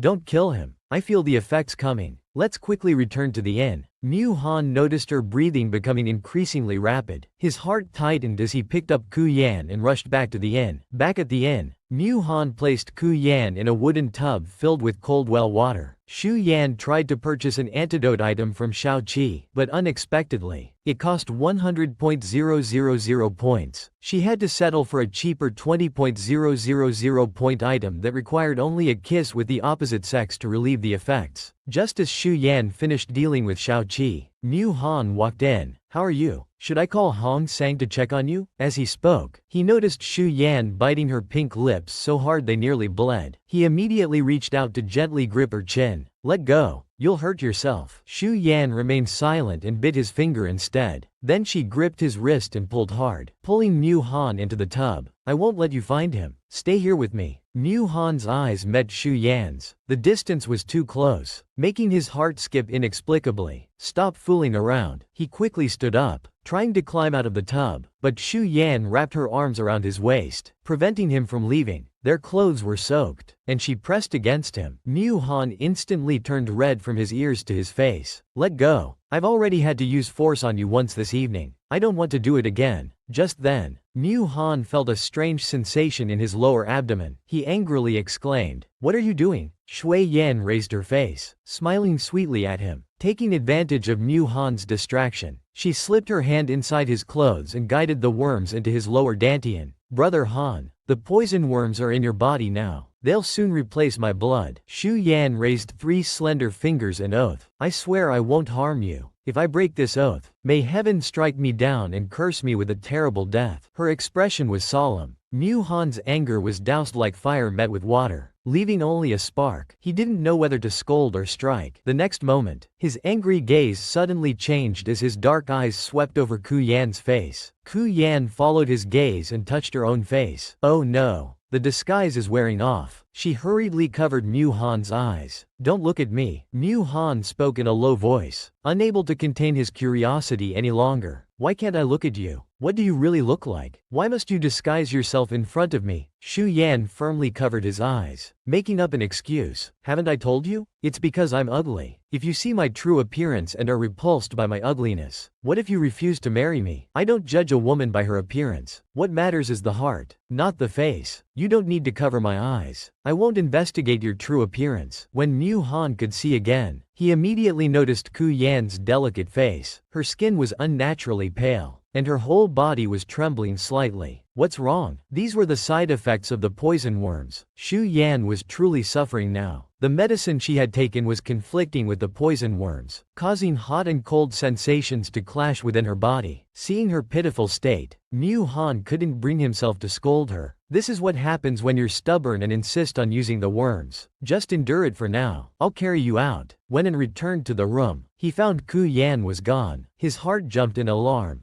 Just as he was about to turn and search for her, someone suddenly appeared from behind the door. She softly crashed into his embrace and kissed his thin lips. Mu Han felt a slight sting on his lips and tasted the metallic scent of blood. Amidst the blood, he faintly detected a familiar floral fragrance. The two scents mingled, making his blood rush. Deep in Mu Han's dark eyes flashed a hint of suspicion. What perfume are you wearing? This scent seemed familiar to him. I'm not wearing any perfume. Shui Yan kissed him again. She noticed that Mu Han had seemingly grown accustomed to his presence and didn't push him away, so she became bolder. Mu Han instinctively countered. Just like facing any external attack, he forcefully reversed his disadvantage. That moment of suspicion was temporarily suppressed by bodily instinct. While kissing her, he slowly moved to her neck, secretly inhaling the fragrance that became increasingly clear. Indeed, this was her natural scent. I've smelled your scent before. On third Princess Ku Yan. If she truly was Northern Dynasty's third Princess Ku Yan, then he had not only kissed her but also been intimate with her in the mountains. Facing a vicious woman with whom he had a blood feud, he had such impure thoughts. How could he face the thousands of fallen Yan Kingdom soldiers in the future? Ying Shu Yan suddenly pushed her away forcefully. There are countless women in the world. Having similar scents or using the same perfume isn't unusual. If I were really the third princess, why would I do so many meaningless things? Shu Yan sighed and said resignedly, I won't explain anymore. Just think of me as the third princess if you want. You never believed or liked me anyway. You've kissed me, embraced me, and now that you've had your way, you're finding excuses to get rid of me so I won't cling to you. I understand. Brother Han, I don't want to be empress anymore. I'll tell my master I failed the mission and can't help you. Marry whoever you want. I won't stay to annoy you anymore. After speaking, Xu Yan leapt through the window and vanished into the night. Mu Han rushed to the window but couldn't see any trace of her. Staring into the dark night, something twisted in his heart, leaving it empty. It's better this way. He he thought. Now he wouldn't have to doubt, worry, or fear falling for a woman. He pressed his hand to his chest. He should feel relieved, shouldn't he? This pain must be just an illusion. It would be better after sleep. He didn't sleep all night, having to investigate Ku Yan's whereabouts. Learning she was staying at another inn, he began monitoring her before dawn. He told himself this was only to uncover her true identity. If she really was third Princess Ku Yan, he would kill her himself. He secretly followed Ku Yan, watching her eat and drink excessively, likely due to her mood. His feelings were complicated. Meanwhile, Ku Yan felt carefree. She hadn't had time to properly taste this ancient world's cuisine. As for the mission, she'd put it aside for now. She walked and ate happily. Suddenly, she bumped into someone and quickly apologized. The young man looked up and smiled at her. "Silly girl, I finally found you." Xu Yan was surprised as she clearly saw who it was. He wore white robes, held a folding fan, with a handsome, otherworldly face and an intimate smile. She quickly checked the system information. He was Minister Yuzu, the Southern Prince, an important male supporting character who would become emperor in this world. He had once tried to match the Southern Princess with the original owner, though their relationship was more like siblings. The Southern Prince had met the original owner before and could recognize her through her disguise with Yi Nu's help. Xu Yan took the Southern Prince's arm and whispered, "Brother Nan Gong, come with me. I have something to tell you." The Southern Prince shook his head helplessly. He smiled faintly. Following her lead, he entered a shop with her. "Brother Nan Gong, please, please, no matter what, don't reveal my identity." The Southern Prince raised his fan and lightly tapped her head. "Do you know the Emperor has sent people everywhere looking for you? What are you doing in Shishi town?" Xu Yan countered. "Brother Nan Gong, what are you doing here?" Xu Yan actually knew he came to Shishi town on a secret imperial mission. In the future, the Southern Prince would become the main character's greatest enemy in his path to resurrection. Xu Yan curved her eyes and giggled. "Brother Nan Gong, don't take me back. I'll treat you to something delicious." She thought to herself this would also annoy that stone-headed Mu Han. Li Yan and Nan Gong Chu chatted and laughed intimately. Mu Han could hear the girl's clear laughter from afar. His eyes darkened slightly. Who was that suddenly appeared man? Xu Yan had long noticed that pale blue figure from the corner of her eye. She deliberately said, "I like men like Brother Nan Gong who treat me well. I hate people who don't trust me. I know father once arranged my marriage to Brother Nan Gong. Would you marry me?" After speaking, she winked at Nan Gong Chu, her lips moving silently to hint, "Play along. Just say you're willing." The brilliant Nan Gong Chu caught her hint and glanced around, spotting a young man in blue hiding nearby. He quickly understood that the third princess was having a lover's quarrel. He smiled and nodded at Xu Yan. "Silly girl, be more confident. You're so beautiful and lovely. No man would refuse to marry you." "I love hearing Brother Nan Gong's words the most." Xu Yan smiled sweetly. Acting with clever people was so easy. He understood her intention immediately. Xu Yan pressed on, adding fuel to the fire. "For the wedding, I want a night pearl embedded in my phoenix crown." "Brother Nan Gong, do you have a night pearl?" Before she finished speaking, a gust of wind swept past, and someone grabbed her wrist. "Come with me. I need to talk to you." Mu Han's voice was low, seemingly angry. Xu Yan winked at Nan Gong Chu, indicating she was fine. Mu Han walked quickly, holding Xu Yan's wrist until they reached a secluded corner. He trapped her there and asked in a deep voice, "You're going to marry that man?" Xu Yan calmly asked back, "May I ask who you are? Why are you grabbing this lady?" Mu Han's dark eyes were deep and complex. He shouldn't be so impulsive, but hearing she would marry someone else, he couldn't stand idle. Shui Yan spoke politely but distantly. "We are strangers. You grabbing me like this is inappropriate." She pushed away his hand coldly. "Men and women shouldn't have physical contact. You're being improper." "Sir." Mu Han's handsome face turned ashen, anger swirling in his chest with nowhere to vent. "You don't need to pretend not to know me. If you were already engaged to someone else, you shouldn't have deliberately approached me. That's ridiculous. You confused me, deceived me, angered me. Should I still shamelessly try to please you? I'm sorry, but I have my pride. I can't do that. As for whom I marry, that's my freedom. Just because you don't want me doesn't mean no other man will." "When did I say I don't want?" Mu Han's words halted. What was he saying? He just needed to verify if she was the third princess. Xu Yan snorted. "Go on. Why don't you finish? Since you have no use for me, please stop following me. Otherwise, I'll report you to the authorities for harassment and improper conduct." Xu Yan finished speaking and turned away. Mu Han reached for her, but only caught her sleeve which slipped through his fingers. Watching her slender figure float away, that strange emptiness in his heart surfaced again. He unconsciously pressed his left chest. Why did it sting again? Late at night, Shu Yan lay in bed but wasn't asleep. She listened intently to the faint breathing in front of her bed. Shu Yan suddenly opened her eyes. What do you want to do to me? Mu Han's figure stiffened. After a moment of silence, he spoke lowly. I just want to see your true face. A sigh escaped Shu Yan's pink lips. I knew you would be this persistent. She could understand him. How could a royal member bearing the blood debt of a fallen nation easily trust a girl who appeared out of nowhere? Restoring the nation and seeking revenge was his destined mission. He couldn't afford to be reckless or emotional. Shu Yan lit the oil lamp on the table. Brother Han, let's have an honest conversation tonight. You suspect I might be Princess Shu Yan, right? If I am the third princess, you want to kill me with your own hands. Is that right? Mu Han stared with his clear eyes. Emotions complex. He didn't answer. Shu Yan continued. We're already bound by the mother-child worms. If you kill me now, you'll die too. How about this? Tonight I'll help you complete your blood transfusion. We'll break our life and death connection. Then you can decide whether to kill me. As soon as she finished speaking, Shu Yan solemnly pressed Mu Han's acupoints. Mu Han was shocked. What are you doing? Shu Yan pushed him onto the bed, also pressing his mute acupoint. Changing your blood, so you won't suffer from chi deviation anymore. Mu Han couldn't move or speak. He vaguely sensed she was doing something very dangerous. He had to stop her. Shui Yan read his mind and smiled. Don't think about breaking free. I used my full strength. You won't break through anytime soon. Shui Yan opened his clothes and quickly found the worm's location. Without further words, she controlled the worm, making it return to her arm, slowly fill with fresh blood, then enter Mu Han's body again. This process repeated again and again. Her face gradually turned pale from blood loss. She repeatedly let the worm drink her blood to give to Mu Han. Her face grew increasingly pale with blood loss. Mu Han watched her slender body swaying, unable to stop her. His anxiety and anger showed in his eyes. She had to stop, or her body wouldn't handle it. As time passed, Shu Yan's vision darkened, her whole body swaying. Brother Han, I've reached my limit. After speaking, she summoned the worm back, breaking their connection. Then she struggled to help Mu Han sit up. Sitting cross-legged behind him, she placed both hands on his back. I'll give you some of my inner power. This way you can better recover your strength. Mu Han's eyes reddened, wanting to shout but unable to speak. Enough. Don't do anything more for me. After a long while, Shu Yan withdrew her hands, her pale face managing a smile. In the future, be careful when practicing. Don't let your chi deviate again. After doing all this, I only hope you'll grant me one request. Mu Han's gaze fell on her face. I know what you said before. You want the position of Empress. However, Shu Yan said, I don't want the position of Empress. I only hope that after you win the war, you'll treat the defeated country's people kindly. Please don't massacre cities. Even if the Northern Dynasty was wrong, its millions of citizens are innocent. You must remember my words today. It sounded like last words. Mu Han's heart grew increasingly anxious. Her fingers were ice cold, unlike a living person's temperature. What damage had the repeated blood transfers done to her? She struggled to get off the bed, turned back to look at him deeply. I'll tell you one last thing. That night on Qingbai Mountain, we didn't have that kind of intimate relationship. You were just delirious from chi deviation and bit me, causing me to bleed. That's all. You don't need to feel ashamed, burdened, or responsible. A flash of panic crossed Mu Han's dark eyes, though he didn't notice it himself. If nothing happened that night, why did she confess this? Did she want to cut all ties with him? Shu Yan stumbled toward the door. I'm sorry I deceived you after all. Brother Han, take care of yourself from now on. Mu Han stared intensely at her back, trying with all his might to shout, don't go, but couldn't make a sound. Half an incense stick's time later, he coughed up a mouthful of tainted blood before his acupoints were released. He had to find her. He needed to see that she was safe and sound. After spending most of the night on the blood transfusion, dawn was breaking. Mu Han searched everywhere for Ku Yan's whereabouts, finally discovering she had entered a private house. He knocked on the door. The one who opened the door was the man Ku Yan called Brother Nangong. His eyes revealed a trace of sadness. Get lost. Haven't you hurt her enough? You don't deserve to see her. Seeing his unusual expression, Mu Han felt a sudden sense of foreboding. What happened to her? Princess Lan remained silent for a moment, then let out a bitter laugh. Fine. If you want to see her, go ahead. He stepped aside. Mu Han rushed into the room. Then his footsteps suddenly halted. On the wooden platform nearby, the young woman lay motionless. Her face was snow white, completely still, without any sign of life. Mu Han felt his own heart nearly stop. He walked towards her with almost soundless steps. What's wrong with you? He knelt beside the bed, speaking very softly, as if afraid to startle her. Wake up, please. I have something to tell you. At this moment, Prince Nan suddenly spoke. Don't bother calling. She's already dead. Mu Han's eyes turned red as he let out a fierce roar. Impossible. She can't just die like this. Almost madly, he bent down to lift Ku Yan. I'll take you to Hong Sang. He can surely save you. He carried Ku Yan into a secret mansion. This was where his loyal subordinates gathered. Where's Hong Sang? Call him here. He carried Ku Yan into an empty room, gently laying her on the bed. He pulled up the blanket to cover her, as if she was just sleeping from a cold. When Hong Sang entered, he didn't know what had happened. Your Highness, you called for me? Mu Han's handsome face showed no emotion. Hong Sang, come check what strange illness she has. She's sick? Hong Sang was confused. He walked to the bedside and reached to check her pulse. As soon as he touched her wrist, he was shocked. There's no pulse. She's dead. Mu Han spoke slowly. Last night she used the worms to change my blood for 3 hours. She also transferred her inner power to me. She must have collapsed from exhaustion. Hong Sang was shocked and stunned. What? Using worms for 3 hours? That's certainly fatal. The worms are poisonous. Even using them 3 times is very damaging. And she even transferred her inner power to you? Wasn't she trying to die faster? After speaking, he noticed His Highness's face had turned ashen, glaring at him furiously. Hong Sang jumped in fright, shrinking back fearfully. His voice grew smaller. Your Highness, she's dead. You must accept this fact. Mu Han shook his head. Impossible. She learned from a hidden master. Her martial arts are supreme. She couldn't die so easily. Hong Sang glanced at the lifeless young woman on the bed and carefully said, Your Highness, I also know disguise techniques. Looking closely now, it's clear she used facial disguise. What she said might not be true. Mu Han suddenly erupted in anger, shouting coldly, Get out! Hong Sang, terrified, dared not disobey and respectfully withdrew. His Highness must have gone mad, guarding a dead person, claiming she's just unconscious. The young woman on the red bed remained silent, seeming very docile. Mu Han's eyes were rimmed with red, forcefully suppressing the bitter feeling. He wet a cotton cloth and said softly, You said you were ugly, that you didn't want me to see your true face, but I promised, no matter how ugly you are, I would marry you. Let me see. Alright? I'll remove your disguise now. If you're angry, you can hit and scold me when you wake up. When Mu Han finished removing Ku Yan's disguise, his movements froze mid-air. His suspicions were correct. She was indeed the Northern Dynasty's third princess, Ku Yan. Hong Sang took a peek and was terribly startled. That bone-removing girl's face under the disguise was actually the Northern Dynasty's third princess. Hong Sang, filled with righteous indignation, suddenly had an idea. He shouted, Your Highness, please hear me out. Since we have the Northern Dynasty's third princess in our hands, we can use her. We can infiltrate the third princess's mansion and destroy the great Northern Dynasty from within. I can peel off her face, make it into a mask, and disguise myself as her. No one will be able to tell the difference. Mu Han's dark eyes turned as cold as frost, fierce and icy. Get out! Mu Han suddenly roared. His sleeve fluttered as he shot out a flying dagger. Hong Sang couldn't dodge in time. His left shoulder exploded in pain as the dagger pierced flesh and bone, instantly causing blood to flow. Hong Sang was shocked. Wasn't his suggestion good? He was sincerely thinking of his master's interests. Mu Han's eyes were filled with murderous intent, churning with dark malice. If you don't leave now, the next dagger will pierce your heart. Hong Sang yelped in fear and ran away. Mu Han's gaze returned to the pale face of the young woman on the bed. Before, he had found this face disgusting, but now looking at it, he found it beautiful. Had he gone mad? His fingertips traced Ku Yan's soft, cold cheeks. Wake up. Since you meant to fool me, you can wake up now and laugh at me. He commanded loudly. Shu Yan, open your eyes. Isn't this what you wanted? To see me make a fool of myself? I admit I lost. Go ahead and mock me. But the young woman showed no response, no breath, no heartbeat. Mu Han's voice grew hoarse with emotion. Why won't you tell me? Why were you just playing with me? Why did you do all these strange things? Why did you change my blood? Why did you give me half your inner power? Why did you throw away your life? His voice became terribly hoarse as he spoke, his eyes bloodshot. But the young woman remained deathly still. Her body temperature had long since gone cold. Everything indicated she was now just a corpse. At this time, Shu Yan's spirit had left her body, her soul temporarily returning to a white, misty space. Through the foggy mirror, she saw Mu Han place her body in a coffin and secretly transport it to Qingbai Mountain. He buried her near the cave where they had spent that night. Shu Yan was secretly relieved that cremation wasn't common in this ancient world. Otherwise, not even her ashes would remain. Little 7. Did you preserve the third princess's body well? I won't actually suffocate in the coffin, will I? Host, please don't worry. I've used high-tech methods to freeze it. The body won't decay, and beauty won't fade. After 7 years, when you return, the body will still be young and beautiful. Shu Yan's mouth twitched. That's even scarier. Not only will I come back from the dead, but I'll look unchanged. Still 16 years old. I'll be no different from a ghost. But that's fine too. I can use this to my advantage. Host, rest your spirit well. Little 7 will wake you before the male lead destroys the city. Resting in the warm, spring-like mist, she knew that no matter how well she disguised herself, it was only temporary. Mu Han would eventually discover the truth. Better to let him discover it now in the most tragic way. Li Yan just took a nap, but for Mu Han, 7 years had passed. By now, he was no longer called Mu Han, having returned to his real name, Murong Han. Host, wake up. If you don't wake now, you'll miss the timing. Shu Yan had slept too deeply and was finally roused with difficulty. It was time to meet old acquaintances. Meanwhile, in the third princess's mansion, Murong Han stood before the dressing table. The bronze mirror was covered in dust. On the table sat an empty dressing box containing only a wooden comb. Murong Han picked up the wooden comb, looking at the few strands of black hair wrapped around it. 7 years had passed, yet he hadn't forgotten for a single day. Whenever he thought of it, his heart would inexplicably ache. At that moment, a clear young girl's voice suddenly sounded behind him. Brother Han. Murong Han suddenly stiffened and didn't turn around immediately. Brother Han, why won't you turn around? Murong Han turned around very slowly. The next moment, his dark eyes sank. This face must be from a dream. He must be dreaming about her again. The young woman before him had a beautiful complexion, with a hint of smile in her eyes, looking cute and pretty. Murong Han took a step forward, then suddenly froze. No, this wasn't a dream. His handsome face turned solemn as he said coldly, "Who are you? What's your purpose in playing these tricks? Which country sent you as a spy? You think disguising yourself as the Northern Dynasty's third princess will fool me?" Shu Yan's lips curved slightly. After 7 years, Brother Han is still so cautious. She rolled up her sleeve. Brother Han, do you remember that night on Qingbai Mountain? You bit me and misunderstood that we had been intimate. Murong Han's tall figure suddenly stiffened. This was a sensitive matter that only he and she knew about. He had never mentioned it to anyone else. After her death, no one else could have known. It was really her. Had she returned as a spirit to see him? His steps faltered as he walked toward her urgently. He feared that if he reached out to touch her, she would vanish like smoke. Shu Yan playfully teased, "Brother Han, have you grown old? Why are you walking so slowly?" She stepped forward and lightly threw herself into his embrace. Murong Han trembled and instinctively tightened his arms, holding her firmly against his chest. The woman he had waited 7 years for suddenly appeared before him. Her appearance remained unchanged from before. Murong Han held Ku Yan tightly against his chest. "It's been 7 full years. Why did you wait until now to come see me? I destroyed the great Northern Dynasty. Do you hate me?" Ku Yan gently shook her head. "Brother Han, I don't hate you." In this world's plot, the male lead was destined to experience hardships and rise against adversity. The Northern Dynasty's fall was inevitable. My return can only change one thing: preventing you from massacring the city. Murong Han glanced at the moonlight outside the window. Only a few hours remain until dawn. How long can you stay this time? When night fades and the sun rises, she would disappear, wouldn't she? After all, ghosts couldn't exist in sunlight. Shu Yan suddenly smiled. "Brother Han, I'm not a ghost. If you're not a ghost, then what are you now?" Shu Yan had already prepared her answer and said without hesitation, "I'm a flower fairy from heaven. I came to your world to help you. I told you this before, but you didn't believe me. I've returned again to help you. I wonder if you still doubt my intentions." Murong Han's heart stirred. He lowered his head to her temple. Indeed, there was an enchanting floral fragrance about her. If she was a flower fairy, it would explain why her personality had changed so suddenly. He cupped her face in his hands. "Since you're a heavenly fairy, Will you leave again? Xu Yan remained silent. Marong Han had already found his answer in her silence. Unable to reveal her true mission, she could only shamelessly play the role of a flower fairy. You've come back to see me. Is there something you want to tell me? Xu Yan nodded. Brother Han, 7 years ago when I left, I gave you one instruction. Don't massacre the city. Do you remember? Now that you've restored your nation, can you show mercy to the Northern Dynasty's prisoners and citizens? Marong Han lowered his eyelashes, hiding the darkness in his eyes, and continued probing.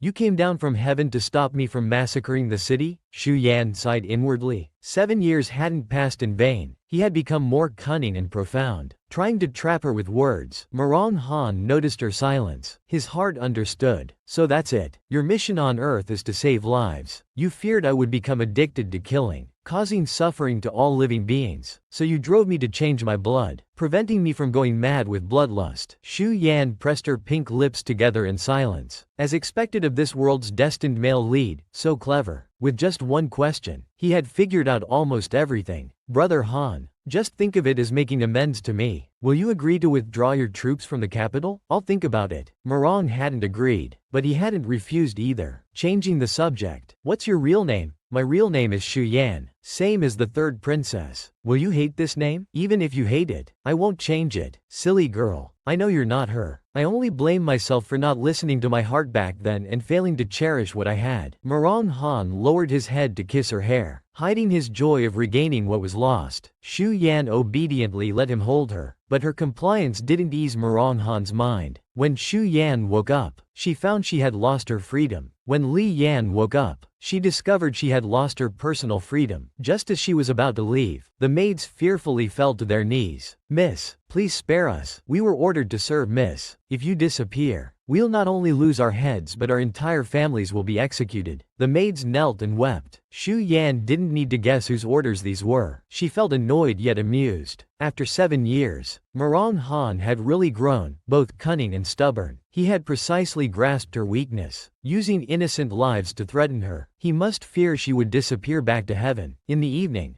Marong Han returned, travel worn. Xu Yan let out a light snort. Ignoring him, Marong Han approached her. There's something you might want to know. After your death back then, that Nangong fellow couldn't wait and became furious. He swore to settle scores with me. He's been searching for you these 7 years. How is he? Xu Yan thought of Nangong Chu and felt guilty. Back then, she needed someone's cooperation and had used Nangong Chu's help to complete her death plan. Marong Han replied. After the Northern Army's defeat, he was captured by my forces. He's in prison now. Don't worry, I know you have some friendship with him. I won't mistreat him. Xu Yan's eyes flickered. Suddenly she understood. He was clearly using Nangong's life to threaten her. She glared at him angrily and scolded. You're despicable. Marong Han hummed in agreement. I am despicable. You can scold me, hit me. I'll accept it all. Xu Yan pinched his waist. Why are you doing this? I never said I was leaving. Marong Han gazed at her deeply. I don't know why either. I just want to keep you tied firmly by my side. Not let you leave. Not let you disappear again. She was a heavenly fairy, and he had no other way to keep her. Xu Yan angrily pushed him away. Then think about why. Marong Han stood there, frowning. What did she want him to think about? Xu Yan sat in a luxurious comfortable carriage, accompanying Marong Han to the Yan Kingdom's capital. Brother Han, are you sure you want to treat me like this? Marong Han sat beside her and said softly. Yanner, whatever you want, I'll give you. You once said you wanted to be empress. After I ascend the throne, I'll make you empress. Alright? You want me not to massacre the city. I'll agree to that too. Xu Yan glanced at him and said, yes, you agreed to my request, but you left some troops in the northern capital, which means if I don't obey you, you can order a massacre anytime. I don't like being threatened. I won't be your empress. Marong Han's eyes darkened. You don't want to stay, do you? He was willing to give her everything most precious under heaven, yet she still scorned it all. Was there nothing in the mortal realm she wanted to stay for? Xu Yan gazed at him. Brother Han, if I could stay, I would certainly accompany you. Witness you expand your territory and become a wise emperor. But if you use schemes to force me, using lives as bargaining chips, it will only provoke my rebelliousness, make me want to leave even more. Marong Han pressed his thin lips together, momentarily speechless. Xu Yan saw his gloomy expression and her heart softened. Let's not talk about this for now. We'll discuss it after your coronation. I want to see how you look in imperial robes. You must look very handsome. Marong Han held her tightly to his chest. You'll look beautiful in the phoenix robe too. Didn't you once say you wanted a night pearl embedded in your phoenix crown? I prepared it for you. Xu Yan thought about those words. She recalled when she was pretending with the southern princess, deliberately saying she wanted a night pearl just to anger Marong Han. She hadn't expected him to take it to heart. Brother Han, you once said you had no interest in love and wouldn't fall for any woman. So why do you want to make me empress? I've said before, nothing intimate happened between us. You don't need to take responsibility. Marong Han's eyes flickered slightly. After a moment of silence, he acknowledged he had indeed said he had no interest in love. What was love? He still didn't understand. Xu Yan looked into his deep eyes and said softly, Brother Han, I actually really like you. It's intuitive. I like being embraced in your arms. It feels warm and secure. I like being close to you. These are my most genuine feelings. Ku Yan pointed to her heart. You're here in my heart. What about you? Marong Han caught Ku Yan's hand and pressed it to his chest. You're in my heart too. So this is what liking someone feels like? Having her in my heart. Only her? No. I don't just like you. I love you. In the middle of the night, she suddenly felt someone by the bed. He suddenly woke up. Shush. Don't be afraid. It's me. Brother Nangong. You escaped. Nangong looked at Ku Yan with bright eyes, carefully scanning her face. Where have you been these 7 years? Do you know your father and mother both? Xu Yan nodded. I know back then father waged wars everywhere and massacred cities, causing countless deaths. Now karma has come full circle. Don't harbor thoughts of revenge. Taking your loyal subordinates and returning to a peaceful life is the right path. The southern prince's handsome face showed determination. The country is already destroyed. Where is home? Retiring to the countryside would just be self-deception. After speaking, he suddenly grabbed Ku Yan's wrist. We can't talk here. Third princess, please come with me away from this post station. At that moment, the door was opened from outside. The southern prince released his hand. Ku Yan saw the tense situation. Her heart jumped. Oh no. The southern prince won't die in this confrontation. Will he? Brother Nangong? Let me take you out. She grabbed the southern prince's hand. They leapt up, breaking through the roof and running across the tiles. The soldiers below aimed at them. Marong Han ordered, don't shoot. I'll pursue them alone. Marong Han's martial arts had greatly improved. He soon caught up to them. Xu Yan stopped. Brother Han, can you let Brother Nangong leave? But Nangong Chu held her hand tightly. If we leave together. Xu Yan shook her head gently. I'm not leaving. Nangong Chu was shocked. Third princess, you really want to be with someone who destroyed your country and killed your father? I'm sorry. Brother Nangong, just pretend I'm not the girl you knew since childhood. I only hope you can live well, so our acquaintance won't be in vain. Though our friendship was brief, I used that friendship, and now I want to repay it. Hearing this, the southern prince's eyes suddenly brightened. He seemed to understand something. The prince suddenly brightened his eyes and lowered his voice. Princess, staying undercover isn't easy. Take care. Then, with a serious face, he loudly berated Xu Yan. You're greedy for glory, betraying your country to submit to the enemy. All the northern dynasty's people are ashamed of you. Go enjoy your wealth. From today on, we're done. After speaking, he turned and fled. Before leaving, he gave Xu Yan a meaningful look, as if saying he would come back to save her. Xu Yan was completely helpless. She really wasn't that noble and had no plans to risk herself by infiltrating enemy territory. Xu Yan had no time to explain. She turned and ran toward Marong Han. She hugged his waist, stopping him from pursuing. Brother Han, please let Brother Nangong go. I owe him a debt of gratitude. Consider it repaid today. Marong Han, being embraced fully, his eyes darkened. Don't call him brother. You can only use intimate terms with me, and from now on, don't let other men touch you. Understand? Xu Yan humphed. You're too domineering. I am domineering, but I also allow you to be domineering with me. How can I be domineering with you? Can I forbid palace maids from serving you? After your coronation, there will be many officials' daughters waiting for you to choose from. Marong Han stated firmly. There won't be a harem. Only you. Only eunuchs will serve me closely. No palace maids. Call me Yanner. Alright? Xu Yan's heart softened. Then make me a vow. Will you? Marong Han replied without hesitation. I swear I'll love only you in this life. If I'm ever unfaithful, you won't need to act. I'll end my life before you. Xu Yan's eyes welled up. That's not the vow I wanted. She didn't know how to ask him to swear never to massacre cities. Marong Han, being extremely perceptive, seemed to know that if he made such a vow, Xu Yan would disappear instantly. You can ask anything of me, but I won't make that vow. Stay by my side. Remain in this world. As long as you're here, I won't kill indiscriminately. Xu Yan's eyes reddened, so he knew everything. She made a decision in her heart to stay in this world for a lifetime, never again mentioning the vow about not massacring cities. After reaching Yandu, Murong Han ascended the throne, establishing the Shiyuan era. In the third year of Shiyuan, the emperor and empress married. However, they remained childless for many years. Court officials were dissatisfied and submitted numerous petitions requesting the emperor to depose the empress. To protect Ku Yan from criticism, Murong Han publicly announced that he was infertile and could never have children, taking all the pressure himself. He adopted a child from the Murong clan, raising him in Xixia. At 14, the child was named Crown Prince and began participating in state affairs. Murong Han often took Ku Yan traveling. Sometimes they disguised themselves as merchant couples, sometimes as wandering swordsmen and women, living freely and lovingly. Decades passed. Their love never changed, remaining inseparable until Murong Han's natural death. Xu Yan's smiling eyes glistened with tears. Brother Han, do you believe we'll meet again in the next life? Everyone knew the emperor and empress lived a loving life, never taking others, dying in each other's arms. At that moment, a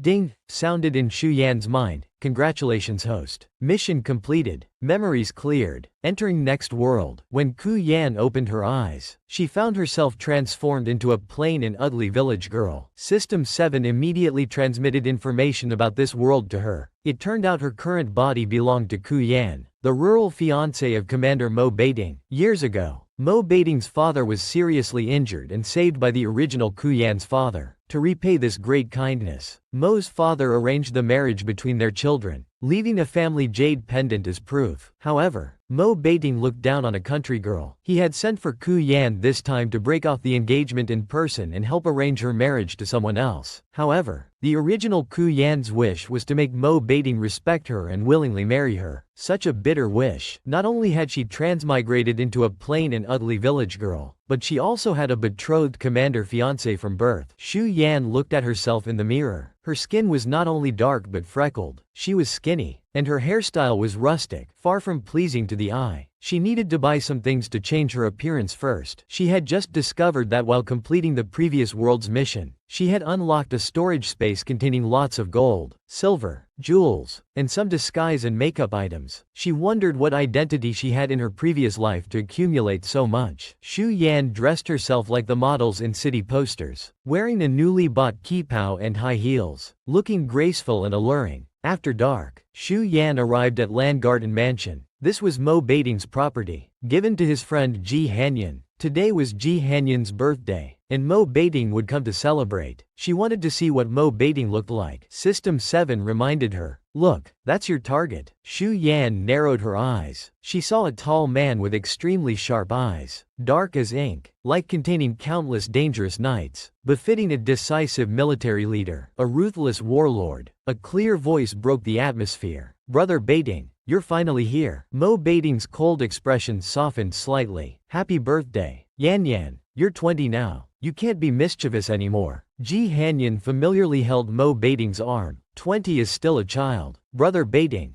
don't forget you promised to treat me as a child forever. Let's go cut the cake. Everyone's waiting for you." Mo Beiting withdrew his arm, saying coolly, "You go ahead. I have something to do. I'll be there shortly." After Ji Hanyan left, Mo Beiting's sharp black eyes narrowed. He had seen the guest list. All were regular acquaintances. That woman looked familiar. Beiting strode toward the pavilion. He stared coldly at Xu Yan. "Who are you?" Xu Yan smiled. "Who I am isn't important. Commander, would you like to know whether tonight's shipment at Pujong can dock safely?" Mo Beiting's gaze suddenly sharpened. The secret military operation of transporting weapons by water to the city. How did she know about it? He suddenly grabbed Ku Yan's slender wrist. "Are you fifth master's person?" The man carried a faint tobacco scent and an inherent imposing aura. Ku Yan showed no fear, looking up with a bright smile. "I hope I'm your person. Commander, if you don't care, let the boatmen open fire. Your shipment of guns won't dock at the West Pier as planned, but will be hijacked at the East Pier. Tonight at 9 o'clock. The man was so tall, Xu Yan had to stand on tiptoes to whisper in his ear. "Miss Ji Hanyan's birthday might be important, but I'd rather know." "Commander, Will you choose her, or the goods? Mo Beting narrowed his dark eyes, sharp intent flickering in their depths. This woman's appearance was suspicious, but the stakes were too high to ignore. Mo Beting gripped her wrist, not letting go. Come with me, Xu Yan complained coquettishly. Commander, weren't you educated in England? Can't you be more gentlemanly? Seeing him about to leave, Ji Hanyan hurriedly ran out. Brother Beting, where are you going? Xu Yan winked at her. Happy birthday, Miss Ji. The commander is staying with me tonight. Ji Hanyan's face froze. Xu Yan laughed lightly. Miss Ji shouldn't be jealous, right? After all, the commander is an engaged man. I'm sure an educated woman like Miss Ji wouldn't try to be a third party. Ji Hanyan replied angrily. Since you know Brother Beting is engaged, you shouldn't shamelessly seduce him. Xu Yan curved her red lips, smiling alluringly. Miss Ji, you're mistaken. I'm just a songstress. What shame should I have? Unlike some who pretend to be proper, Xu Yan was dressed like a singer from the posters, perfectly mimicking their coquettish charm. Mo Beting offered no explanation. Yan, your birthday gift will be delivered by my aide later. I need to leave first. Ji Hanyan watched helplessly as they left hand in hand. She gritted her teeth and controlled herself. With so many guests tonight, she couldn't confront the songstress. He would definitely find out her full name. Soon the car arrived at the dock. Mo Beting handcuffed Ku Yan. Stay put in the car. If I come back and find you've lied to me, I'll shoot you dead. After saying this, he and the driver got out of the car and walked toward the dock. Xu Yan sat in the car, mentally retrieving a silver needle from her space. After half a minute of fiddling, she picked the handcuffs lock. She didn't know from which mission she had learned such a skillful technique. At this moment, a mass of people gathered at the dock's edge, all subordinates summoned by Mo Beting. Xu Yan quietly slipped out of the car, looking from afar. Such a big scene would surely make tomorrow's papers. A bloody gunfight broke out at the chaotic dock. Xu Yan slipped away in the darkness, silently concealing her contribution. Early the next morning, while having breakfast, Xu Yan casually picked up the newspaper on the table. Mo Beting's sister Mo Qingdai, seeing her action, mockingly asked, "Can you even read? Are you using the newspaper as a placemat for your porridge bowl?" Xu Yan replied, "Oh, no. I just wanted to smell the ink." She then leisurely sipped her porridge. The newspaper indeed reported last night's shooting at the East Dock. Mo Beting had won. This made him a great hero. Mo Qingdai gave her a disdainful look. Father was too generous, giving our family heirloom to a country woman. That jade pendant should have gone to Sister Hanyan. In this world, only Sister Hanyan is worthy of my brother. Do you know why my brother didn't come home yesterday? He went to Sister Hanyan's birthday. Sister Hanyan is from a family of equal status. Grew up with my brother. They're perfect for each other. She now runs a women's school in the city. Since you're illiterate, I could ask Sister Hanyan to give you a chance to take the entrance exam. Xu Yan showed a friendly smile. Was your Sister Hanyan happy at her birthday party? Mo Qingdai recalled last night's party at Nangarten Mansion, feeling upset. Why are you so concerned about others' affairs? Xu Yan replied calmly. How is it others' affairs? You say Miss Hanyan is perfect for your brother. If he brings her home as a concubine, she'll still need to serve tea to me, the official wife. Mo Qingdai looked at her incredulously. What concubine? That feudal practice of multiple wives should be abandoned. We believe in free love. We won't blindly follow arranged marriages and concubinage. Just then, Xu Yan heard military boots approaching. Mo Beting must be back. She continued, if you hate arranged marriages so much, why didn't you resolve it earlier? If your brother never intended to marry me, why didn't he send someone to Ku family village years ago to discuss canceling the engagement with my parents? Mo Qingdai defended. Our father passed away a few years ago, and my brother was busy handling the aftermath. Then he had to lead troops in battle, dealing with national affairs. How could he attend to personal matters? You wouldn't understand anyway. I may not understand your city people's logic, but our village teacher once said, to govern the country, one must first manage their family. If one can't handle personal affairs, if family matters aren't settled, how can one govern the country? Xu Yan lowered her eyes and continued eating breakfast. These words were spoken for the original owner. The original owner was just an illiterate country girl. Marriage and children were the most important things in her life. Being rejected and returning home in disgrace meant her world had collapsed. Mo Beting might have lived up to his ideals and ambitions, but he failed her. Mo Qing turned to see a tall man in military uniform. Brother, you're back. Mo Beting narrowed his dark eyes, his gaze sweeping over the unfamiliar woman sitting at the dining table. Her skin was dark, her frame thin, with a strong rural air about her. but her previous words were quite sharp. Baiting's gaze lingered on Ku Yan. Come with me. This was the tone of someone used to being in power, habitually commanding. Ku Yan wouldn't tolerate this bad habit. Let me finish my meal first. Do you city folks always leave half your food uneaten? Mo Baiting wasn't one to get angry over such small matters. He turned to Mo Qingdai and said, I'll be in the study handling matters. When she finishes eating, bring her up. Mo Qingdai obediently agreed. After Ku Yan finished eating, Mo Qingdai led her to the second-floor study. Don't touch anything inside. My brother hates people messing with his things. And don't make him angry. Most people can't handle the consequences when he gets angry. After saying this, she knocked on the door. A man's deep voice came from inside. Come in. Xu Yan entered the study and closed the door behind her. Mo Baiting glanced at her indifferently and said, Let's dissolve our engagement. Name your compensation. Feel free to ask. Within reason. I'll satisfy your requests. Xu Yan slowly lowered her eyelashes, hiding the light in her eyes. I won't dissolve the engagement. Mo Baiting frowned, growing impatient but still maintaining his composure. You and I are like strangers. There's no emotional foundation. Even if we married, it would only end in tragedy. Xu Yan kept her head lowered and stubbornly repeated, I don't want to dissolve the engagement. This was the original owner's wish. She needed to say it for her, but that was all she needed to do. After a moment of silence, Xu Yan slowly raised her eyes. If the general insists on dissolving the engagement, then I hope you'll agree to two conditions. First, after we dissolve the engagement, we'll have no relationship whatsoever. Then you cannot interfere with whom I associate with in the future. Our marriage matters will be separate. Mo Baiting's brow furrowed slightly as he glanced at her, then coldly grunted in agreement. Did she think he would prevent her from finding another husband? Whoever she married in the future was none of his concern. She was overthinking it. Then, Xu Yan unhurriedly continued. The second condition. I heard the general has a land garden mansion that's been given to someone else to live in. I want land garden mansion as compensation. Would the general be willing to give it? A trace of displeasure flashed in Mo Baiting's eyes. Ji Hanyan is currently living in land garden mansion. The Ji family's roots are in the northeast, with no houses in the city. I can't just evict her without reason. If you want a house, I can give you another one. Xu Yan insisted. I only want land garden mansion.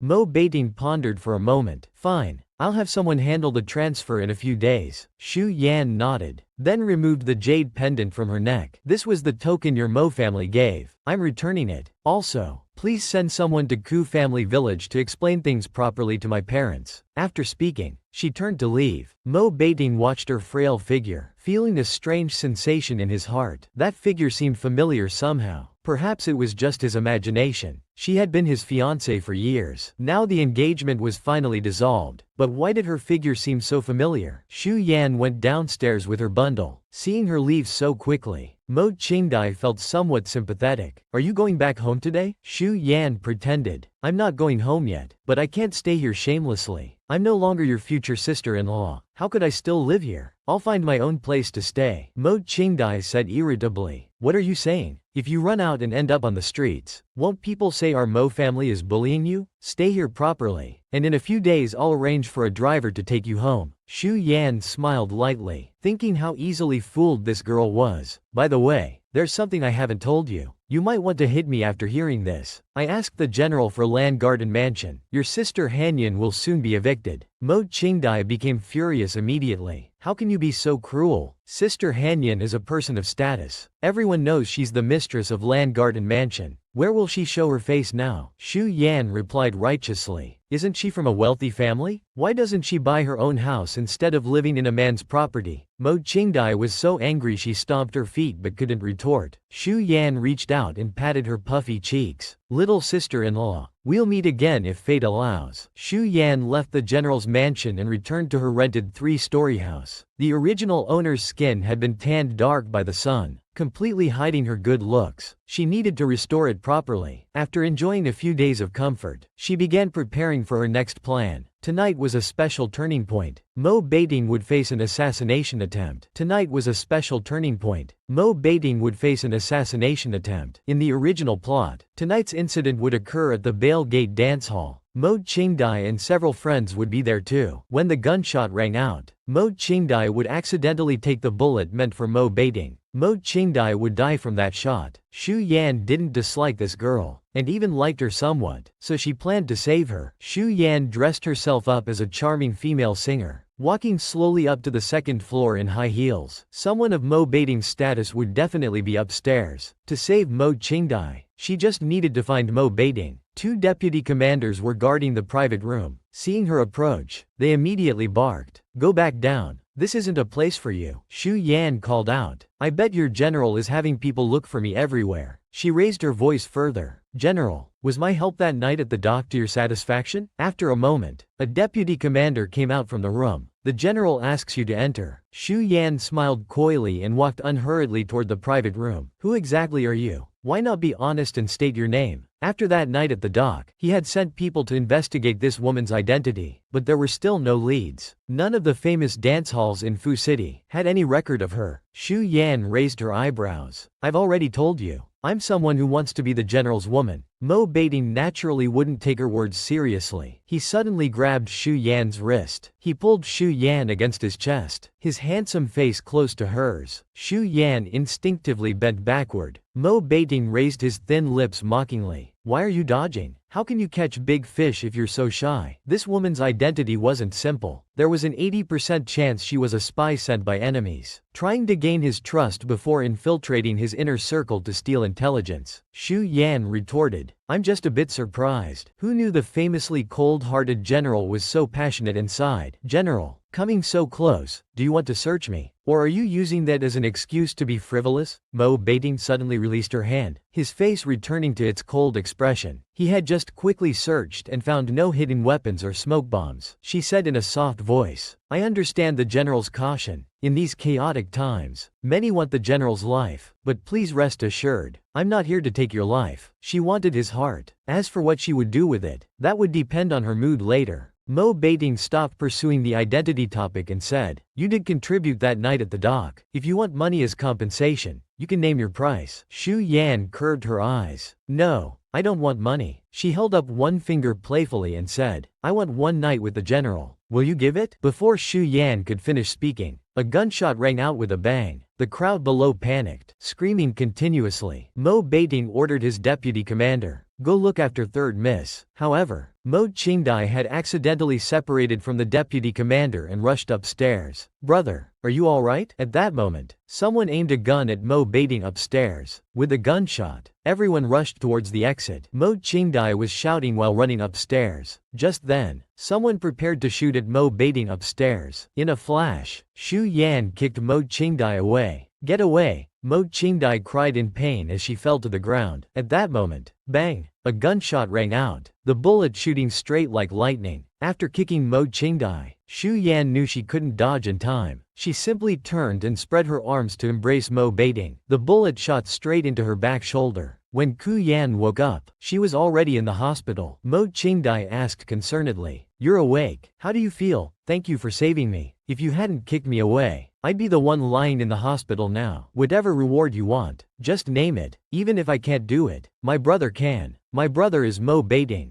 and I'm Mo Qingdai." Ku Yan smiled. "Maybe I'll really need your help someday." Mo Qingdai secretly observed Ku Yan. "On Sister Han Yan's birthday, my brother was seduced away by a songstress. Could it be her?" Mo Qingdai's expression suddenly became awkward. She wasn't sure about Ku Yan's relationship with her brother. Perhaps it was just that of a dancer and patron. But even if it was just a physical relationship, this songstress must really admire her brother. Otherwise, why would she so recklessly take a bullet for him without fearing danger? Unfortunately, the status gap between this songstress and her brother was too great. It couldn't end well. Her brother probably just saw it as casual entertainment. Seeing her troubled expression, Xu Yan was amused inside. This girl Mo Qingdai really wore her emotions on her face. She had probably imagined a tragic love story between a courtesan and the general. After Mo Qingdai left, Mo Beiting strode in with his long legs, Entering the hospital room, his gaze remained sharp as he stared thoughtfully at Xu Yan. Xu Yan let him examine her. Without him speaking, she could guess he surely suspected she deliberately took the bullet, using injury to gain his trust. Then Mo Beiting spoke in a deep voice. This is the second time, the dock incident, and now saving Qingdai. I owe you 2 favors. Xu Yan was somewhat surprised. General doesn't suspect me? What if I'm working with those assassins? What if I came to Bale Gate deliberately, intentionally taking the bullet for the general? Mo Beiting said coolly. Tonight's assassination attempt at Bale Gate was masterminded by Fifth Master. If you were his person, after you ruined that shipment of guns last time, would Fifth Master have let you live? So no matter what, she couldn't be working with tonight's group. As for whether this was a beauty saves hero trick, that remained to be seen. But since she was willing to sacrifice herself, he wouldn't be stingy. What do you want? Just say it straightforwardly. Xu Yan smiled faintly. Is the general so eager to give me money? Do I look that poor? Mo Beiting raised an eyebrow at her. If you don't want money, do you really want the person? Xu Yan said seriously. Of course it's real. Spending a night with the general is the dream of countless women in the city. I'm very curious what kind of charm the general possesses. Then you'll get one night. Xu Yan was surprised. She hadn't expected him to actually agree. She hadn't even properly flirted with him yet, and he was already interested. Mo Beiting's lips curled mockingly. What, not daring now? If you don't have the courage, why pretend to be interested in me? Xu Yan laughed. Are you provoking me? General might not know, but I'm rebellious by nature. The more you say I don't dare, the more I'll show you I do. Then it's settled. The general owes me one night. Once my wound heals, I'll come to collect on that promise. Mo Beiting responded indifferently. Since you can talk this much, your injury must not be serious. Rest up, he said without lingering, then turned and left. While recovering at home, Yan's skin became noticeably fairer, and her eyes grew brighter and clearer. She still didn't want to show her true appearance, continuing to disguise herself as a songstress when going out, but coincidentally, she ran into Mo Qingdai and Ji Han Yan. Mo Qingdai exclaimed excitedly. It's you, Xu Yan greeted gracefully. Third Miss Mo. Mo Qingdai felt the atmosphere was awkward. She turned to Ji Han Yan and said, Sister Han Yan, I need to talk to her. I'll be right back. Please continue looking at clothes. Ji Han Yan coldly nodded. Mo Qingdai followed Xu Yan outside. Why did you leave the hospital that night? I only found out you sneaked away the next day. Where have you been recovering? My brother said he couldn't find you anywhere. Are you okay? I'm fine. My wound has healed. I was getting bored at home, so I came out to walk around and buy new clothes. Mo Qingdai brightened up. Then let me help you choose. What's your name? I didn't get to ask last time. Xu Yan thought for a moment and answered. I'm called Yan Yan. Mo Qingdai was stunned. You're also called Yan Yan? It's the same as Sister Han Yan's nickname. How should I address you then? Just then, Xu Yan spotted a Western-style dress. The cut was fashionable, clearly an imported Berluti piece. The saleswoman introduced with a smile. Miss has good taste. This dress just arrived from France. It's the only piece. No other store has it. I'll take it. Please wrap it up, Xu Yan said decisively. She might not have other things, but she had plenty of money. Suddenly, a voice interrupted. Wait, I saw this dress first. How can you sell it to someone else? Someone else had their eye on the Western dress. Ji Han Yan stopped them. Wait, I saw this dress first. How can you sell it to someone else? The saleswoman stammered. You hadn't paid yet. I thought you didn't want it. Ji Han Yan was annoyed. Are you looking down on me? Think I can't afford it? The saleswoman could tell she was from a wealthy background and didn't dare offend her. I'm sorry. That's not what I meant. Maybe you could discuss it with the other customer? Han Yan disdained arguing with a saleswoman. She turned to look at Ku Yan. The dance hall must be profitable. A mere songstress can afford such an expensive dress. Xu Yan smiled sweetly. Whether it's profitable isn't important, but compared to Miss G asking her family for money, at least I'm self-sufficient. Aren't you modern educated women advocating for female independence? Isn't that what you promote? Ji Han Yan's face reddened. She ran a school in the city using her family's money. She angrily retorted. Dirty money isn't independence. Xu Yan raised an eyebrow.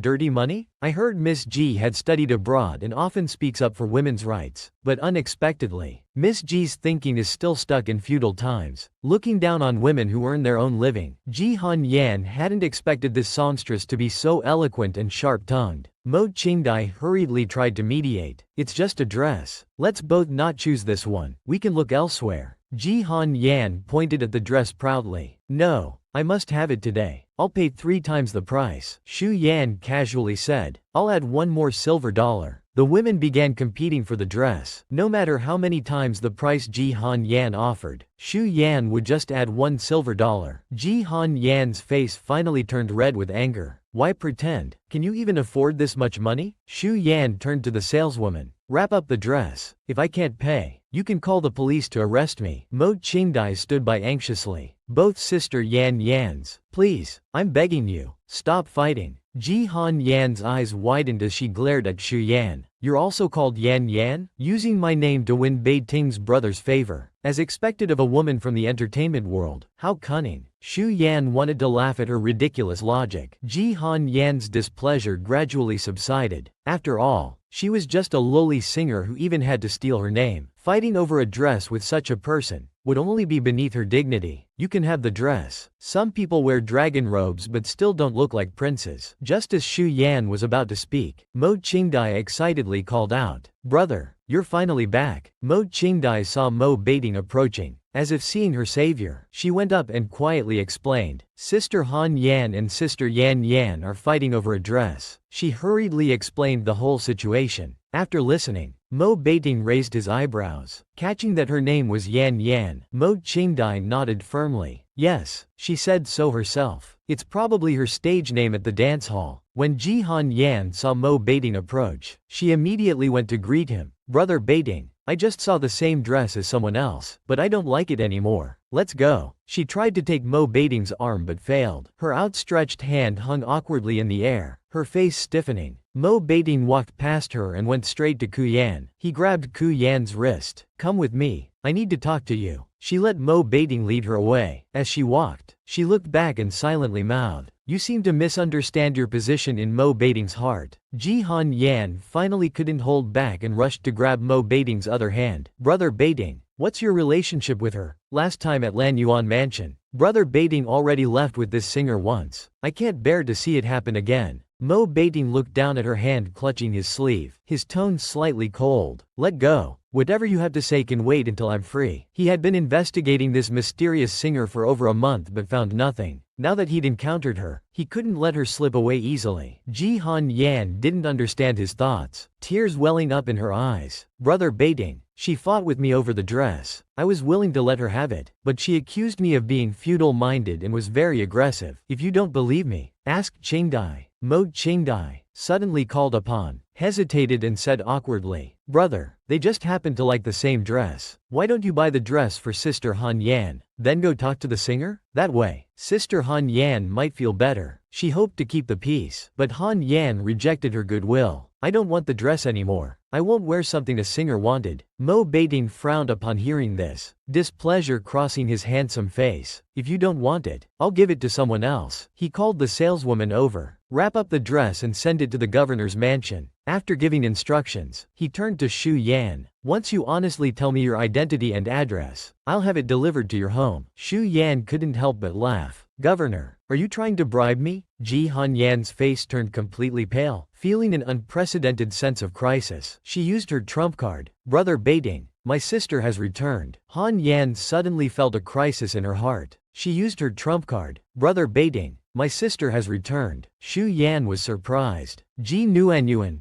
Ji Han Yan had actually brought her up. Mo Beiting's expression immediately darkened. When did she return? Why didn't the Ji family inform me? Ji Han Yan sighed sadly. It was father's decision. He didn't want you to feel burdened. After a moment of silence, Mo Beiting said to Ku Yan, I'll have my deputy take you to the governor's mansion. I'll find you after I handle this matter. Ku Yan already understood the situation. The system mall had medicine that could wake up Nuanyuan. When Little Seven heard this, it perked up. Yes, but it's not medicine. There's a spirit mirror that can awaken those who have locked themselves away and become mentally confused. Shu Yan had a thought and decided to be kind once more. Since Mo Beiting wasn't interested in women but valued loyalty, she would make him owe her many favors, so many that he could never repay them in his lifetime. Governor, you may not believe this, but I'm quite skilled in medicine, specializing in neurology. Ji Han Yan shrieked in shock. What do you mean? You want to come to the hospital to treat my sister? Shu Yan gave her a sideways glance. What's wrong with trying? Don't you want your sister to recover? Your thoughts are truly poisonous. Ji Han Yan's neck reddened with anger. You're talking nonsense. You're just a fraud. If you can cure my sister, I'll kneel and kowtow to you, Shu Yan scoffed, then prepared to kowtow. Some people just love making such harsh promises. Asking for trouble. She became mentally confused after a trauma years ago. Her soul is crouching in a corner, punishing itself. Shu Yan sincerely said, Governor, could you let me speak privately with Miss G? Trust me one more time, considering I've helped you twice before. Mo Beiting narrowed his dark eyes, staring into hers. Her eyes were exceptionally clear and bright, like the cloudless blue sky above. Mo Beiting withdrew his sharp gaze discreetly and agreed. All right. Shu Yan entered the hospital room. She greeted with a gentle, familiar tone. Nguyen Yuan. Ji Nguyen Yuan stared at her blankly. Shu Yan stroked her loose hair. Your hair is messy. Shall I help you comb it? As she spoke, she took out a delicate hand mirror. Hold the mirror and look at yourself. Ji Nguyen Yuan looked at herself in the mirror, lost in her own strange world. Shu Yan gazed at her. Actually, she was secretly concentrating her mental power, entering a misty space. In this ethereal moment, she saw Ji Nguyen Yuan's soul crying in a corner. Shu Yan crouched down and patted her head. Her voice was gentle and warm. Nguyen Yuan, that experience wasn't your fault. Don't torture yourself like this. Wake up and face it. Okay, Ji Nguyen Yuan cried sadly, like an innocent child. I want to face it, but I can't. Whenever I think of that experience, I feel so filthy now. My life is over. Shu Yan spoke firmly. How could you become impure because of others' filth? As long as your heart is kind and pure, you will always be clean. Nguyen Yuan, stop punishing yourself. Ji Nguyen Yuan's memories attacked. Little Seven anxiously warned its host to be careful. If you're hit, your energy will be damaged too. Before Ku Yan could react, Ji Nguyen Yuan ran forward first, shielding Ku Yan. Being tormented by painful memories day and night, you should leave quickly. Leave my world. These demonic memories are targeting me. Don't let them hurt you by mistake. Shu Yan silently asked Little Seven. Little Seven, is there a way to erase her tragic memories? Little Seven proudly answered. Host, don't worry. Our memory erasure technology has reached perfection. After all, we had to clear the host's memories after each mission. At this moment, Ku Yan walked to Ji Nguyen Yuan and grabbed the attacking memory fragments. The sharp fragments cut Ku Yan's palm. Though in an illusion, the pain was real. Ji Nguyen Yuan looked at her directly. Your hand is bleeding. Why are you helping me? I don't know you. Shu Yan crushed the fragments. She looked up with a bright smile. Because you're worth it. You're a kind-hearted girl. When Shu Yan opened her eyes, she had returned to reality. Ji Nguyen Yuan lay on the bed, a spark of life gradually returning to her eyes. Little Seven told Shu Yan that Ji Nguyen Yuan would fully recover soon. Shu Yan stood up, preparing to leave, but Ji Nguyen Yuan suddenly grabbed her hand. Don't go. She wasn't fully conscious yet, but instinctively wanted to keep Shu Yan there. From nearby, the vigilant Ji Han Yan immediately rushed over. Don't touch my sister. I knew you had ulterior motives when you suddenly suggested coming to the hospital. What did you do to my sister? Ji Han Yan angrily tried to pull Shu Yan away. Unexpectedly, Ji Nguyen Yuan stood in front of Shu Yan, stuttering.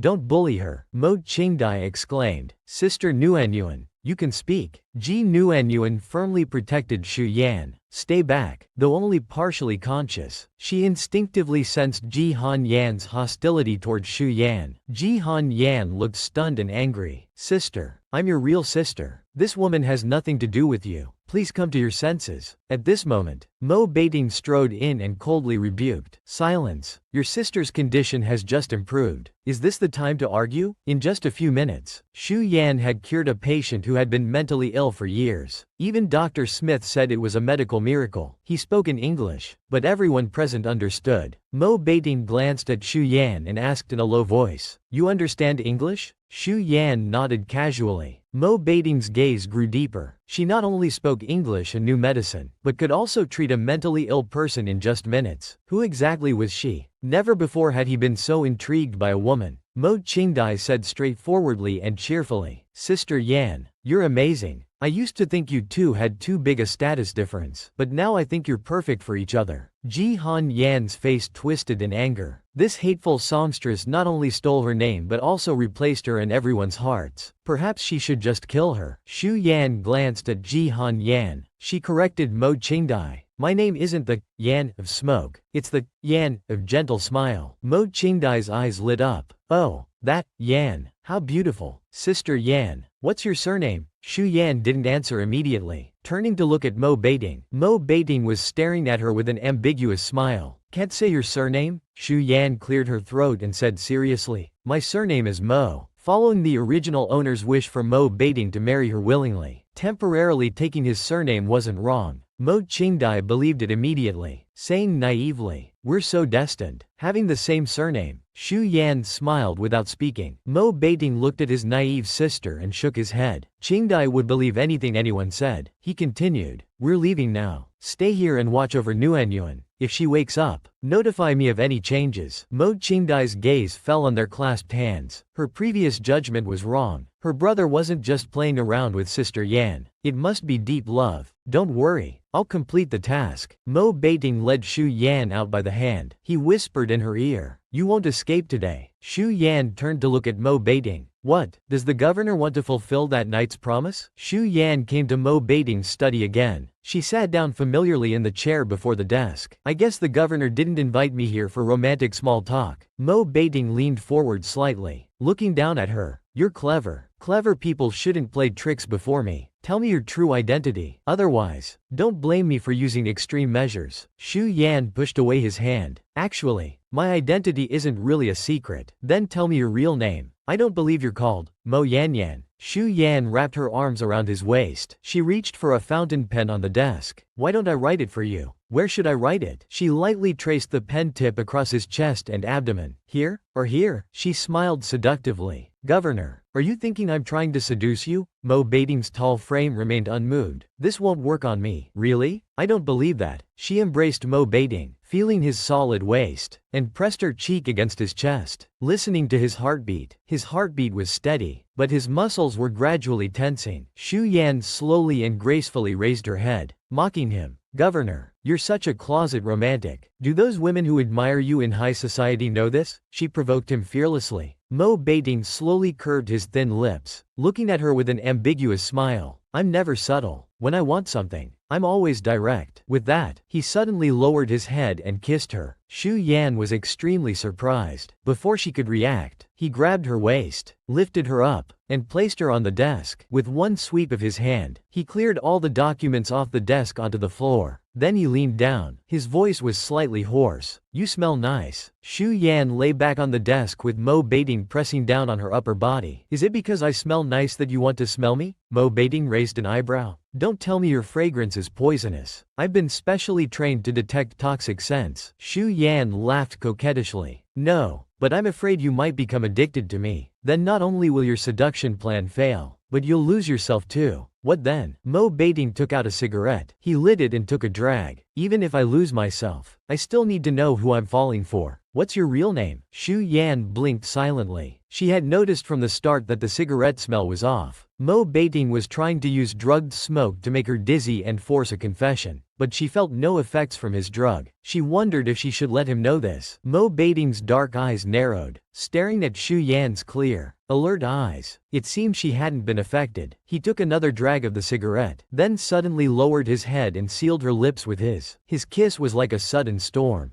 dominating and allowing no resistance. Shu Yan choked on the smoke and coughed twice. Mo Beiting caught her flailing hands and pinned them above her head on the desk. If you don't confess honestly today, I'll keep kissing you until you do. Shu Yan was very uncooperative. The more you force me, the less I want to tell. Go ahead and kiss. Let's see who gives up first. Mo Beiting sealed her lips again. The atmosphere in the study gradually became intimate and heated. Suddenly, there was a loud bang as someone kicked open the study door. Shu Yan was startled and turned to look. It was Mo Beiting's brother, Mo Nanchan. He drew his gun and shouted angrily, "Brother, let her go." The atmosphere in the study had been becoming intimate and heated. Suddenly someone kicked open the door and rushed in. Mo Nanchan's handsome face was red with anger. His gun pointed at Mo Beiting. "Brother, let her go." Mo Beiting remained unperturbed, extremely calm. Pointing a gun at your own brother, is this how you were raised? Mo Nanchan was furious, his gun hand trembling. "Brother, I never thought you were this kind of person. Using your authority to arrest White Peony and then trying to take advantage of her. How are you any different from a beast? White Peony, you're the one I'm after. Isn't she just that female singer from the magazine? She just disguised herself to look like the woman in the magazine. She's not White Peony. Mo Beting said with even more certainty than Mo Nanchan. White Peony was already arrested. That woman was an enemy spy hiding in the dance hall. But this woman behind me, though she looks somewhat like White Peony, I'm certain she's not. Mo Beting strode toward Mo Nanchan. He snatched the gun from his hand. His cold voice carried a hint of anger. Enough of this nonsense. Get out. Mo Nanchan refused. Hand her over to me and I'll leave. I trust my eyes. She's clearly the person I'm looking for. At this moment, Ku Yan adjusted a loose strand of hair and said, "Young Master Mo, you've mistaken me for someone else. I'm not White Peony." Mo Nanchan was stunned. This girl's eyes were beautiful. Looking carefully now, she really didn't look that much like White Peony. He suddenly felt awkward, his handsome face slightly reddening. "Then are you my brother's girlfriend?" Ku Yan shook her head. "No, he's interrogating me, in the study." The tobacco smell from Mo Beting's cigarette still lingered. Though Shu Yan wasn't affected, it didn't mean Mo Nanchan wouldn't be. Shu Yan watched Mo Nanchan's face, which seemed to be getting redder. "Young Master Mo, are you feeling unwell, under the influence of the tobacco smoke?" Mo Nanchan honestly replied, "My heart feels uncomfortable. I can't bear to see such a beautiful girl being mistreated by my brother." Shu Yan glanced at Mo Beting beside her, her lips curving into a faint smile. The next second, there was a thud. Mo Nanchan had collapsed on the ground. His brother wasn't surprised, because Mo Nanchan had just inhaled the special herbs. Combined with the toxins already in his body, fainting was normal and wouldn't harm him. Shu Yan found this foolish young man quite adorable. She thought of helping him to make Mo Beting over another favor. "Is young Master Mo poisoned? Does he need my help to detoxify?" Mo Beting's gaze deepened. "You know detoxification too? Who exactly are you?" Her abilities had exceeded his imagination. Shu Yan playfully winked. "If I say I'm a fairy from heaven, would you believe me? I've helped the governor so much. Can you repay me? If you can't, I'll have to take your flesh as payment." Mo Beting raised an eyebrow, his thin lips curving into an ambiguous smile. "You seem quite obsessed with my body." Shu Yan pointed at his chest. "By flesh, I mean your heart." This time, Mo Beting didn't raise more suspicions. Since she appeared, she seemed fixated on wanting his heart. "We'll see if you have what it takes to get it." Shu Yan nodded seriously like a diligent student. "I'll keep trying."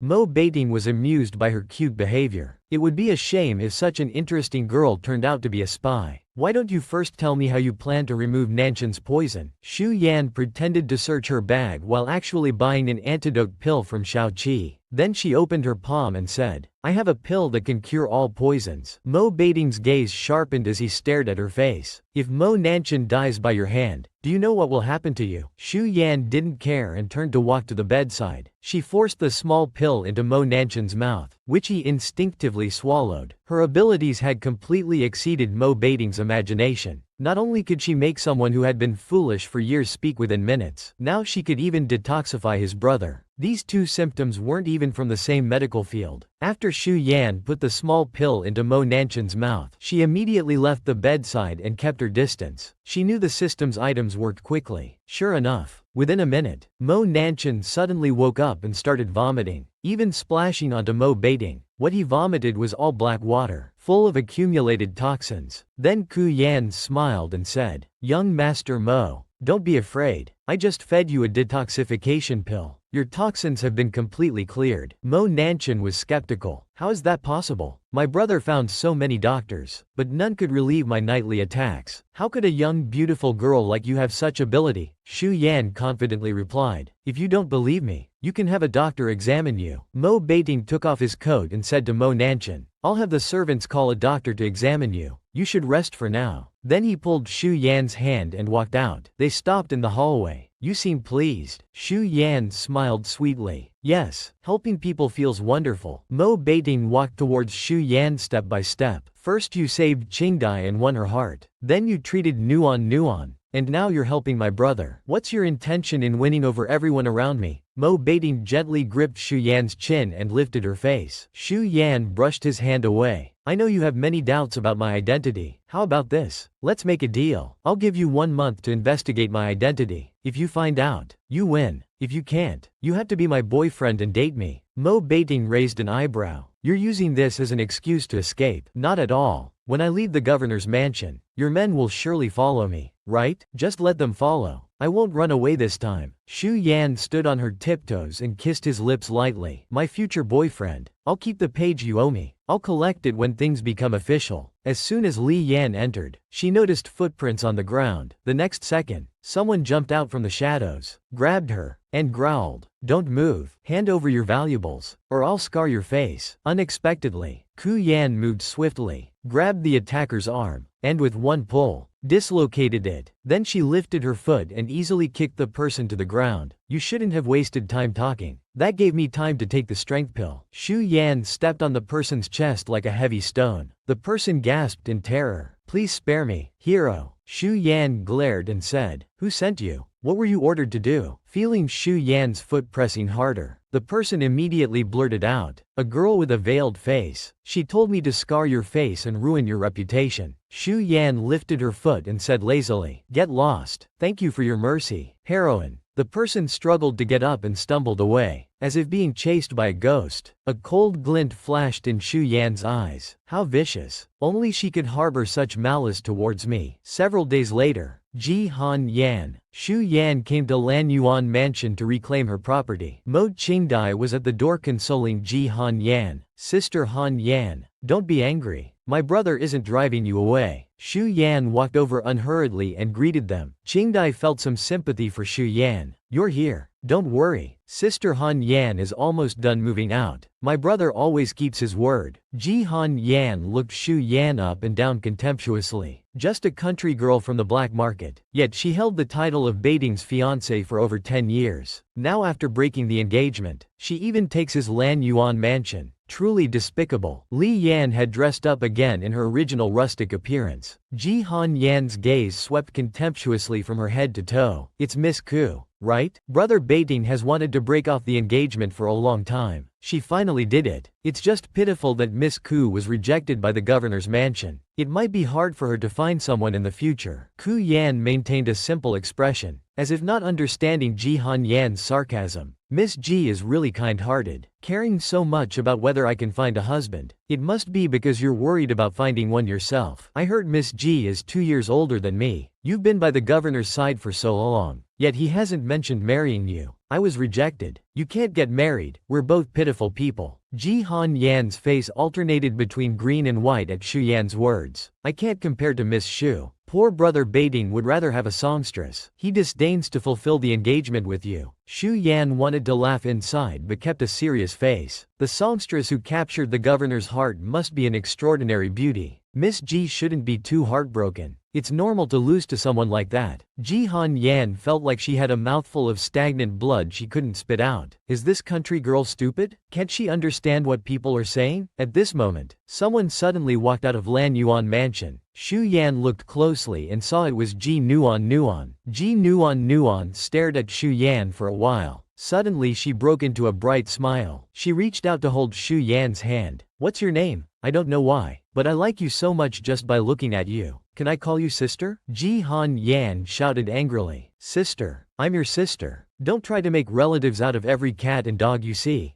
Ji Nuan Nuan stepped forward, protecting Shu Yan, and said angrily, she's not a cat or dog. Yan Yan, you shouldn't speak so rudely. This scene was witnessed by Mo Beiting at the door. Nuan Nuan was actually protecting Shu Yan. A familiar scene appeared before his eyes. Mo Beiting was somewhat shocked. Previously at the hospital, Nuan Nuan had protected Mo Yan Yan the same way. Could it be? He must be seeing things from searching too hard. How could he connect these two completely unrelated people? Shu Yan saw Mo Beiting. She quickly walked over. Governor, you've come at the right time. Lan Yuan Mansion is mine now, right? Mo Beiting suddenly looked surprised. Rose fragrance. The scent on her was identical to Mo Yan Yan's. He grabbed Shu Yan's wrist, pulling her close to him. Could it really be her? At this moment, Ji Han Yan came over. Brother Beiting, I still have many personal belongings in Lan Yuan Mansion. Can I take my time moving them out? Shu Yan wanted to laugh seeing her pitiful act. She could guess her plan. Taking a year or more to move out would be no different from occupying Lan Yuan Mansion. Mo Beiting directly refused. I'll send people to help you. Everything must be moved out today. Mo Qingdai comforted her. Sister Yan Yan, don't worry. I'll help you too. Ji Nuan Nuan also added. Yan Yan,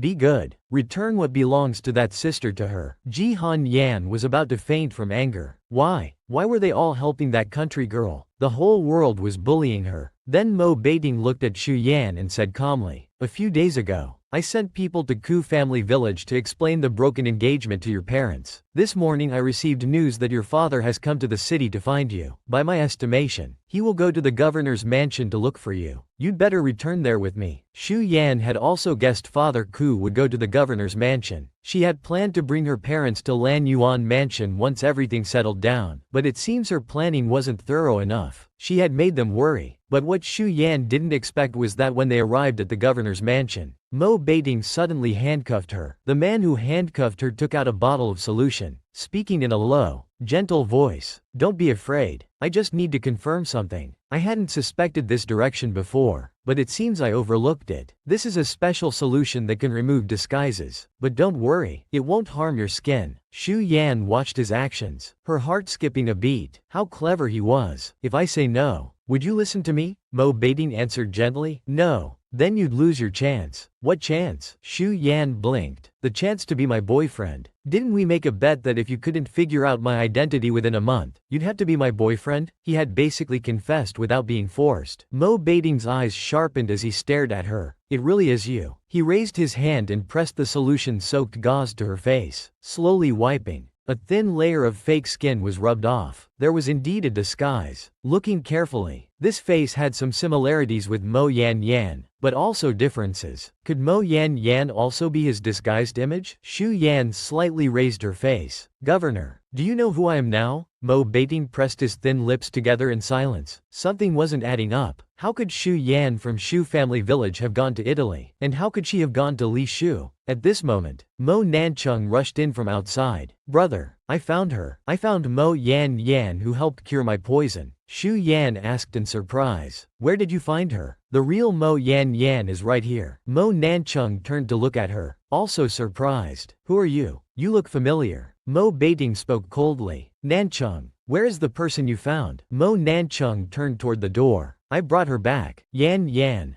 don't be afraid." A girl walked in gracefully. She politely smiled and greeted them. "Hello, Governor." Mo Nancheng eagerly led her to the living room. "Yan Yan, sit here. I'll have the servants prepare tea and snacks." Xu Yan looked carefully. This Mo Yan Yan was about 90% similar to her when she was in disguise. Interesting. As soon as the fake Mo Yan Yan sat down, she saw Xu Yan looking at her with mischievous eyes. "You're Xu Yan?" Her lips curved up playfully. "I'm your mother." It's a made-up character, yet someone dares to impersonate it. "Who are you?" "I'm your mother." Mo Yan Yan is a character created by Ku Yan, so naturally I can be considered her mother. The fake Mo Yan Yan said angrily. "How dare you insult people for no reason?" Xu Yan said with a half-smile. "How could a mother scold her child without reason? Unless the child is misbehaving." After speaking, Xu Yan secretly called out to her system. "Shao Qi, help me check her identity." Instantly, a photo appeared in Xu Yan's mind, showing the face of this fake Yan Yan. It turned out she was Bai Qingqing, White Peony's younger sister. White Peony had been executed by Mo Baiting, so she must be here to avenge her sister. Mo Baiting came over to unlock her handcuffs. He said quietly, "Stand behind me and stay put." Xu Yan saw a hint of vigilance in his eyes and knew he had become suspicious of the fake Mo Yan Yan.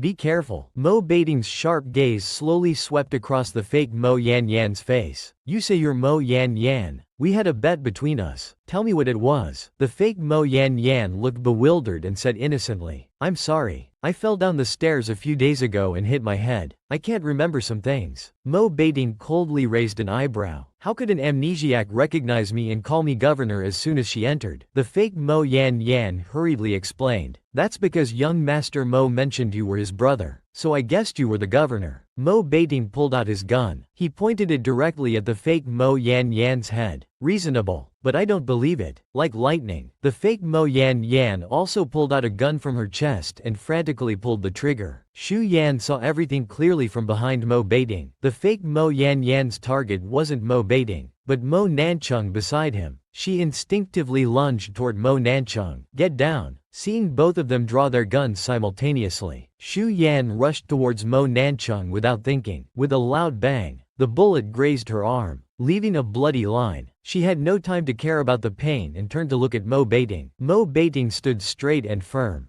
gun in hand, its barrel slightly smoking. At his feet, the fake Mo Yan Yan collapsed, a red spot between her eyebrows. Mo Nanchung rushed to the fake Mo Yan Yan, kneeling beside the body, crying and shouting, "Yan Yan, wake up, it's my fault. I shouldn't have brought you to the governor's mansion." He glared at Mo Beting with extreme anger. "Brother, have you become addicted to killing from the battlefield? Why did you kill Yan Yan?" Mo Beting ignored him completely and walked to Shu Yan, asking in a deep voice, "Did the bullet enter your arm? Let me see." As he reached to roll up her sleeve, Shu Yan stopped him. "Governor, men and women shouldn't have physical contact. We've already broken off our engagement. The governor shouldn't casually look at a woman's skin." Mo Beting caught her restraining hand. "I'm trying to bandage your wound. What's this about men and women not touching?" He rolled up her sleeve, revealing her fair arm. There was a blood mark on her upper arm where the bullet had grazed. Mo Beting efficiently disinfected and bandaged her wound. Shu Yan let out a soft groan of pain. "Gentler." Mo Beting's ears twitched slightly at her soft, alluring voice. Over by the corpse, Mo Nanchung picked up the fake Yan Yan's gun. He walked over grief-stricken. "Brother, I must avenge Yan Yan, you heartless murderer who kills innocents." Nanchung's gun-holding hand trembled continuously. Mo Beting didn't flinch, coldly mocking, "You must be blind. That woman almost killed you." Mo Nanchung was struck dumbfounded. It did seem like Yan Yan had been targeting him. Why? Hadn't she saved him before? Why would she try to kill him now? Shu Yan somewhat agreed with Mo Beting. Young Master Mo was indeed blind, mistaking people's identities time and again. Just then, a countryman in rustic clothes strode in. Upon seeing Shu Yan, he exclaimed in surprise, "Yan Yan, how did you become so fair?" As expected, I can recognize my own daughter at a glance. Father Shu came to Shu Yan's side, examining her up and down. "How did you get hurt?" Shu Yan comforted him. "It's nothing, just a small wound. Dad, let me introduce you. This is the governor, Mo Beting." Father Shu turned to Mo Beting and said straightforwardly, "Governor, I'm here to take my daughter home." Mo Beting raised his eyebrows slightly. "Uncle, please wait. There are still some matters between your daughter and me that need to be cleared up. She can't leave Chufu for now." He immediately shielded Shu Yan behind him. "Since the governor's mansion has broken off the engagement with Yan Yan, it's not appropriate for her to stay here. There's nothing more to discuss with the governor." Mo Beting's eyes flashed coldly. Guards, a row of soldiers immediately rushed out, blocking their path. Shu Fu had never seen such a scene and was startled. He frantically protected his daughter and shouted, "What are you doing?" Shu Yan's delicate face suddenly turned cold. "Governor, you're frightening my father." Mo Beting stepped forward and said to Shu Fu, "Uncle, don't panic. I just want you to stay as guests at the governor's mansion." The cancellation of my engagement with Shu Yan was hasty. There might be some misunderstandings. We need to discuss this further. What's there to discuss? Wasn't the engagement already called off? I've already told Yan Yan. Please let us leave. Governor, we're in a hurry to prepare for the wedding. Mo Beting's private investigation had just begun, and he wanted to clarify things. Shu Yan observed Mo Beting's expression, a small dimple appearing as she smiled. She deliberately turned to ask her father, "Dad, which family is it?" Just after being rejected, her father had arranged another match. "Dear father, which family is it?" Father Shu smiled warmly. "It's Liu, who grew up with you. He even saved you when you fell into the river as a child. If you marry him, he'll surely treat you well. He came with me today. He's waiting at the front gate to see you." Shu Yan smiled. "Governor, please don't stop me anymore. I want to meet my future husband." Mo Beting said sternly, "Stay. In what capacity should I stay? A young woman shouldn't casually stay at a stranger's house." Shu Yan finished speaking and raised her chin at the row of soldiers, loudly saying, "Move aside, all of you. I want to go home. What right do you have to stop me?" Mo Beting waved his hand. "Let them go." Shu Yan and Shu Fu walked towards the mansion's gate. Mo Beting watched from afar, not pursuing but sending people to follow them. Soon, Shu Yan led Shu Fu and Li Niu back to the small villa. "Dad, brother Li Niu, this is the house I'm renting. You can stay here tonight." Father Shu asked in shock. "Yan Yan, how much does this house cost per month? Where did you get so much money?" Shu Yan casually made up an excuse. "Compensation from the governor." "Dad, go check the kitchen. You can cook whatever you find there. Make yourself at home." After speaking, Shu Yan looked at Li Ming. "Brother Niu, I need to talk to you."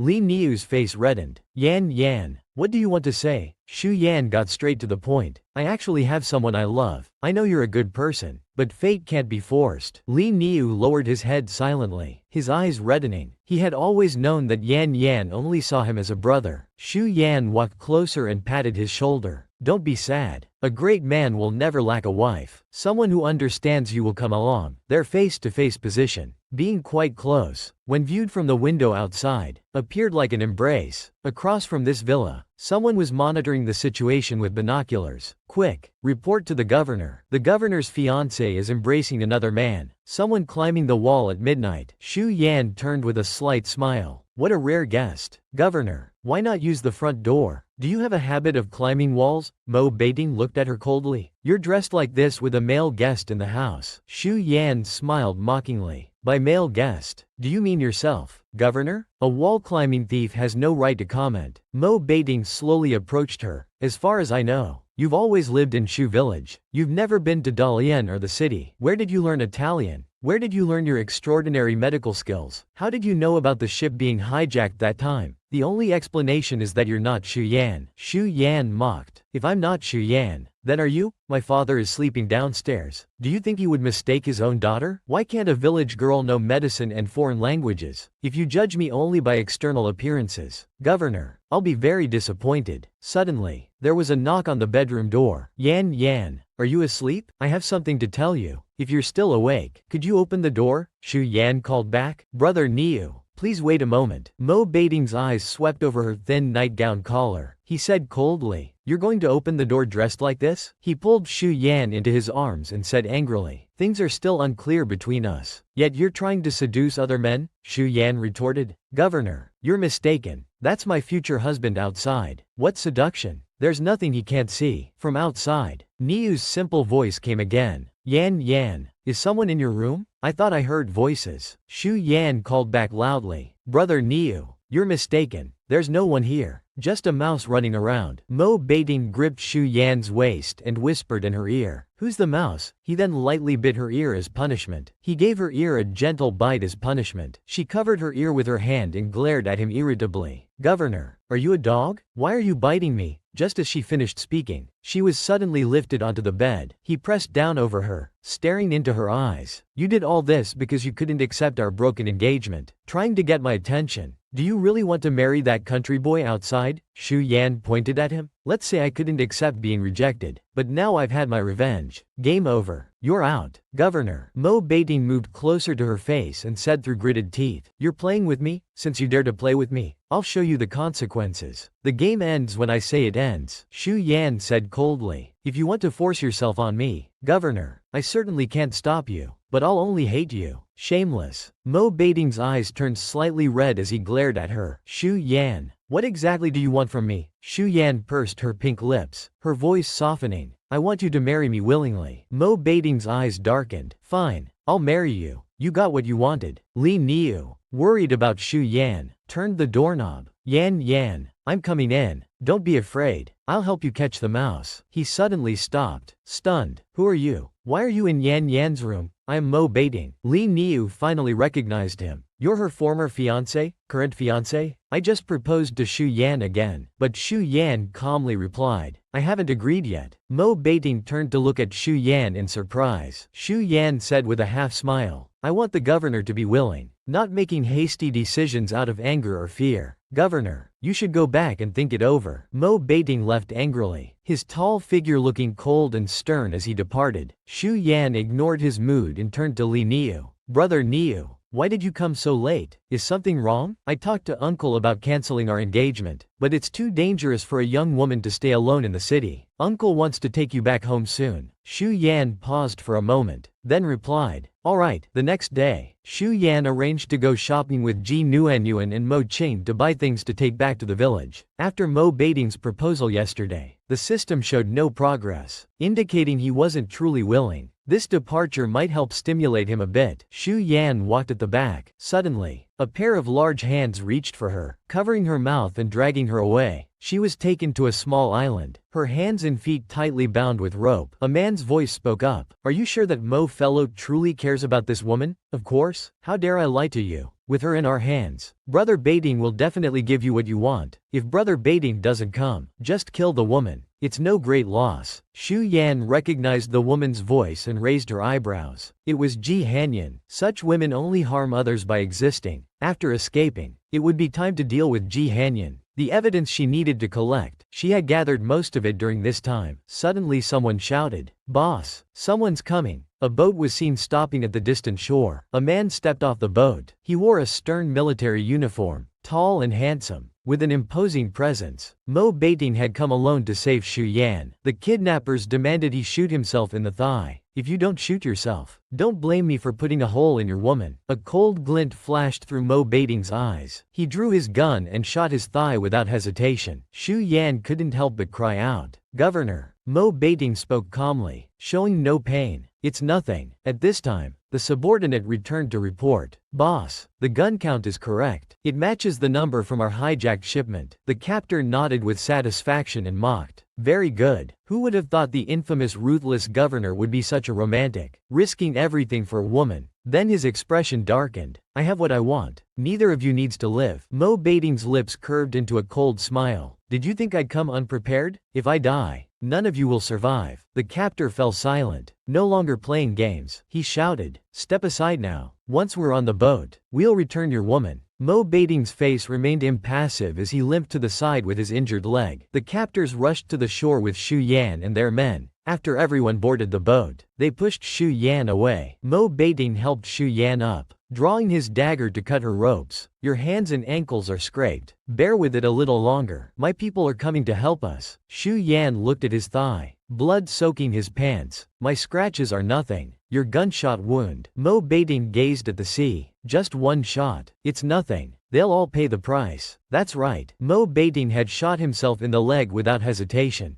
"Just one shot. It's nothing. They'll all pay the price." As the scene ended, a huge explosion erupted from the distant sea, flames shooting upward. After watching for a while, Shu Yan said, "The governor indeed doesn't fight battles he can't win." Though Shu Yan meant it as praise, Mo Baiting frowned in displeasure. "Even without certainty, I would still come to save you." Shu Yan hummed and deliberately said, "I know you would save me because I saved your brother and sister before. You owe me a favor." The governor is a man of honor who repays both grudges and debts. Mo Baiting furrowed his brows deeply, staring at her intently. Is that what she thought? He had risked everything to save her, yet she thought he was merely repaying a debt. He suddenly gripped Ku Yan's small face. The next moment, he covered her slightly parted lips. "This little mouth of yours." Ku Yan's face reddened from the kiss. She gently pushed him away. "Don't get excited. You're still injured. You're bleeding more and more. We need to get medical help immediately. When will your men come to assist us?" "They're already here." Just then, Ku Yan suddenly remembered Ji Hanyan was still hiding on the island. "Oh right, I almost forgot to tell you something. There was another accomplice in my kidnapping. Once your men arrive, have them search the island, capture that person and bring them back to the governor's mansion. I want to confront them. I've been waiting for this day for a long time. My hands are itching." When they returned to the governor's mansion, Mo Qingdai and Ji Nuanyuan immediately rushed forward. "Brother, you're hurt." Mo Baiting's face was pale, but his expression remained calm. "It's just a minor wound, already bandaged. Don't worry." Ji Nuanyuan grabbed Shu Yan's hand. Yan, are you alright?" "I'm fine. There's something coming up that I need you to be present for, though I'm afraid your mood won't be very good later." Just then, a subordinate came to report. "Governor, the person captured on the island has been brought here." Mo Baiting's expression darkened. "Bring them in," he commanded. Ji Hanyan was brought in, tightly bound. Ji Nuanyuan looked confused and asked, "Brother Baiting, what's going on? Why is Yan tied up?" Mo Baiting spoke coldly. "Let her explain herself why she was on that island." Ji Hanyan looked panicked. "I was also kidnapped by Ninth Master's men." Shu Yan walked in front of Ji Hanyan, looking down at her condescendingly. "Then why weren't you with me, but hiding elsewhere? You planned this whole thing today. I heard it myself. You instigated the kidnapper to exchange me for something from the governor." Ji Hanyan's eyes flickered. "What nonsense are you talking about? I just managed to escape from those people." Shu Yan spoke leisurely. "It's fine if you don't admit it. I have evidence. Governor, those people you had me find earlier can be brought in now." Mo Baiting waved his hand. Two soldiers brought in a man. It was Ninth Master's assistant, Secretary Chen. Secretary Chen fell to his knees. "Governor, spare me. I just worked for Ninth Master. I don't know anything. Mo Beiting sat in his chair, his blood-stained clothes barely containing his murderous aura. If you want to live, answer my questions honestly. Who came up with this island kidnapping plan? Secretary Chen carefully glanced at Ji Hanyan. It was her. She suggested to Ninth Master that there was a lady who was the governor's beloved. Ji Hanyan shouted. I didn't. I don't even know any Ninth Master. He's framing me. Mo Beiting stared coldly at Secretary Chen, as if looking at a dead man. If you can't provide evidence to prove yourself, don't blame me for putting 2 holes in your head. Secretary Chen shuddered and pulled out a black and white photo from his pocket. Governor, spare me. I have evidence. This is proof of Ji Hanyan meeting with Ninth Master. I took it secretly. Ji Hanyan stubbornly denied wrongdoing. Yes, I met Ninth Master, but that doesn't mean anything. We just happened to meet and chat a bit. Mo Beiting laughed coldly. Just now you said you didn't know Ninth Master. You changed your story quite quickly. Just then, a soldier reported, Governor, the person has been brought. A middle-aged woman was led in.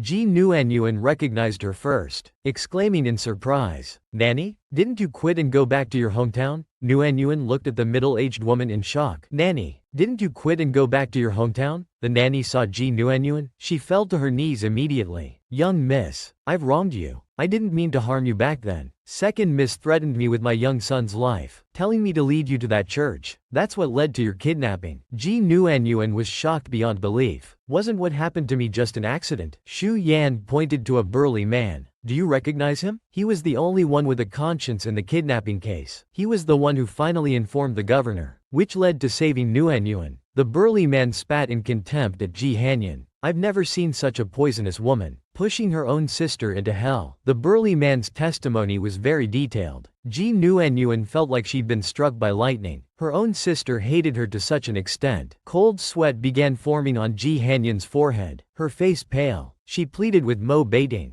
Brother Beiting, I didn't do it. Believe me, Mo Beiting said with disgust. You disgust me. Guards, take her to the police station. Ji Hanyan screamed hysterically. Brother Beiting, you can't send me to the police station. I'll die in there. Sister, save me. We're sisters by blood. Save me. Ji Nuanyuan was in tears, crying uncontrollably. Though she couldn't remember what happened during her kidnapping, she had a vague feeling. It must have been something terrible, horrible. Otherwise, why would she have become simple-minded? Why would she have lost her memory for several years? And the mastermind behind all this was her own sister whom she grew up with. What had she done wrong to make Yan Yan accumulate such deep hatred? Xu Yan hugged Ji Nuanyuan, gently stroking her back. Nuanyuan, you've never done anything wrong. No matter what happened before, you're still the purest, kindest Nuanyuan. In her embrace, Ji Nuanyuan felt a familiar warmth and comfort, as if she had heard such words somewhere before. At this moment, Mo Beiting ordered his subordinates, guards, hurry and drag this woman away. Spread my words, Ji Hanyan deserves no mercy. Li Yan noticed Nuanyuan was still crying in her sleep. She sighed. Revealing the truth inevitably hurt Nuanyuan. Mo Qingdai shook her head. Sister Yan Yan, you did nothing wrong. If we let bad people go free for fear of getting hurt, where's the justice in this world? Xu Yan smiled. Little Jindan, you seem silly but you're actually quite perceptive. Remember when you used to think I was uncouth, a country girl? Mo Qingdan hurriedly stood up. Sister Yan Yan, I'm sorry. Are you angry with me? Xu Yan smiled and pinched her cheek. I'm not angry. If you're not angry, will you be my sister-in-law? Just then, Mo Beiting walked in with his crutch. What are you talking about? Mo Qingdan felt inexplicably guilty. Nothing, Xu Yan said with a slight smile. Governor, I have some matters to attend to. The matter with Ji Hanyan has greatly affected Nuanyuan. When she wakes up, she might plead for mercy. Please be lenient then. At least spare her life. Mo Beiting looked at her with deep, dark eyes. You and Nuanyuan are close friends. You care about her this much? Xu Yan replied honestly. Yes, she likes me, and I like her. I don't want her to suffer any harm. If possible, I want to protect her for life. Mo Beiting's eyes darkened. You won't marry Li Peng, nor are you willing to marry me. Is this why? Xu Yan didn't understand why he had such a strange expression. Could it be that he thought she liked women? Mo Beiting suddenly threw aside his crutch. Not caring if his leg wound reopened, he pulled Xu Yan into his arms. You can't like Nuanyuan. I won't let you take revenge and run. Isn't being the governor's wife good enough? Xu Yan shook her head. No good. Governor, you don't understand what love is. You only know conquest and possession. You didn't propose to me willingly. Mo Baiting narrowed his dark eyes and asked, "Then do you love me?" Shu Yan trembled slightly. Since coming to this world, she had been approaching the mission with the mindset of winning his heart. Perhaps she had some special feelings for him. But love? She had never asked herself that. A hint of unconscious pain appeared in Mo Baiting's eyes. He released Shu Yan, turned and walked toward the stairs. Shu Yan watched his retreating figure. Somehow, she could see loneliness and coldness in it. Li Yan watched Mo Baiting's back, seeing traces of desolation and coldness. She stood there for a long time, feeling complicated emotions. At this moment, System 7 told her that according to her past successful mission records, there was one crucial rule: she always exchanged sincerity for sincerity, which was why she never failed. Shu Yan smiled softly. Sincerity for sincerity? Then I know what to do. A month later, Ji Nuanyuan received a letter from her father. She worriedly said, "My father wrote that the war situation is tense again. Brother Baiting will probably have to go to war soon." Unexpectedly, Ku Yan made a shocking announcement: "I will join the army." Ji Nuanyuan's eyes widened in disbelief. "You want to go to war? How can you fight when you're such a delicate woman?" Ku Yan couldn't help but smile. "I'm not that delicate. Besides, I plan to be a military doctor. It won't be that strenuous. Actually, I have a personal reason. I want to stay by the governor's side. I want to spend more time with him. I want to help make his path less difficult." In the evening sunlight, a tall, handsome man stood at the end of the corridor. He gazed at Ku Yan from afar, a faint smile on his lips. He heard her say she wanted to join him in battle. Ku Yan turned to meet his gaze and smiled sweetly. Whether it's sincere, whether it's love, time will tell. She didn't believe that after 8 years of wartime chaos, she couldn't get him to willingly say, "Marry me." After war broke out, Shu Yan was assigned by Mo Baiting to the safest rear support team. The war days were extremely difficult. Mo Baiting's old wounds kept adding up. Until the 7th year of fighting, they finally saw a glimmer of hope. Mo Baiting hugged Ku Yan. "When the war ends, will you marry me? Don't reject me this time." At this moment, the system prompt suddenly sounded, "Congratulations. Host has completed the mission. After all these years, finally got the male lead to willingly and sincerely propose." "Yes, I will." The next day, while Ku Yan was catching field mice in the field, she accidentally stepped on a landmine. Her hand loosened. The field mouse squeaked and quickly escaped. "Brother Ping, don't come closer. We don't know how many landmines are around here. Don't step carelessly." Mo Baiting said gently, "Don't be afraid. I'll follow the mouse's path to save you. It will be fine." Shu Yan shook her head. "Go back the way you came. Stay away from me. I can defuse the mine myself." Mo Baiting ignored her words. His steps were exceptionally firm as he walked to her side. "Listen, I'll count to 3. On the last count, I'll throw you out. Protect your head and roll when you land. Run away quickly." Shu Yan refused. She knew he wanted to take her place. He would die. Mo Baiting ignored her, not giving her time to protest, and began counting. When he reached 3, he picked up Ku Yan and used all his strength to throw her toward the field. Shu Yan rolled several times on the soft muddy ground and quickly got up. Before she could clearly see Mo Baiting's face, there was a loud explosion. Shu Yan screamed in despair. All the blood in her body seemed to rush to her heart, making it tremble violently. Suddenly, a flood of memories rushed into her mind. She remembered everything. In a warehouse filled with high-tech equipment, there were 2 transparent nutrient pods containing a man and a woman. A person in a white coat pointed at a data fluctuation graph on a light screen.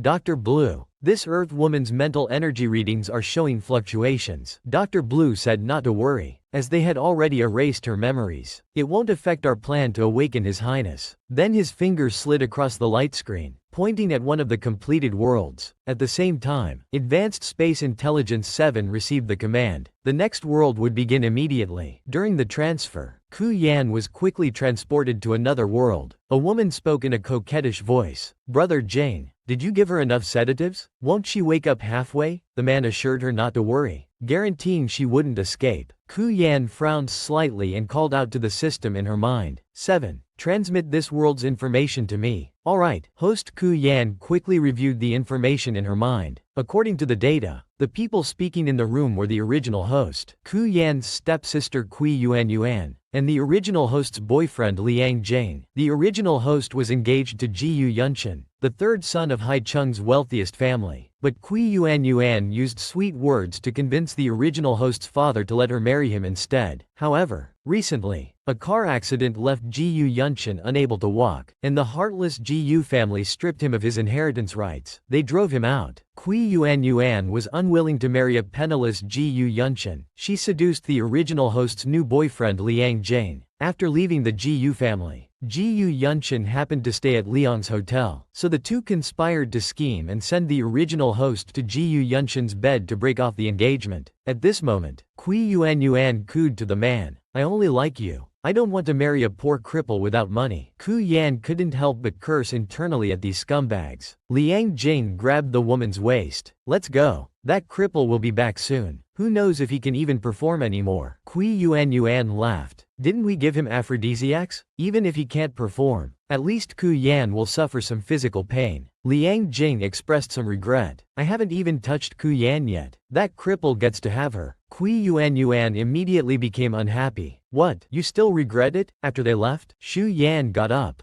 "Ji Yunshin was drugged with aphrodisiacs," System 7 replied. "Yes, but in the previous life, Ji Yunshin didn't have relations with the original host." Shu Yan's eyes suddenly lit up, making a bold guess. "His legs are paralyzed, right? Could it be that he injured his vital parts and can't function?" System 7 looked confused and only said, "This information isn't shown in the data." Ku Yan waved her hand dismissively. "What happened next? What was the original host's wish?" Continue. System 7. Later, Ji Yunshin asked the original host to cooperate in a fake marriage, although she agreed. After marriage, she believed Kui Yuan and Liang Jing's instigation, thinking everything was Ji Yunshin's fault for taking her innocence. She extremely insulted Ji Yunshin. He tried to help her see the truth, and she finally regretted it. She attempted to die together with Liang Jing in a car crash. Unfortunately, Liang Jing survived while she died. After her death, she became a wandering spirit, watching as Liang Jing and Kui Yuan worked together to swindle away the Ku family fortune, causing Ku's father to suffer a shock. He became bedridden from a stroke. Yet Ji Yunshin, whom he had always cursed, arranged his funeral and burial. He even provided financial support to Ku Fu, arranging for Ku Fu to receive treatment at the best hospital. Ku Yan criticized the original host for being too naive and unable to distinguish good from evil, leading to everything that happened. System 7 flipped through the records. Though Ching was wrong, those who deceived her were more at fault. The original host's first wish was to take revenge on Kui Yuan and Liang Jing, but with restrictions, no illegal killing, as she had suffered from that in her previous life. Second was to repay Ji Yunshin, whom she had wronged, hoping he could find happiness. "That's easy. I recommend dating him. Give him a home." Ku Yan replied carelessly. "I know. I'll act according to the situation." System 7's face slightly reddened. Just then, Ku Yan heard someone swiping a keycard at the door. Unable to cooperate with Ji Yunshin like in her previous life, she wondered how to approach him without leaving traces. Shu Yan had just finished talking with 7 when she heard someone swiping a keycard to enter. She didn't avoid it. Standing in place looking up, a man in a wheelchair entered the room, pushing himself. The man wore a 3-piece custom-tailored suit, noble, handsome, with a commanding presence. Ku Yan spoke. "Mr.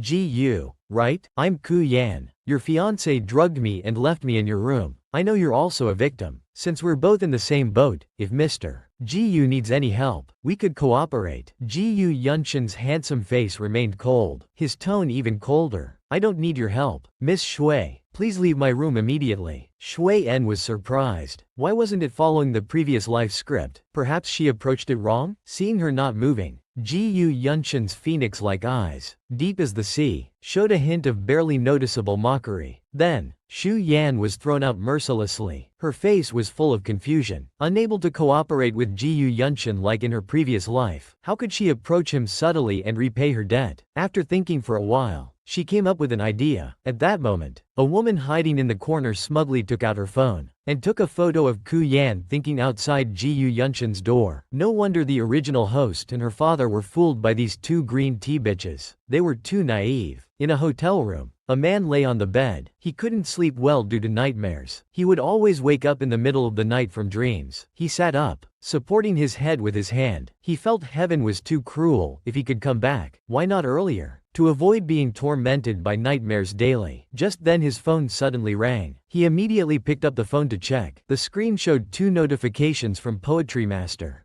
Gu Yunshin frowned. When did he download such a useless app? Was he this bored in his previous life? Out of curiosity, he still clicked on the pushed audio. Then, a sweet voice came through his ears. Dear, how was your day? Was it peaceful or turbulent? I hope you'll sleep well after listening to the poem I read for you. Gu Yunshin murmured. The voice is unexpectedly pleasant, and so he fell asleep quickly while listening to the girl reciting poetry. However, at that moment in the recording studio, it was Ku Yan who opened professional voice equipment, reading poetry with a voice even sweeter and warmer than the original. He took a deep breath after finishing. Recording so many poems would be enough for the radio station to update for a while. Then he told System 7 that in his previous life, Gu Yunshin had suffered from insomnia after the car accident. He hoped these audio recordings would help him sleep better. System 7 smiled contentedly. According to the data, Gu Yunshin was highly sensitive to voices. With the sleep spray's enhancement, he would surely sleep soundly. Shu Yan took out his phone, checked the time and realized it was very late, so he quickened his pace, because that mother-daughter pair must be exhausted, yet still waiting for him to return for their drama. He couldn't disappoint them. After some time, Shu Yan returned home. Unsurprisingly, he saw his stepmother and stepsister waiting in the living room. His stepmother stood up from the sofa, with a worried face. Where have you been? Out so late. Your father was worried sick. Shu Yan frowned. Auntie, please don't mention my father. Okay, his stepsister spoke with a sarcastic tone. Little Yan, my friend sent me photos of you and Gu Yunshin getting a room today. If you like him, you could have told me directly. Sister would definitely give way to you. Shu's father shouted angrily. You're too willful. Before, you said you had no feelings for Gu Yunshin and didn't care about marriage. Now everything's arranged for Yuan to marry him. How could you embarrass your sister like this? The stepmother consoled him. Calm down. Your health isn't good. Don't get sick over this. Since Xiao Yan has slept with Gu Yunshin, for the sake of sisterly love, Yuan can't marry him now. Let's give him to Xiao Yan. Ku Yan swept a contemptuous look at the mother and daughter. Aren't you saying all this because you despise Gu Yunshin's disability? You think he has no value anymore, so you want to dump him on me? Hearing this, the mother and daughter were shocked. Ku Yuan opened his phone and showed them. Gu Yunshin and I are innocent. I did go see him today, but it was for sister, because I received some explosive photos of him with my boyfriend. Sister, if you like my boyfriend, you could have said so. I would definitely give him to you. Why do such things behind my back? I went to see Gu Yunshin today actually to help sister, to see if we could renegotiate the engagement. I didn't expect to be misunderstood. Ku's father angrily shouted. Yuan,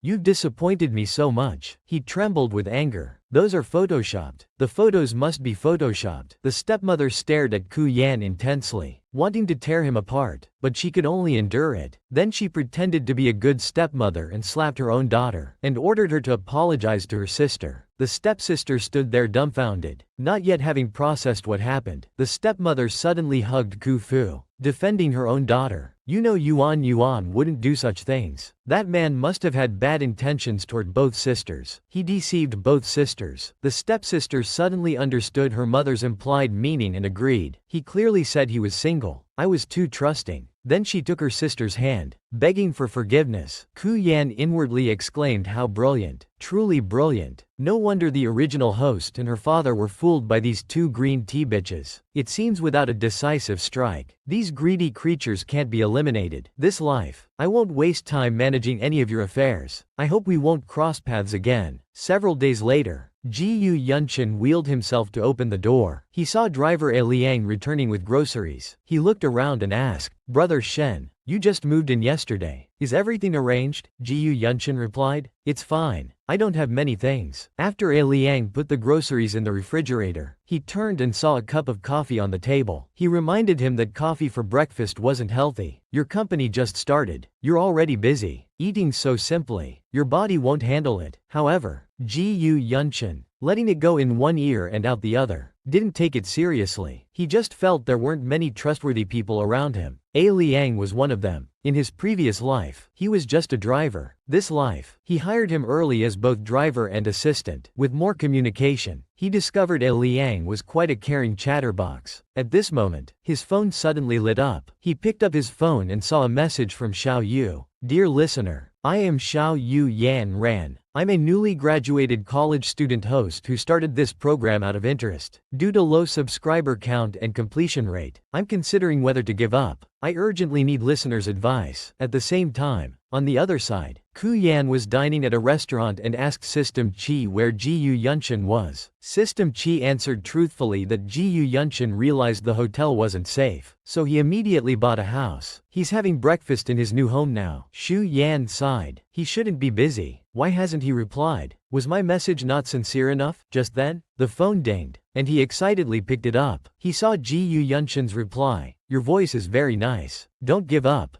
Ji Yu Yunshin felt ridiculous. He had reincarnated with so many important things to do. Yet here he was wasting time on an insignificant app. Wasting time. Just as he was about to put down his phone, he heard another ding. He raised his eyebrows in surprise, thinking how human-like apps had become. Probably just automated back-end responses. Are you my first listener to reply? Thank you for your compliment. Ji Yu Yunshin looked at these words, wanting to test if it was an automated program response. He was about to type another message, but before he could, he saw another message. I see your IP is in High City. What a coincidence. I'm in High City too. I'm having breakfast. There's an old shop on North Bridge Road in High City with excellent fried beef noodles. Have you tried it? Only then did Ji Yu Yunshin realize it was a real person. He narrowed his eyes and replied, yes, I like it too. Shui Yan took a photo of his breakfast and sent it over with a message. Well then, I'll share it with you. Feast your eyes. However, seeing the shared breakfast made Ji Yu Yunshin very tempted, so he went out to eat with driver Liang. Walking out of the restaurant, Ku Yan told System 7, although I've been busy establishing the company these days and haven't had time to gain favor with Ji Yu Yunshin in person, I successfully connected with him through the poetry reading app. Next step is to find ways to improve his health. Good health will increase his happiness level. Just as he finished speaking, he saw the original host's boyfriend, Liang Jane, frowning. Yan, why haven't you been answering my calls these days? Ku Yan gave him a cold look. You drugged me and sent me to another man's bed, and you still have the nerve to look for me? Liang Jane forced a smile, speaking in a placating tone. That night was a misunderstanding. You were drunk, so I got you a room at my hotel to rest. Who knew you'd disappear when I stepped away for a moment? Ku Yan curved his lips slightly. Nice story. I heard the grain company is having cash flow problems lately. Were you hoping I'd ask my father to lend you money? Liang Jing chuckled. My Yan is always so understanding. Ku Yan said calmly. Recently, have you been targeted by a company called Xiao Yu? Liang Jing mentioned this with pent-up anger, gritting his teeth. Their boss must be crazy, investing billions in one project just to cut off our grain supply routes. They're just burning money, not doing business. Shui Yan laughed lightly, mocking him. Indeed, I'm not doing business. Liang Jing trembled. What do you mean? Ku Yan smiled. Xiao Yu is my company. I have money to burn, and I'm going to use it to destroy you. At this moment, another car was parked across the street. Ji Yu Yunshin sat in the car, coldly watching the man and woman in the distance. These two are entangled again.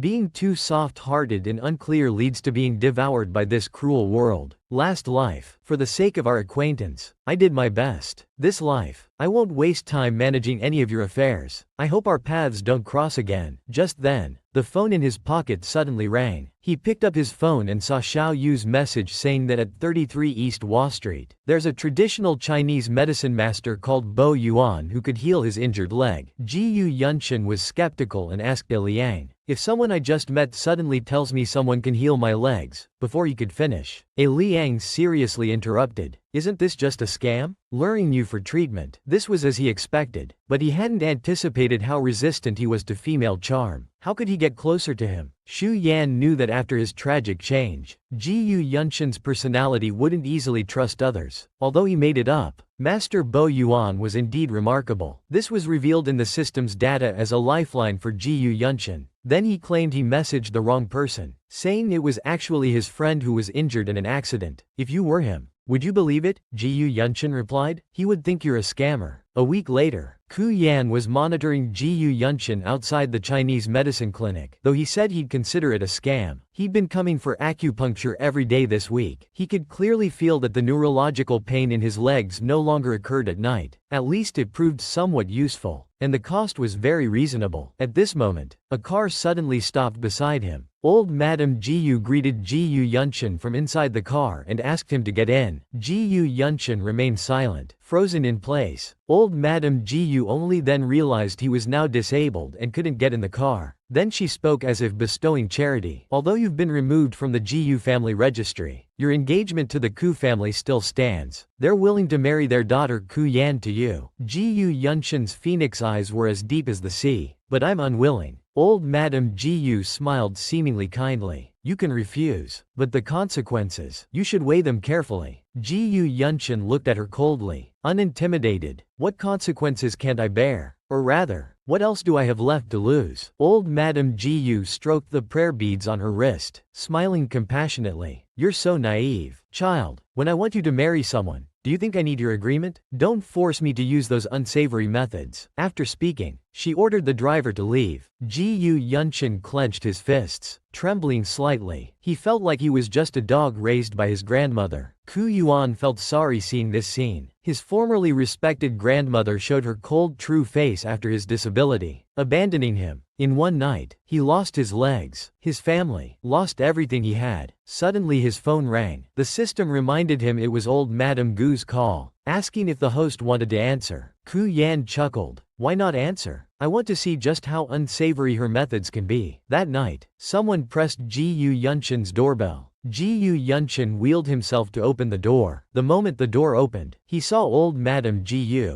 He reached out to close the door, but old Madame Ji forcefully held his hand. Then she signaled the bodyguard to send the woman inside. Ji Yunshin asked with furrowed brows. You drugged Miss Ku? Old Madame Ji replied. Not just that, I also gave her an aphrodisiac. I'll have people guard your door until you agree to marry her. Neither of you will leave otherwise. After saying that, she left immediately. Shui Yan curled up on the sofa, rubbing her eyes. Appearing to have just woken up, she deliberately tugged at Ji Yunshin. I'm hot. Ji Yunshin gave her a cold look. There's mineral water on the coffee table. Help yourself. There's another room. Go sleep there. I'm going to my room. At this moment, Shui Yan suddenly grabbed his hand. With flushed cheeks, she said, but water won't quench my thirst. Seeing her like this, Ji Yunshin couldn't help but swallow, but he still remained calm and pushed her hand away. You can take a cold shower in the bathroom. After saying that, he ignored her and wheeled himself back to his bedroom. Ku Yuan clearly heard him lock the door. She couldn't help but chuckle quietly. Was he afraid she'd break in and assault him? A grown man being so chaste was actually quite cute. This was close to what she expected. He really seemed to avoid women. How could she get closer to him? If a man sees me unwell and doesn't care, just tells me to drink water, isn't that quite heartless? Shu Yan suddenly felt hungry. She had been forced to drink water by old Madame Ji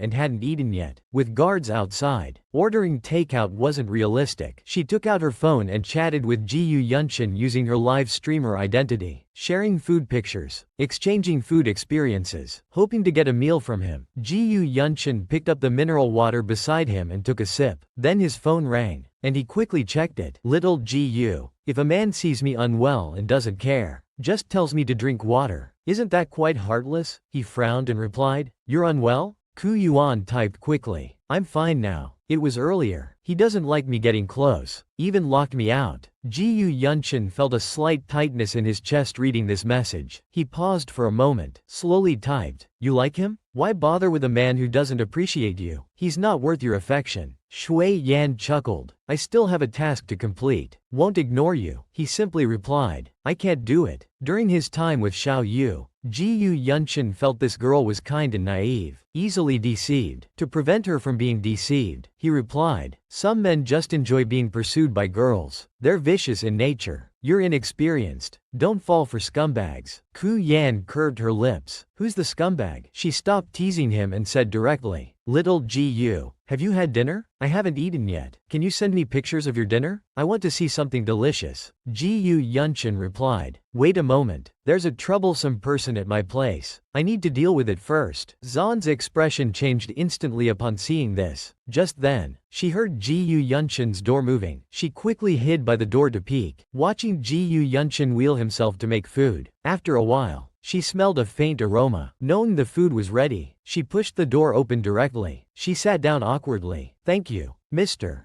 Gu, for your hospitality. I'm quite hungry. A guest at your door is still a guest. You wouldn't want a guest to starve in your home, would you? Gu Yunshin's handsome face darkened. It seemed Ku Yan's drug effects had worn off. Seeing how lively she was, perhaps the dosage was too light, wearing off quickly. He then dropped a, go ahead and eat, and was about to wheel away. Ku Yan suddenly grabbed his clothes. I have something to discuss with you. Gu Yunshin forcefully shook off her hand. Ku Yan continued. Old Madam Gu wants to force us to marry. If it doesn't work once, she'll try again. You can pretend to give in. Agree to marry me. Let me stay here for a while. This way, old Madam Gu won't trouble either of us. Gu Yunshin gave her a meaningful look. Aren't you afraid your boyfriend will misunderstand? You mean that scumbag Liang Jing? He's busy with my sister Kui Yuan. He won't care what I'm doing. Shu Yan spoke casually, seemingly unbothered. Gu Yunshin couldn't help but look at her again. You don't care about his betrayal? Shu Yan replied honestly. I don't like him anymore, so I don't care. But for the bad things he's done, I'll still make him pay. I want revenge, to ruin his reputation. Gu Yunshin remarked quietly. At least better than last time. Not thinking about mutual destruction, Ku Yuan looked into his deep,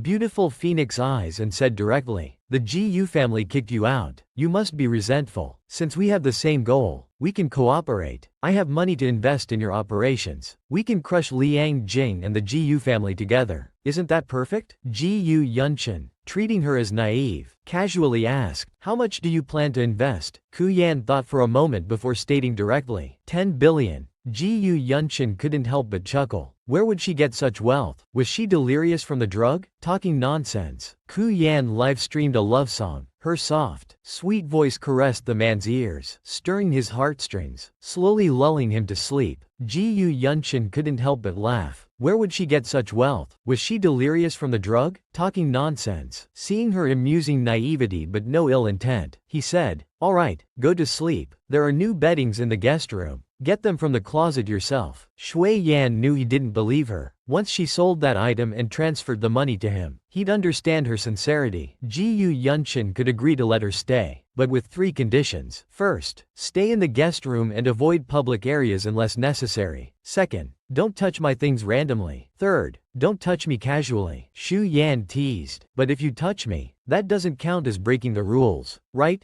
Gu Yunshin blushed and assured her he wouldn't touch a single finger of hers. Ku Yan smiled. Don't speak too soon. Late at night, Ku Yan, wrapped in a towel drying her hair, asked System 7 what Gu Yunshin was doing. System 7 answered truthfully. He's wearing headphones, listening to your poetry recordings. You haven't updated the channel recently. He's listened to the previous audio several times. Building resistance. Plus, with you suddenly living here, he's uncomfortable and can't sleep. Ku Yan took her phone and asked System 7 to bring out the sleep spray. Just then, Gu Yunshin's phone vibrated slightly. It was Xiao Yu's fan benefit message. Want me to livestream a song for you? Gu Yunshin immediately opened her livestream. Ku Yan sang a love song. The next morning, when Ku Yan returned home, Ku Fu questioned loudly, where were you all night? Your aunt was worried sick and couldn't sleep. The stepmother hypocritically stepped forward. The child is grown up, has their own thoughts. I'm just worried because they're young. Might learn bad things outside. Ku Yan raised an eyebrow slightly. Haven't caused trouble for a while. Getting itchy? Perfect timing. I've collected enough evidence. You're walking right into it. Saves me the trouble of finding an opportunity. After thinking this, she began her brilliant performance. I was in a bad mood last night. Didn't want to come back. I really didn't want to face Auntie. Auntie's been in our home for so many years. I lost my mother when I was young. I've always seen her as my real mother. But she actually, the stepmother was shocked and quickly denied. I didn't. What nonsense are you talking about? Ku Yan handed her the phone. showing her the evidence. If it's not an affair. Auntie, why do you give money to this man every week? And several of our vacant properties were sold to him at low prices. The jewelry dad bought you. You gave to him too. Can you explain why you gave him these things? The stepmother panicked, claiming she just wanted to invest. Xu Yan's eyes sharpened. She took back the phone. She played a recording. The doctor said he has a risk of cerebral hemorrhage during the recent checkup. I don't want to take care of him. When he's gone, the property will still go to Ku Yan. My years of work would be wasted. Liang Jing knows people who can help us quietly transfer the property to his name. Is it reliable? I'm pregnant with Liang Jing's child. He dotes on me so much. He definitely won't deceive me. Ku Fu was furious after hearing this and slapped her immediately. Ji Jia walked in just in time to see this scene, and asked why dad hit mom. Ku Fu pointed to the door and shouted, "Don't call me dad. I will divorce your mother. Both of you get out of my house now." After speaking, he clutched his aching chest. Ku Yan immediately supported her father and mentally requested special medicine from System 7. System 7's cheerful voice rang out, "Special health strengthening medicine purchased." Ku Fu's cerebral hemorrhage risk reduced to 1% after taking the medicine. Ku Fu took the medicine from Ku Yan's hand, and immediately took it. "I allow you to live in my home, but that doesn't mean I want to develop feelings with you. Please respect yourself." Ji Jia gritted her teeth and glanced at her mother. She tried to step forward to persuade, but was immediately stopped by Ku Yan shouting, "Shut up.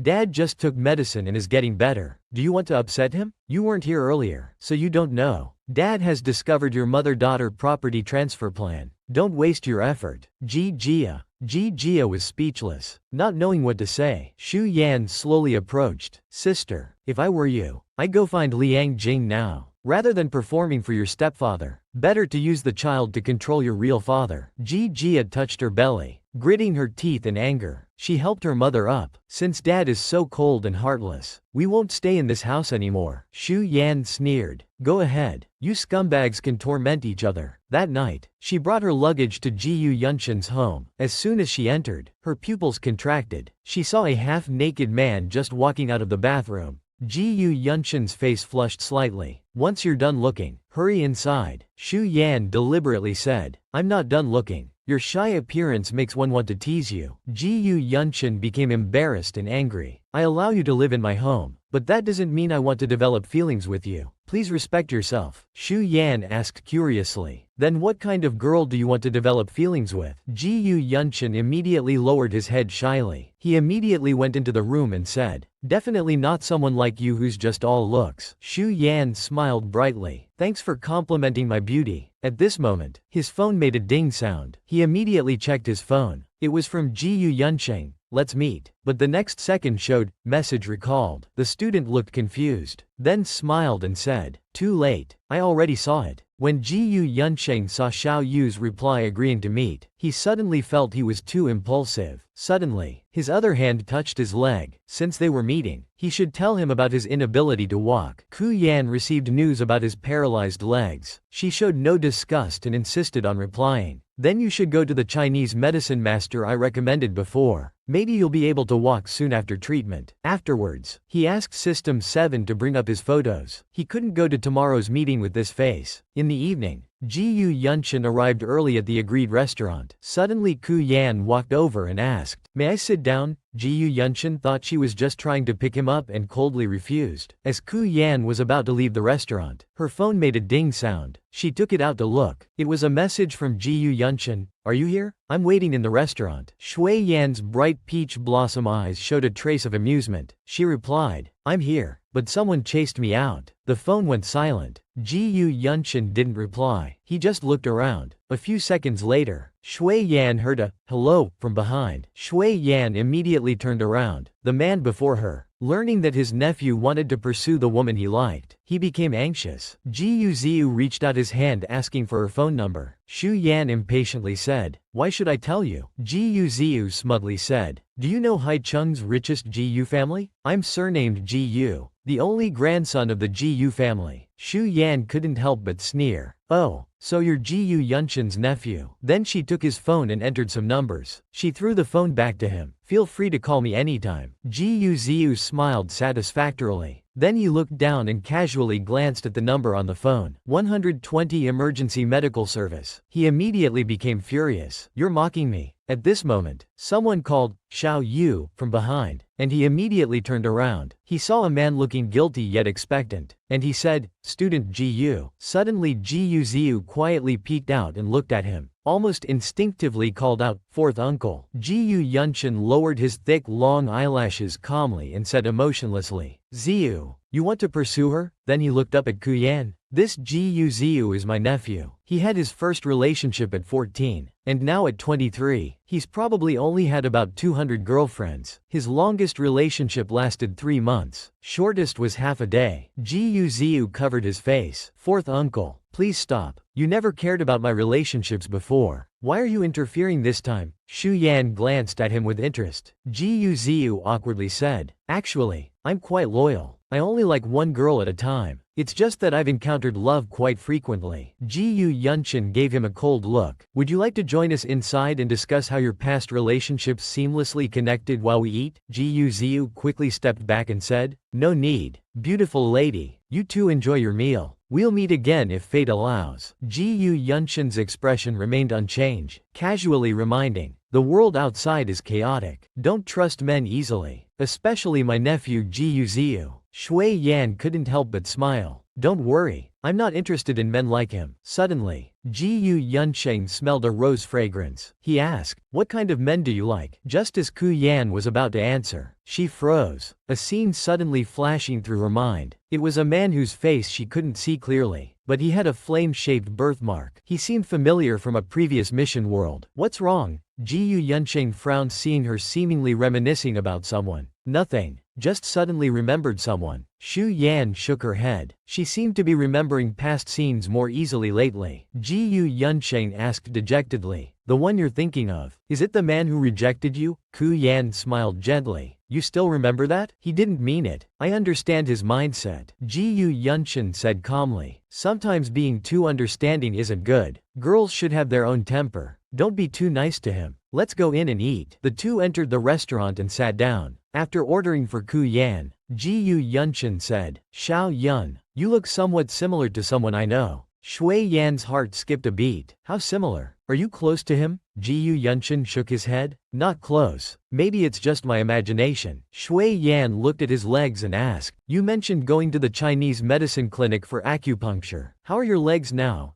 Ji Yu Yunshin replied casually. It's fine. The night pain is gone. Thank you for recommending that Chinese medicine master. Shu Yan frowned, a doubt arising in her mind. Just this much improvement? The system clearly predicted Ji Yu Yunshin could stand again after treatment, so she called out System Assistant 7 to ask what was going on. System 7 honestly replied, According to system data, that Chinese medicine master can indeed cure Ji Yu Yunshin's legs, but besides physical treatment, psychological barriers need to be resolved too. Shui Yan looked up at Ji Yu Yunshin puzzledly. He looked handsome and gentlemanly. Simply perfect. What psychological issues could he have? Just as she wanted to ask more, Ji Yu Yunshin's phone on the table rang. He apologized and answered the call. After listening briefly, his expression changed slightly. Shui Yan asked concernedly, Is something wrong? Ji Yu Yunshin apologetically said, I have an urgent matter to handle. We couldn't fully enjoy our meal today. I hope I can treat you again next time. Shui Yan was curious about what urgent matter Ji Yu Yunshin had. The disabled man couldn't believe he could hear her thoughts. Ku Yan returned to her original appearance before leisurely going back to Ji Yu Yunshin's apartment.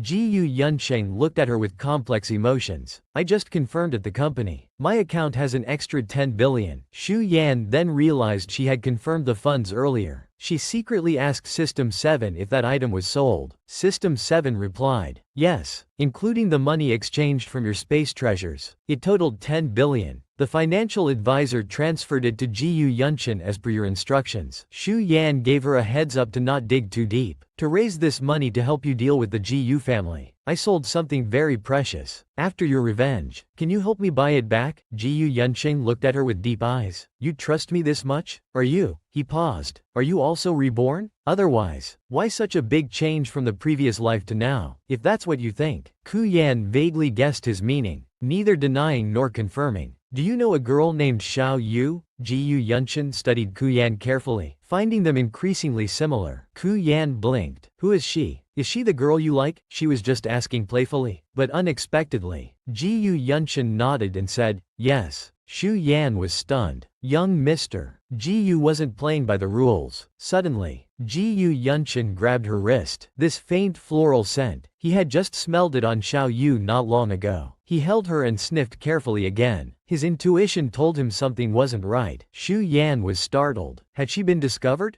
Ji Yu Yunshin's throat bobbed slightly. You are, before he could finish. His temple throbbed. Another voice in his mind said, Ji Yu Yunshin, what are you trying to do? Even if they're Shang Yu. So what? Have you forgotten your mission after Rebirth? Don't forget how Ku Yuan insulted you in your previous life. They deliberately pretended to be a female streamer to get your attention. Who knows what scheme they have? Wasn't your previous death tragic enough? Do you want to repeat the same mistakes? Ku Yan saw something was wrong with him and asked, what's wrong? Are you in pain somewhere? The mocking voice in Ji Yu Yunshin's mind persisted. Moreover, you're just a cripple in a wheelchair. What right do you have to talk about love? Ji Yu Yunshin, you don't deserve anyone's love. You don't deserve. His face turned pale as he shouted. Shut up. The voice was right. He was reborn for revenge. Why bother exposing their identity? Whether they were Ku Yan or Xiao Yu didn't matter. Then he heard Ku Yan say, I'll have a lawyer draft an investment contract for your revenge. I'll help you as much as I can.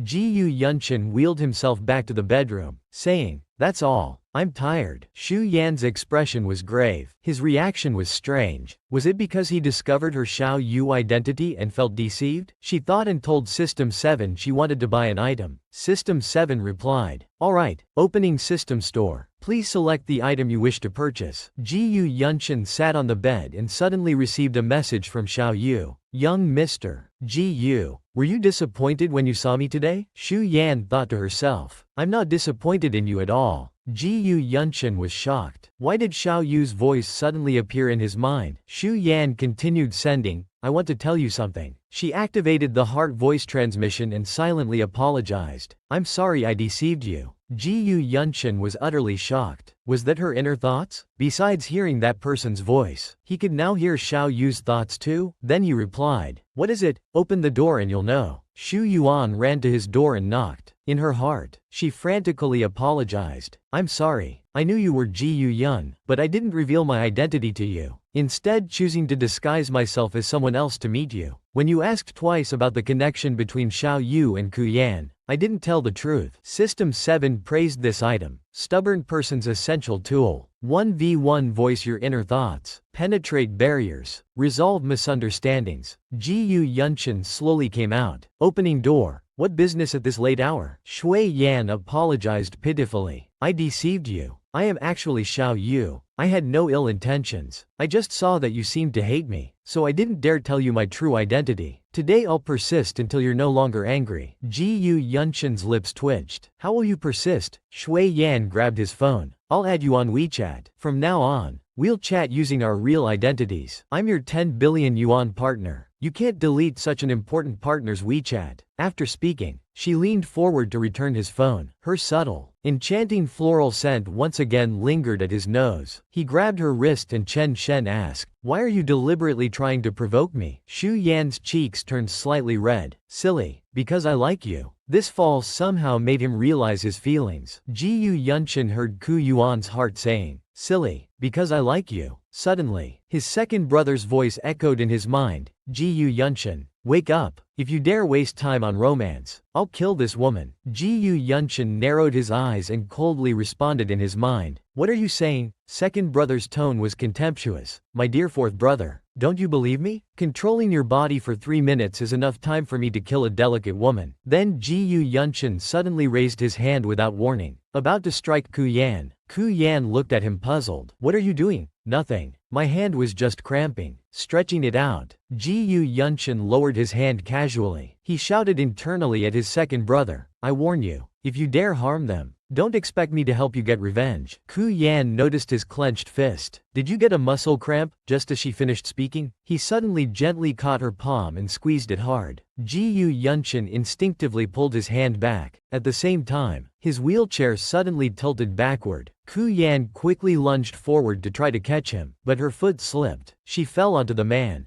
Ji Yunshin groaned. Hearing his painful groan, Ku Yan asked worriedly, "Did you hurt your leg? Does it hurt a lot?" Ji Yunshin held her slim waist, his throat bobbing. "My leg hurts. Don't move." Ku Yan really thought he hurt his leg and didn't dare move. Lying on his chest. "Is it that serious? Let me massage your leg." Ji Yunshin firmly gripped her wrist to keep her still. "If you keep moving, don't blame me." Ku Yan asked confused. "Blame you for what?" Ji Yunshin locked eyes with her. Then his gaze moved down to her pink lips. He silently pulled her close and impulsively kissed her lips. Ku Yan was extremely surprised. Had the pain made him delirious? Desire came rushing in, and the man couldn't help but caress her body. He suddenly startled. No, his second brother's remnant soul was still in his body. Everything he was doing now, second brother might know. Thinking this, he pushed Ku Yan away. "Sorry, my leg doesn't hurt anymore. Go back to sleep." Ku Yan's lips were red, and she glared at him angrily. "So I'm just your painkiller? You kiss me and then say something like that? You jerk. Want me to hit you until it really hurts?" Ji Yunshin let her hit him. "Go ahead and hit me. Then go to sleep." Just as Shu Yan raised her fist, she couldn't bring herself to hit him. "You're taking advantage of the fact that I like you and feel sorry for you. I'm leaving. Don't regret it. I'm going to get revenge." Ji Yunshin raised his eyebrows slightly, wondering how she would get revenge. Ku Yan returned to the guest room next door and asked the system assistant to find Ji Yuziu's phone number. She immediately called Ji Yuziu. "This is Xiao Yu. Are you free to hang out tomorrow?" Before leaving, Ku Yan particularly provoked, "I'm going drinking. If I drink too much, I won't come back to sleep." The man smiled helplessly. Did she think he would fall for such obvious provocation? He's getting anxious. What would a man do when he learns his woman is with another man? The next evening, at a certain hotel, Ji Yuziu looked at her curiously. "Xiao Yu, how did you meet my fourth uncle? He's usually very cold towards women. It's rare for him to have a female friend." Shu Yan spoke softly. "Why are you so afraid of your fourth uncle? I think he's quite gentle." Ji Yuziu sighed. "My father was the eldest but died early. Second uncle is also gone. Third uncle is weak. Fourth uncle has been taking care of me since I was young. Actually, I hoped fourth uncle would inherit the family business, but unfortunately he's disabled. Now I'm the only one who can take over. The burden is heavy. Let's not talk about that. Let's drink while we can. My friend happens to have a gathering here. I'll take you there. More friends mean more opportunities. But let me warn you first, he's kind of a jerk. Just stay with me and don't get fooled by him." Shu Yan playfully teased. "Look who's talking about being a jerk." Ji Yuziu chuckled. "I just fall in love quickly and move on quickly. Still better than him." Then they entered the private room. Liang Jing was telling his buddies about his pregnant fiancée, saying he had nothing now but she still wanted to marry him using the pregnancy. He was afraid she would make a scene and affect his business, so he kept stringing her along as his fiancée while secretly giving her abortion medicine daily. Once the baby was gone without anyone knowing, he'd dump her. Ji Yuziu walked over. He introduced, "This is my friend Xiao Yu. Please take care of her." Liang Jing looked at Ku Yan and frowned in confusion. This girl is gorgeous, but she looks familiar. He couldn't quite remember. Ku Yan finally realized the jerk he mentioned was Liang Jing. She raised her eyebrow. She greeted him. Liang Jing started being attentive. "A friend of Ji Yuziu is my friend. Let's drink together." Ku Yan raised her glass with a coy smile. "Drinking alone is boring. Let's play a drinking game." "Sure, I'll play with you." "Sister, don't call me brother when you're drunk later. Go easy on me." Seeing her being friendly, Liang Jing immediately had evil thoughts. After some time, Shu Yan got a room and threw Liang Jing in. Ji Yuziu looked disgusted. Liang Jing has such poor drinking manners. He's making a mess everywhere when drunk. If he wasn't being so improper and disturbing us, we wouldn't have bothered bringing him to the hotel. Shu Yan secretly laughed inside. "It's not just the alcohol. I also drugged him." Then she asked System 7 to search for middle-aged working women in their 40s and 50s nearby and invite them over. System 7 was a bit embarrassed. "Host, the special drug you gave Liang Jing from the mall, if he's too excessive tonight, there might be after effects. He won't be able to function properly anymore." Ku Yuan smiled brightly. Isn't that great? Saves other young girls from being harmed by him in the future. Then they turned to leave. You like drugging people and putting them in bed? Now you can taste what it feels like yourself. Just as they left the hotel, they ran into Ji-yu Yunshin.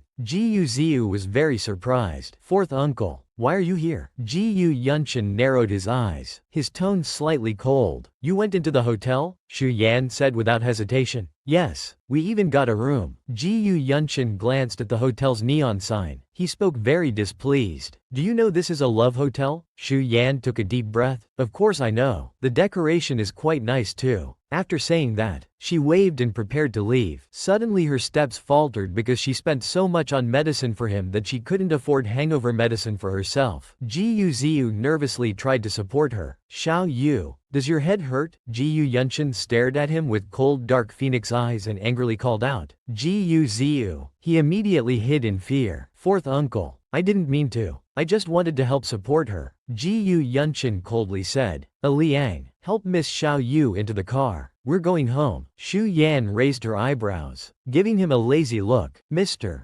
Ji-yu, what do you mean, going home? Who's home? Ji-yu Yunshin said deeply. Back to our home. The proud man finally let down his guard and confessed to the woman he loved. Ji-yu Ziyu was shocked. What do you mean, you're home? What's your relationship with Xiao Yu? Ji-yu Yunshin glared at him. We're engaged. She's my fiancé. Are you trying to steal my woman? Ji-yu Ziyu felt a chill run down his spine and became scared. Ku Yan smiled. Ziyu, don't be afraid. Your uncle is just scaring you. We're not married. Haven't even had an engagement ceremony. I'm not really his fiancé. He stared intensely at Ku Yan and declared loudly. Even if you are fourth uncle's fiancé, I'll still pursue you. I want to compete fairly with fourth uncle. Ku Yan smiled gently. Your fourth uncle hasn't even pursued me, so it can't be called competition. Let's ignore him. Ji-yu Yunshin couldn't tolerate them continuing their nightlife. He pressed his hands on the wheelchair armrests, unconsciously stood up, and grabbed Ku Yan's hand. Ku Yan was shocked. His legs could stand up. This proved the acupuncture treatment was working. Was it really psychological issues that had prevented his recovery all this time? The man gripped her wrist and said deeply, I like you. I like your voice, your scent, and especially how you look when you smile. I'm going to pursue you from now on. Okay. At this moment, the driver and Ji-yu Ziyu were very surprised at what they saw, but the next second, he fell back into the wheelchair. Ku Yuan crouched down, looking into his eyes. Your legs have recovered, but something in your mind is preventing you from truly standing up. Ji-yu Yunshin lowered his eyes, hiding the complexity in them. If there was a demon in his heart, it would be his second brother's existence. Perhaps his second brother didn't want him to recover, didn't want him to stand. Ku Yan knelt down on one knee. She touched his knee gently. No matter what, this is happy progress. You'll definitely recover completely. Her voice was gentle, her smile sweet, just as Ji-yu Yunshin's heart was moved, and he wanted to reach out and touch her face. She suddenly stood up and said cheerfully, I've heard your confession. If there's nothing else, I'll be going now.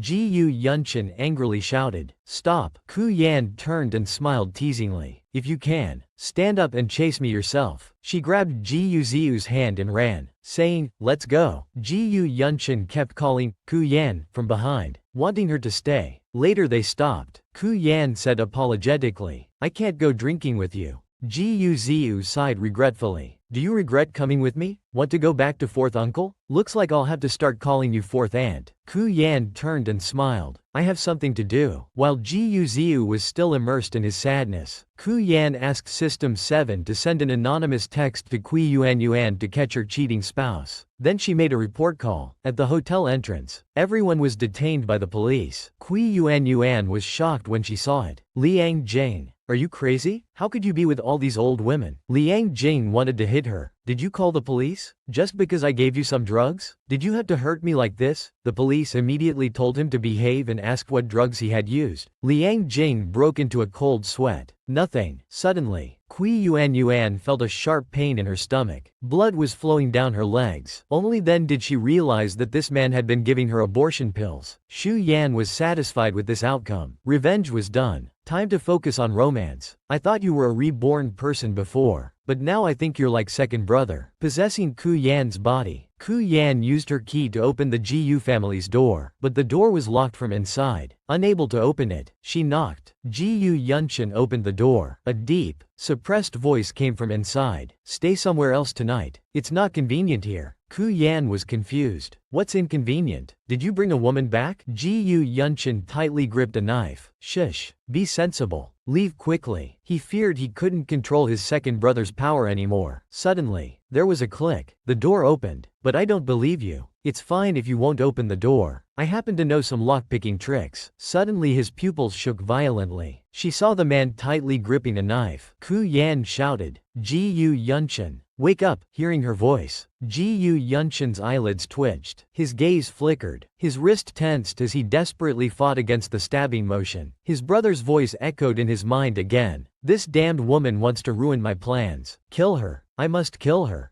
Gu Yunshin absolutely wouldn't let his second brother harm her. He gritted his teeth and quickly turned his wrist. The knife point faced his own abdomen. With a thud, blood splattered. Ku Yan's eyes widened in horror. As Gu Yunshin's trembling hand steadied. My phone's in the living room. Call Ah Liang to take me to the hospital. Don't touch me. Stay as far away as possible. Shu Yan agreed without hesitation. She sensed something was very wrong with him. Gu Yunshin was taken away by emergency doctors. Shu Yan didn't rush to follow. She had to understand what was happening. 7. Scan this room's magnetic field. I need to know if there were any reborn people, time travelers, or other supernatural presences just now. System 7 was surprised after the scan. Indeed there were. 2 of them. Gu Yunshin is a reborn person. And there's another broken soul inside him, his second brother Gu Yunmo. They just fought for control of the body. Gu Yunmo wanted to weaken Gu Yunshin so he could take over his body. Ku Yan frowned. No wonder Gu Yunshin's legs had recovered but he still couldn't stand. 7 asked, Host, what do you plan to do? Shui Yan's red lips curved upward. Of course. Kill gods if they appear. Kill Buddhas if they appear. Slay demons if they come. Then she turned off the system and rushed to the hospital. She quietly pushed open the hospital room door and walked softly to the bedside. Gu Yunshin was sleeping restlessly, his handsome face slightly pale, his brows furrowed with worry. Ku Yuan carefully avoided waking him and took out the demon-subduing cauldron from her space. The cauldron transformed into a small bell, glowing softly in her palm. The man suddenly opened his eyes. A deep voice spoke. You woman, you really are a variable. You even have a soul-capturing artifact. Shu Yan played with the demon-subduing cauldron. Calmly she said to Gu Yunmo, leave his body. The man gave a cold laugh. If you dare capture my soul, I'll use my last bit of soul power to make Gu Yunshin's organs explode. We'll die together. Shui Yan remained unruffled, speaking methodically. Are you threatening me? Since you won't leave, then sleep. She waved her hand, and the demon-subduing cauldron floated up, casting a soft blue light over Gu Yunshin's body. Gu Yunmo immediately fell asleep. Then Gu Yunshin suddenly opened his eyes. I heard everything you said to my second brother. I thought you were a reborn person before, but now I think you're like my second brother, possessing Ku Yan's body, right? Shui Yan reached out and touched his cheek. I can't tell you the answer. I just used a magical artifact to temporarily suppress your second brother's soul. He'll be asleep for a while, but he'll wake up eventually. Gu Yunshin paused for a moment. If my second brother wakes up and tries to harm you, don't worry about me. Shui Yan shook her head. But you'll die. Gu Yunshin spoke gently. If one of us must die, I hope it won't be you. Shui Yan was very annoyed. Stop with this melodramatic, I'll sacrifice for you, nonsense. If you dare sacrifice yourself for me, I'll bite you to death. As soon as she finished speaking, she suddenly lowered her head and kissed his lips. Her kiss came unexpectedly, making Gu Yunshin freeze. Foolish woman. You think you can suppress me for long? The hospital room door was suddenly pushed open. Ah Liang saw the couple entwined on the hospital bed and immediately blushed. He turned and rushed out, shouting, I didn't see anything. Please continue. Ku Yan couldn't help but laugh. What's the fuss? She and Gu Yunshin were just kissing. Nothing more. The man gazed at her with passionate eyes, her kissed lips red as a flower. She couldn't help but kiss him again. Her long-suppressed feelings burst forth in an instant. She recklessly buried herself in kisses along his lips and neck, growing increasingly intimate, the more he had restrained himself before. the more passionate he was now. Xu Yan pushed him away. Don't be reckless. Ah Liang might burst in again. Besides, you're still injured. Be careful not to tear your wounds. As soon as she finished speaking, she pushed the man down onto the bed. She lifted his clothes. Let me check. Ji Yunshin grabbed her hand. How can you, a girl, casually undress a man? Xu Yan winked at him. Don't worry. I'll take responsibility. Look, the wound really has torn open. Oh, this birthmark looks familiar. After the examination,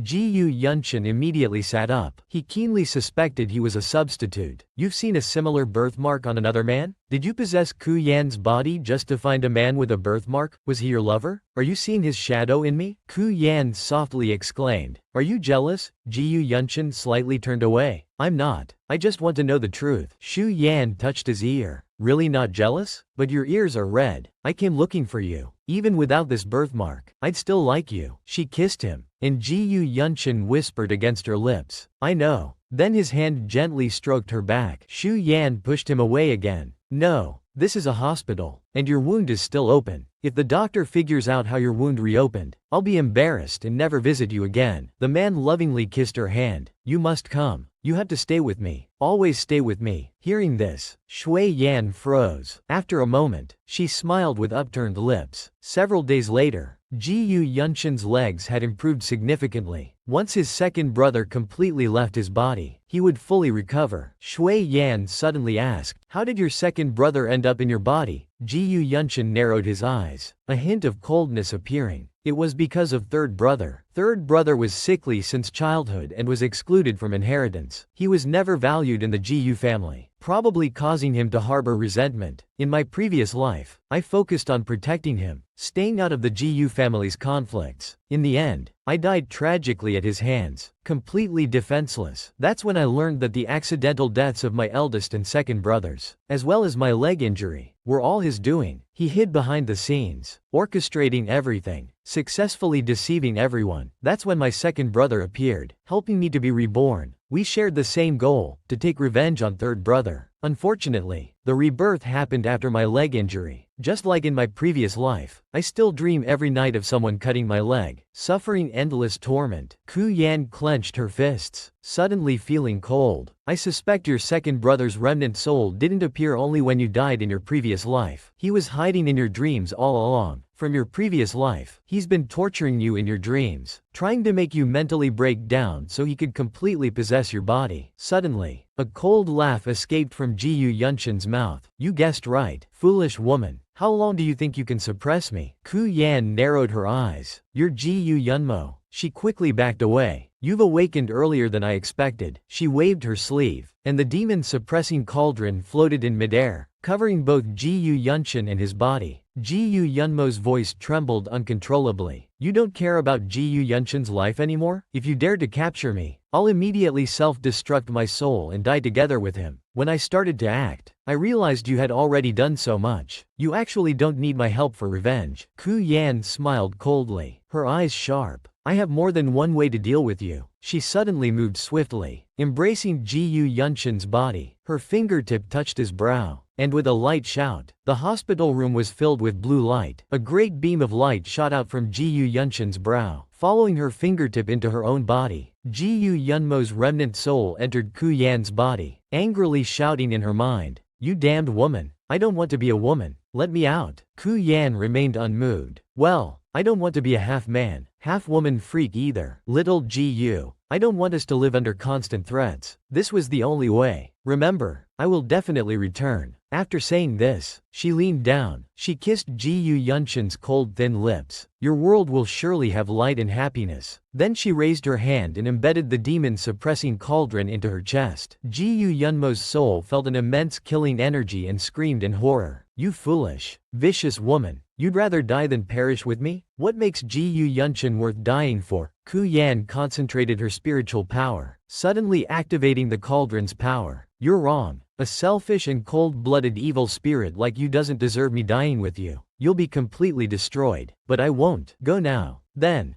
Ji Yunmo let out a final resentful scream of despair, gradually fading away. Ji Yunshin suddenly woke up. He saw Ku Yan's eyelashes trembling slightly before she collapsed powerlessly. Ji Yunshin was startled and quickly sat up. When Ku Yan regained consciousness, she was in a white space. Host, your mission isn't complete yet, and destroying Ji Yunmo's remnant soul has caused significant damage to your body. You can't transmit back immediately. Ku Yan nodded. I know. I'll wait until my body recovers before returning to continue the mission. Let me see how Ji Yunshin is doing now. Ku Yan looked through the misty white haze at the small world. System 7 reminded her. Host, 11 months have passed there. Then she saw Ji Yunshin push open the hospital room door, walking in with his long legs. So quick. After Ji Yunmo disappeared, his legs really did heal. Ji Yunshin's gestures were extremely gentle as he stroked her long hair while speaking in a low voice. Yan, I'm back. Guess who I just met? The Kui family women and Liang Jane. I sent them to prison. You invested 10 billion in me, asked me to help you take revenge. When I started to act, I discovered you had already done so much. You actually didn't need my help for revenge at all. You just wanted to help me, right? Yan? You've been sleeping for almost a year now. I keep dreaming of you telling me you'll come back. I miss you so much. When will you return? Ku Yan could see clearly through the misty mirror. Little Ji was suffering more than she had expected. 7. Help me check how well the original body has recovered. Estimate how long until I can return. System 7 initiated energy detection to check the original body's condition. Suddenly, there was an emergency in the hospital room.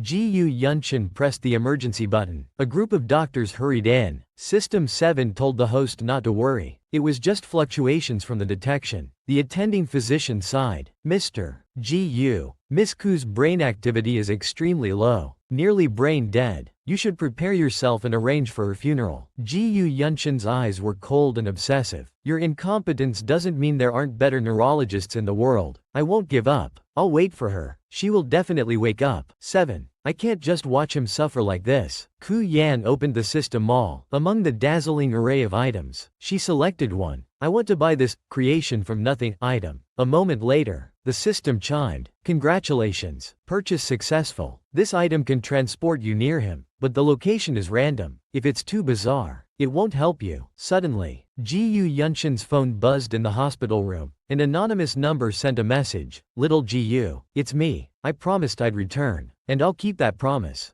Ji Yunshin startled, suddenly standing up. He looked at his phone screen, then turned to look at the quiet girl on the hospital bed. Who dares to impersonate Ku Yan? After a while, the anonymous number sent another message. I'm Ku Yan. I've transmitted into your phone. Ji Yunshin was very displeased, thinking it was a new type of scam. Ku Yan glanced at System 7. He doesn't believe it. 7 frowned. I told you it would be bizarre. It would be abnormal if he believed you. Ku Yan was very determined. I'll make him believe. She continued messaging. When I invested 10 billion in you, I told you I sold something to raise the money. I hoped you could help me buy it back later. Remember? Ji Yunshin's dark eyes narrowed. Yan did say that. No third person knows about it. It really is you. His typing was gentle, as if afraid to startle her away. Wherever she was, Ku Yan tried different ways to make him feel better. It's me. I promised I'd return, and I'll keep that promise. I can't return to that body yet. Let's treat this like we're dating online, okay? From today on, you must eat well and take care of yourself. Little Ji,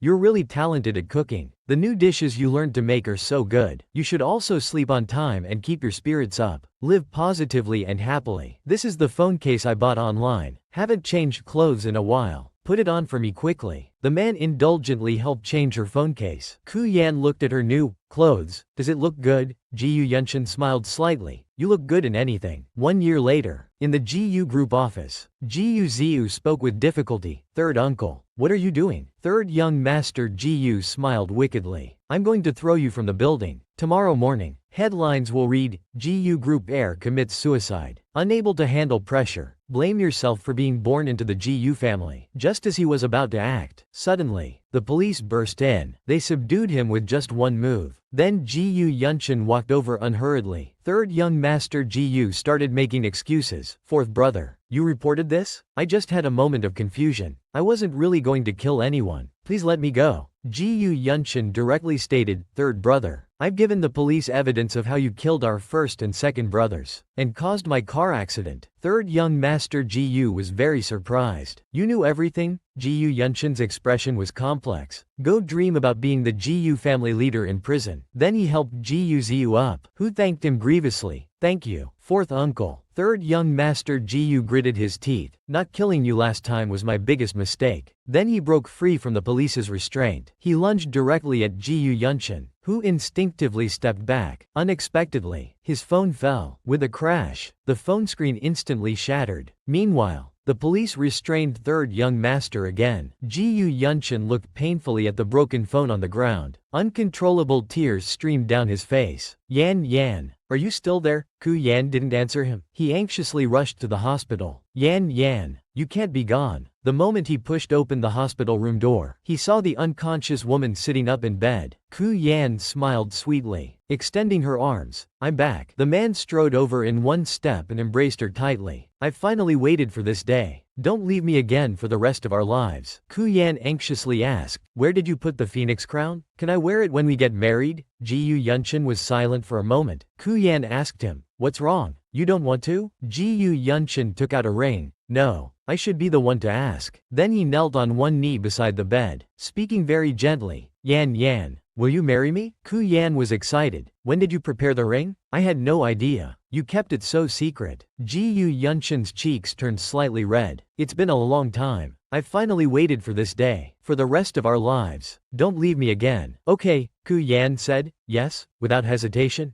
Ji Yunshin took out the ring and gently slipped it onto her finger. It fit perfectly. Suddenly, System 7 asked in her mind, "Host, do you really want to stay in this world?" Ku Yan nodded. "I promised. I'll stay with him and won't leave again. I'll spend my whole life completing this mission." A few days later, he held a grand wedding for Ku Yan. Congratulations to Ji Yunshin and Ku Yan on their marriage. May the newlyweds grow old together in love for 100 years. Several decades passed quickly. System 7's voice sounded. "Congratulations, host, on completing the SSS level mission. Current total points, 31.38 million. Memory clear. The new world is a novel world. Please familiarize yourself with the novel first. It's called The Black Fox Woman's Revenge in the Entertainment Circle. The novel's female-led. Ku Yan, born into a wealthy family with privileged background, abandons her studies to enter the entertainment industry due to her infatuation with actor Lu Zhou. The female lead's family is rich, with good resources. She appeared in every show and variety program possible with Lu Zhou. Unfortunately, her acting was poor, earning audience mockery, and her constant shipping with Lu Zhou strongly irritated his fans. Seeing this path wouldn't work, the female lead quit the industry to inherit the family business, and started investing money in Lu Zhou, approaching the male lead as an investor. However, she had no business acumen and quickly went bankrupt. But after the female lead went bankrupt, the male lead fell in love with her, and they reached a sweet ending. Ku Yan broke into a cold sweat. "This isn't what they call, we had no destiny. It was all thanks to my money." "Is it?" System 7 rolled its eyes. "You could say that." Host needs to transmigrate and become the female lead, helping the novel reach a perfect ending. Ku Yan helplessly rubbed her forehead. "So the goal is to win over the male lead and gain his love?" The female lead is completely love-brained, doesn't strive for improvement, just knows how to obsess. What's so lovable about the male lead? Then she closed the novel. She chuckled lightly. "If you bloom, butterflies will come." "Then you're saying that as a mother, you should set an example and tell the truth." Ku Yan was entering the new world. Suddenly, she heard knocking from outside. "Ku Yan, I know you're home. Open the door quickly." Ku Yan asked System 7.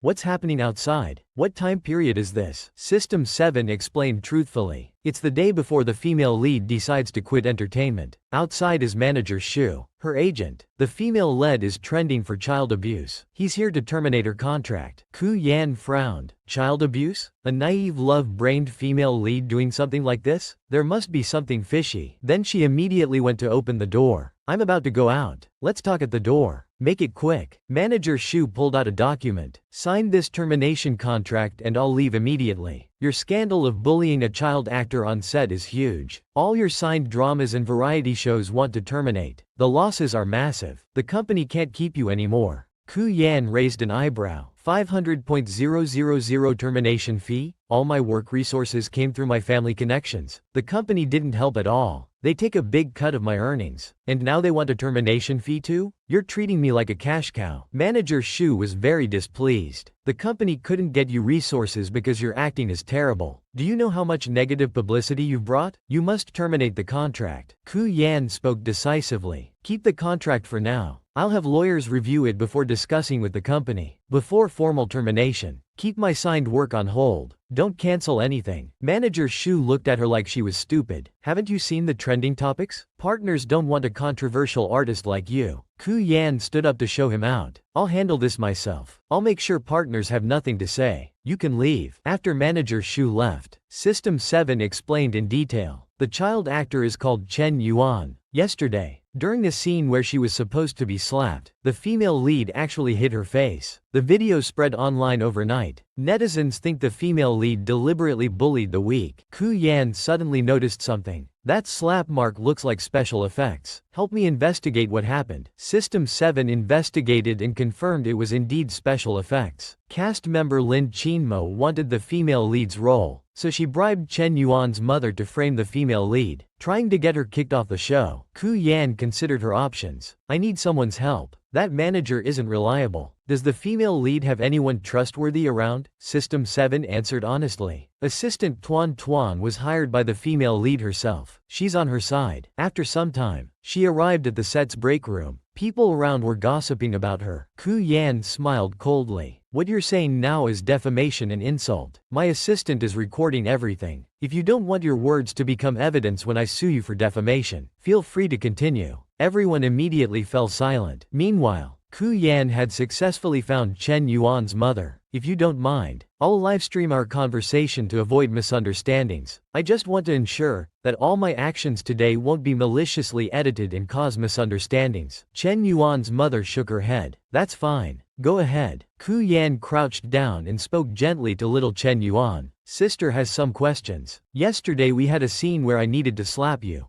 I accidentally touched your face. Quite hard. The little girl trembled and burrowed into her mother's arms. On the livestream, some netizens were already cursing. Ku Yan is causing trouble again. The little girl is about to cry. Shui Yan smiled lightly. The child is scared. Logically, as a mother, you should set an example and tell the truth. I won't pursue this matter afterward. Chen Yuan's mother's eyes flickered. The truth is what's being spread online. What else do you want me to say? Miss Shu Yan? Shu Yan stared at her sharply. Falsely accusing me has legal consequences. If you won't tell the truth, I'll have my lawyers release the evidence from before signing. I'll clear my name. Chen Yuan's mother became frightened. Don't sue me. We're poor. Yuan just got a chance to act. We needed money to get by. That's why I took that money. It was all for the child. Shui Yan turned the camera to herself. Everyone watching, regardless of what Chen Yuan's mother did, I hope you won't blame Chen Yuan. It's not her fault. She has great acting talent. She deserves her own future. After speaking, she turned the camera back to Chen Yuan's mother. You can tell the truth now. Chen Yuan's mother softly said to the little girl in her arms. Yuan,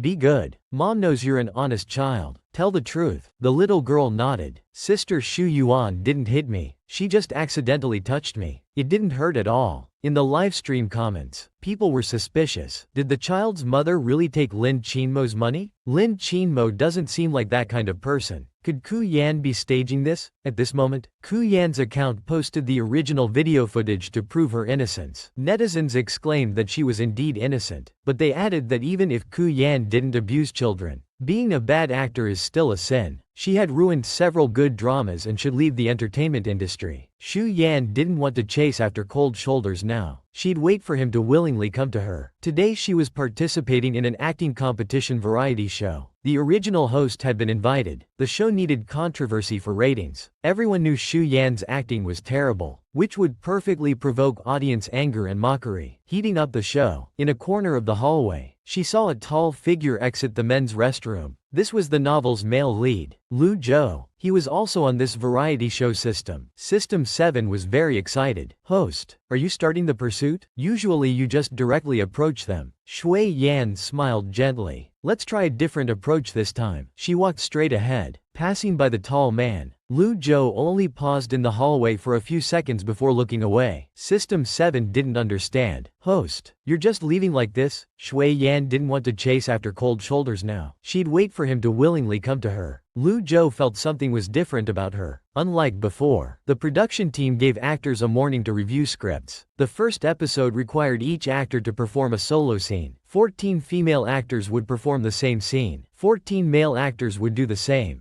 Drawing lots would determine pairs for acting together. The paired acting had no script, only scenarios. It relied on improvisation. After performing, judges would score, and half would be eliminated. Nearby people mocked. What's there to fear? With Ku Yan at the bottom, we won't be criticized no matter how we perform. Ku Yan rolled her eyes indifferently. Who are you looking down on? I've had practical experience in various quick worlds. I'm best at improvisation, the host's cheerful voice announced. Next, would the actors who drew the same group please prepare? 2 actors stood up and went on stage simultaneously. The other actor covered their chest with their hand. Don't worry, I won't let you lose too badly. Shu Yan responded calmly. What's the use of covering your mic? Mine is on too. Who's good and who's bad isn't certain yet. Soon, the dazzling segment began. The experienced female actor quickly rushed forward. Shu Yan smiled secretly. You think taking the initiative will set the character and make me follow your rhythm in the plot? Dream on. She grabbed the woman by the bed. You homewrecker, who are you calling husband? The actress looked bewildered. What do you mean? Ku Yan laughed mockingly. Keep pretending. You think I'll believe you're an innocent victim? I've prepared evidence to sue you for stealing our marital assets. Everything he gave you, I'll take it all back. Then her eyes lit up for a moment. Her expression twitched slightly. Husband, I was planning to divorce you anyway. You died first. Thank you for making it easier. The scene ended there. The students burst into applause. Lu Zhou smiled faintly. The student controlled the situation well and took advantage of Sha Yan's failure to keep up, making the scene work. Interesting. The directors praised Ku Yan for her potential and talent. Very good. I must be honest. I had no hope for your group initially. But Ku Yan, you surprised me. Sha Yan was very jealous of Ku Yan. Everyone was talking about Ku Yan, as expected of a top star with millions of fans. Soon her fans came and made the Weibo post trending. Sha Yan walked behind Ku Yan, speaking sarcastically to herself. Acting so badly before, just to make a splash today. Ku Yan turned around, smirking. Upset because I didn't get eliminated in the first round as you hoped, but instead you got eliminated? Sha Yan's face turned blue with anger. It was just one decent scene. She stormed forward angrily and deliberately bumped into Ku Yan as they passed. Shu Yan, wearing high heels, stumbled, but instead of reacting to that, she quickly grabbed Sha Yan's arm. Miss Sha, shouldn't you apologize for bumping into someone? Sha Yan denied it. Who bumped into you? You're the one grabbing my arm. Let go of me. Suddenly, a deep, magnetic male voice spoke up. Miss Sha. Sha Yan saw it was Lu Zhou. She immediately complained. Ku Yan bumped into me and tried to hit me. Ku Yan frowned, turning the tables on me. Then she turned with a smile. Mr. Lu, are you trying to stand up for Miss Sha? Sha Yan's face instantly turned red, stammering, Brother Zhou. Lu Zhou spoke coldly. I'm afraid I don't deserve Miss Sha's address. Brother Zhou, I saw everything. Miss Sha bumped into someone. Shouldn't she apologize? Sha Yan bit her lip, feeling indignant. I'm sorry. Ku Yan released her arm. Miss Sha, remember, I'm not easy to frame. Next time, a simple sorry won't be enough. Sha Yan didn't dare look at Lu Zhou again and ran away in embarrassment. Only Ku Yan and Lu Zhou remained. Ku Yan spoke slowly. Thank you, Teacher Lu, for speaking up. I won't disturb you further. After speaking, she turned and left. Just then, his manager walked over. Is that clingy person trying to seduce you again? Lu Zhou's handsome face remained expressionless. No, I feel she's changed. She used to take every chance to talk to me. Recently, she's been avoiding me. Yu Nanting was talkative, muttering to himself. I think you should be more careful. That clingy person must have changed tactics. Seeing that marketing stunts didn't work, she might try to make a move on you. Lu Zhou glanced at him. What move? Yu Nanting said seriously. Make a move on your looks. If she offers you a drink, don't drink it. Boys need to learn to protect themselves outside. Lu Zhou saw his words getting inappropriate and told him to be quiet. Don't be alarmist. I think Ku Yan has probably come to her senses and won't do anything.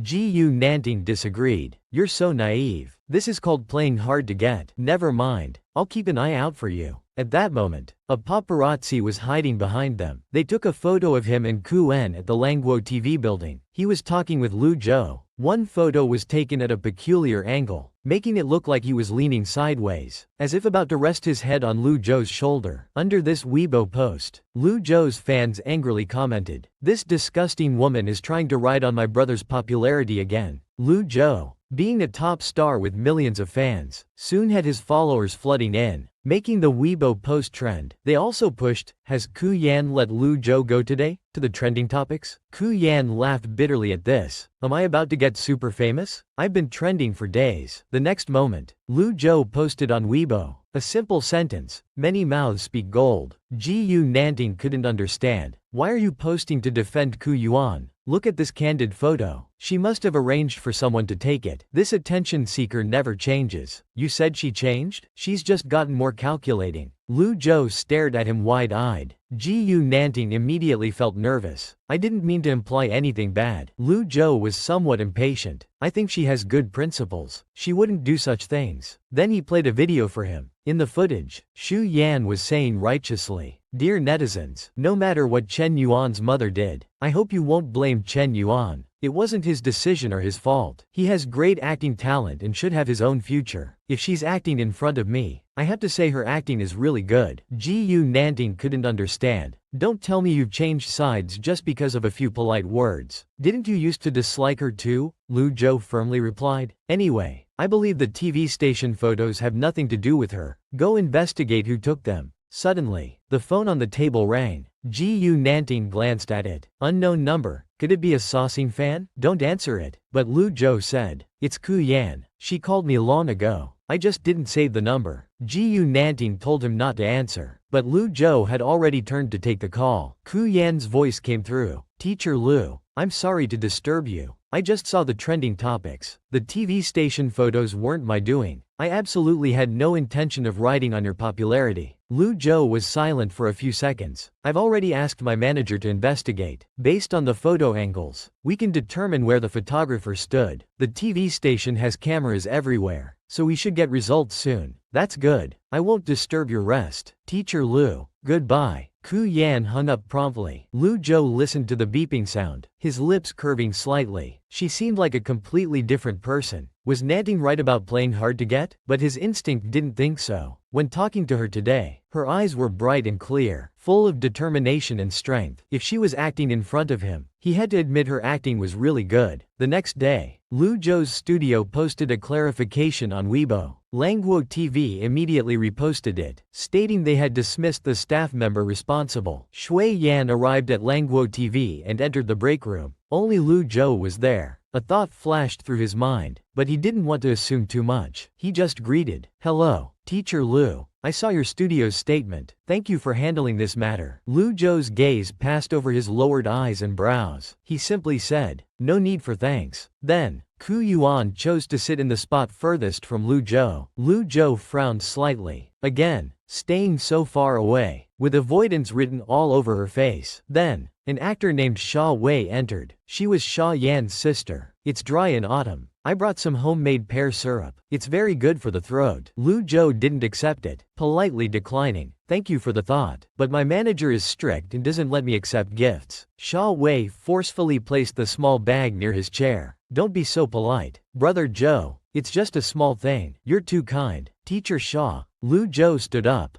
gave a faint smile, and walked out of the break room. Ku Yan raised an eyebrow. He just accepted it like that. Xia Wei noticed Ku Yan's eyes following Lu Zhou's departing figure and sneered. Some people are like lapdogs wagging their tails, still clinging on even when they know they're despised. Before Ku Yan could respond, a young handsome man entered the break room. "Teacher Xia, long time no see." Xia Wei recognized Lu Zhou's manager Ji Yu Nanting and smiled warmly. "Brother Ting, long time no see." Gu Nanting spoke diplomatically but with clear implications. Teacher Sha probably doesn't know, but our Ah Zhou has a sensitive stomach. I can't let him eat anything from outside. I'm worried about cleanliness. That's why we never accept gifts. I'd hate for Ah Zhou to get gastritis and then cause trouble for the gift giver. Sha Wei forced a smile. I wasn't thoughtful enough. She walked to Lu Zhou's previous seat and awkwardly retrieved the small bag. After Gu Nanting left, Sha Wei glared at Ku Yan. What are you looking at? Ku Yan smiled slightly. When Teacher Sha mentioned lapdogs earlier, I couldn't picture what she meant. Now I have a very clear image. She probably thought she could manipulate the draw and use it as an excuse to get close to him. Sha Wei's face darkened, about to retort, but seeing someone entering the break room, she immediately changed her expression to a gentle smile, acting as if the gift rejection never happened. Xu Yan was amazed, truly a master of face changing. Today's filming involved drawing lots to form groups and rehearsing scripts. The actual competition would be tomorrow. When all 24 qualifying actors arrived, the production team had everyone draw lots for random group assignments. Xu Yan drew a number. She couldn't help but look at Lu Zhou. What bad luck. She was grouped with Lu Zhou. She wondered if he'd think she rigged the draw. Lu Zhou was gracious, smiling politely and saying, "Welcome to the group." Ku Yuan responded politely and kind, looking forward to working with Teacher Lu. As for the other two actors, unfortunately, one was Sha Wei. The other was a handsome young fresh face with fair skin. With many cameras filming the draw, Sha Wei smiled sweetly. I'm so happy to work with all the teachers. Xu Yan smiled faintly without speaking. If she loves acting so much, wait for the actual stage performance. During the performance season, their group received a script with intense emotional fluctuations. The female lead was a disabled college student. She accidentally killed her abusive stepfather at home. When her mother, who worshipped her husband, discovered this, she broke down and beat the daughter. The male lead, who secretly loved the female lead, rushed in to protect her. He accused the mother of years of mistreatment. During police questioning, the male lead tried to take the blame. Surprisingly, the mother also stepped forward to claim responsibility. In this script, the male and female leads had the heaviest parts. During role selection,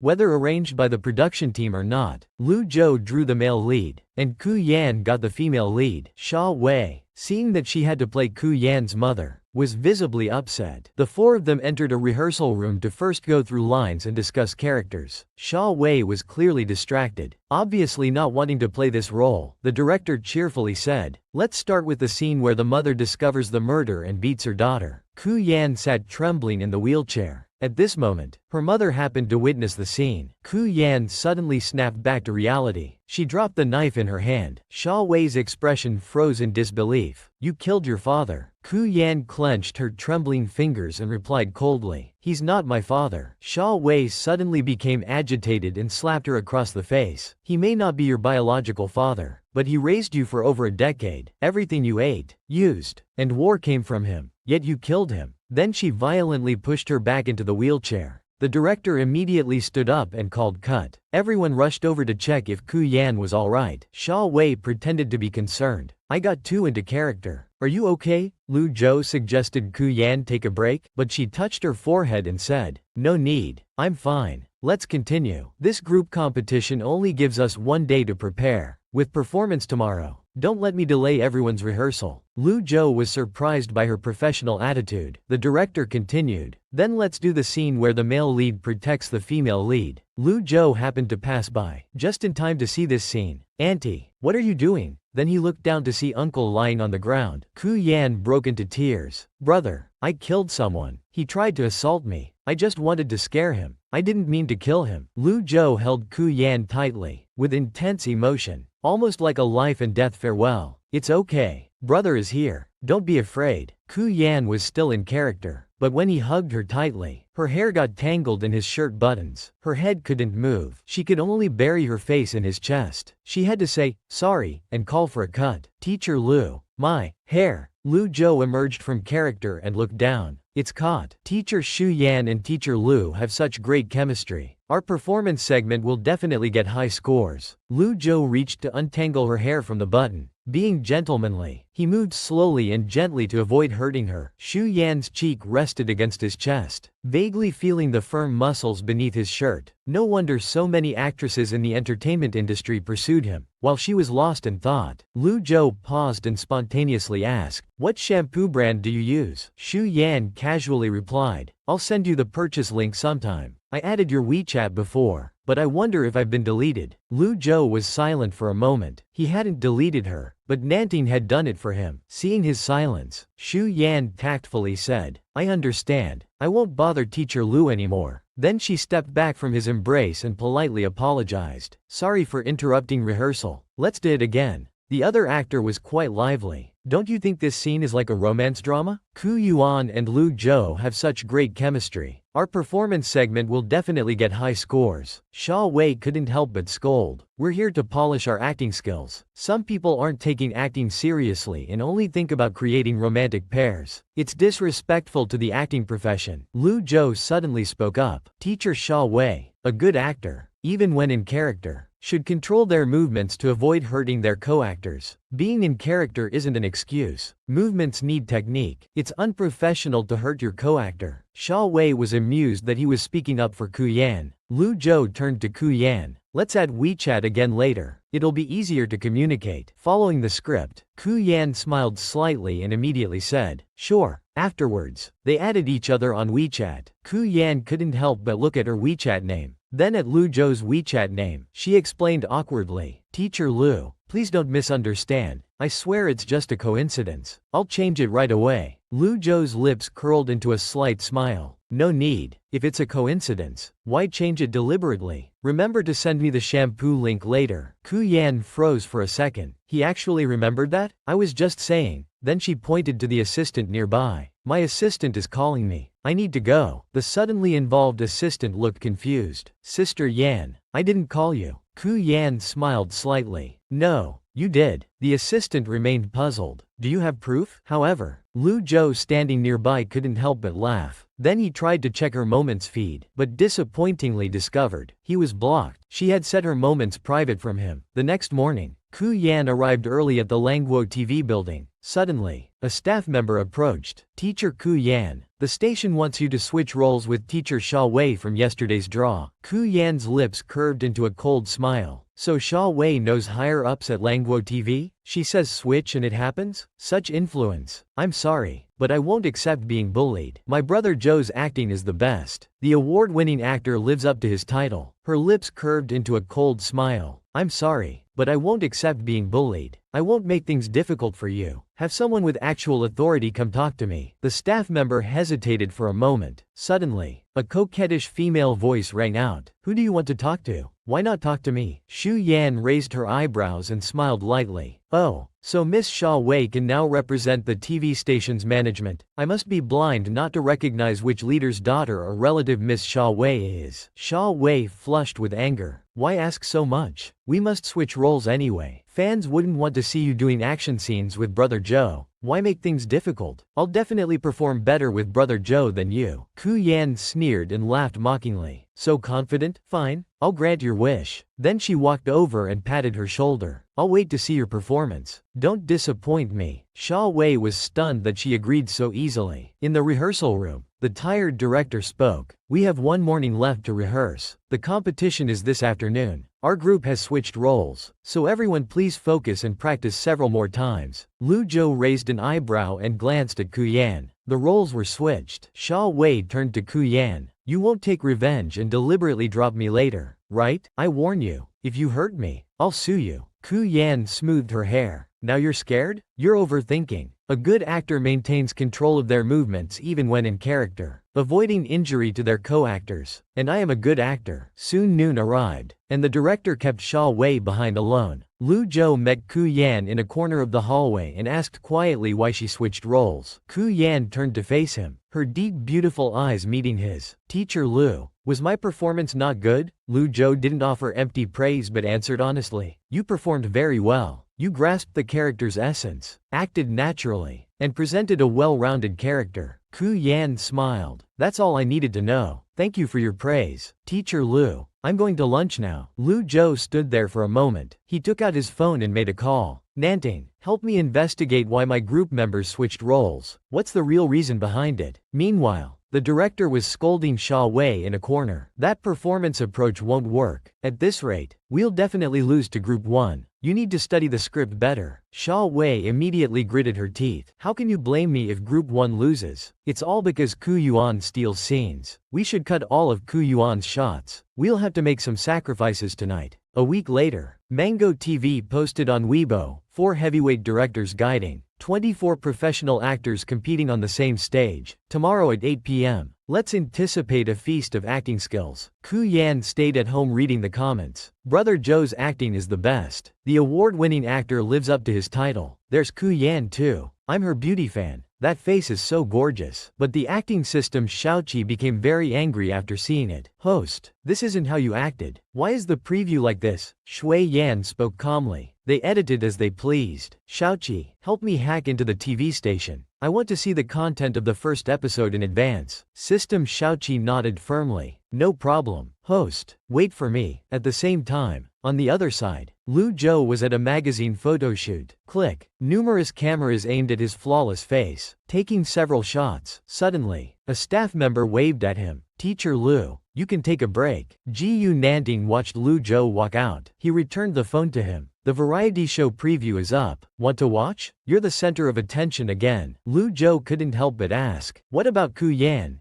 Ji Yu Nanting tilted his head. Her popularity isn't low either. Negative attention is still attention. Lu Zhou nodded with satisfaction. Her acting is good. High popularity is normal. Ji Yu Nanting broke into a cold sweat. Whose acting is good? Did he misunderstand something? I don't want to fight with Langguo TV. Fighting is pointless. I want to prove myself before Langguo TV broadcasts it. Lu Zhou smiled gently, then took out his phone and said congratulations to Ku Yan. Ku Yan was stunned for a moment seeing the word, congratulations. Then he sent another message. Have you seen the show preview? Heard your popularity is good. Ku Yan frowned. Is he being sarcastic? Then she sent a voice message. Lu Zhou played the voice message and heard, thanks, but I'd rather not have this popularity. With this kind of editing, I'll be criticized even more after the show airs. Then he turned to ask Ji Yu Nanting if Ku Yan was being criticized. Ji Yu Nanting replied casually, yeah, isn't she always criticized? Her acting in that preview was so exaggerated. Who wouldn't criticize? Lu Zhou's eyes sharpened. Exaggerated acting? Langguo TV is up to their old tricks again. Stop playing around. About what I asked you to investigate earlier. Have you collected all the evidence? Ji Yu Nanting lowered his voice. Sha Wei and Langguo TV's director, Lu Zhou, spoke calmly. Send the evidence to the media. It's time for Langguo TV to change leadership. Ji Yu Nanting was startled. Not this matter. If this gets investigated, the information we leaked will cause trouble. What's your goal? Don't tell me you like Ku Yan? I've noticed your attitude toward her has been strange lately. You can't be that unwise, right? Lu Zhou lowered his eyes and responded unhurriedly. This needs to end. Besides, she makes me feel comfortable now. Ji Yu Nanting was depressed by his own deduction. You're done for. That's Ku Yan, the attention-seeking parasite, the clout chaser Ku Yan. Oh my goodness. Ku Yan first watched the unedited original footage Xiaoqi sent her. She cut out this short segment. Xiaoqi, use an anonymous account to post my performance clip on Weibo. Get it to trending. I want to prove myself before Langguo TV broadcasts it. I don't want to fight with Langguo TV. Fighting is pointless. When netizens see this original footage and then tomorrow's broadcast, they'll know what Langguo TV is up to. Xiaoqi enthusiastically replied. Okay, host. I'll do it right away. Xu Yan then looked through the evidence of Sha Wei and Langguo TV's director's affair. Though not bedroom photos, but there was surveillance video of them entering the same hotel one after another. Everyone was shocked. It's actually Sha Wei. She's that kind of person. That director is so ugly. She can stomach it? Impressive. I heard Sha Wei competed with Ku Yan for a role before. Langguo TV protected Sha Wei, and Ku Yan had to swallow the loss silently. She stared at this trending topic for a long time before reacting. Then she pondered for a while. But it's a pity. The power of capital is frightening. Negative news will quickly be cleaned up by Langguo TV. Wonder how long this heat can last. Early the next morning, Ku Yan learned about Langguo TV's director being arrested. Sha Wei was also taken to the police station, and media openly captured these events. Netizens started gossiping early in the morning. Ku Yan felt somewhat confused. Is this just a coincidence? They got arrested just like that? This definitely wasn't a simple coincidence. Someone must have pulled strings behind the scenes. Then Lu Zhou came over, greeting Ku Yan with a gentle expression. Ku Yan still politely responded, "Good morning, Teacher Lu." Lu Zhou handed her a bag. "Have you eaten breakfast? My manager bought too much. If you don't mind, this portion is for you." Ku Yan felt it would be impolite to refuse, so she accepted it.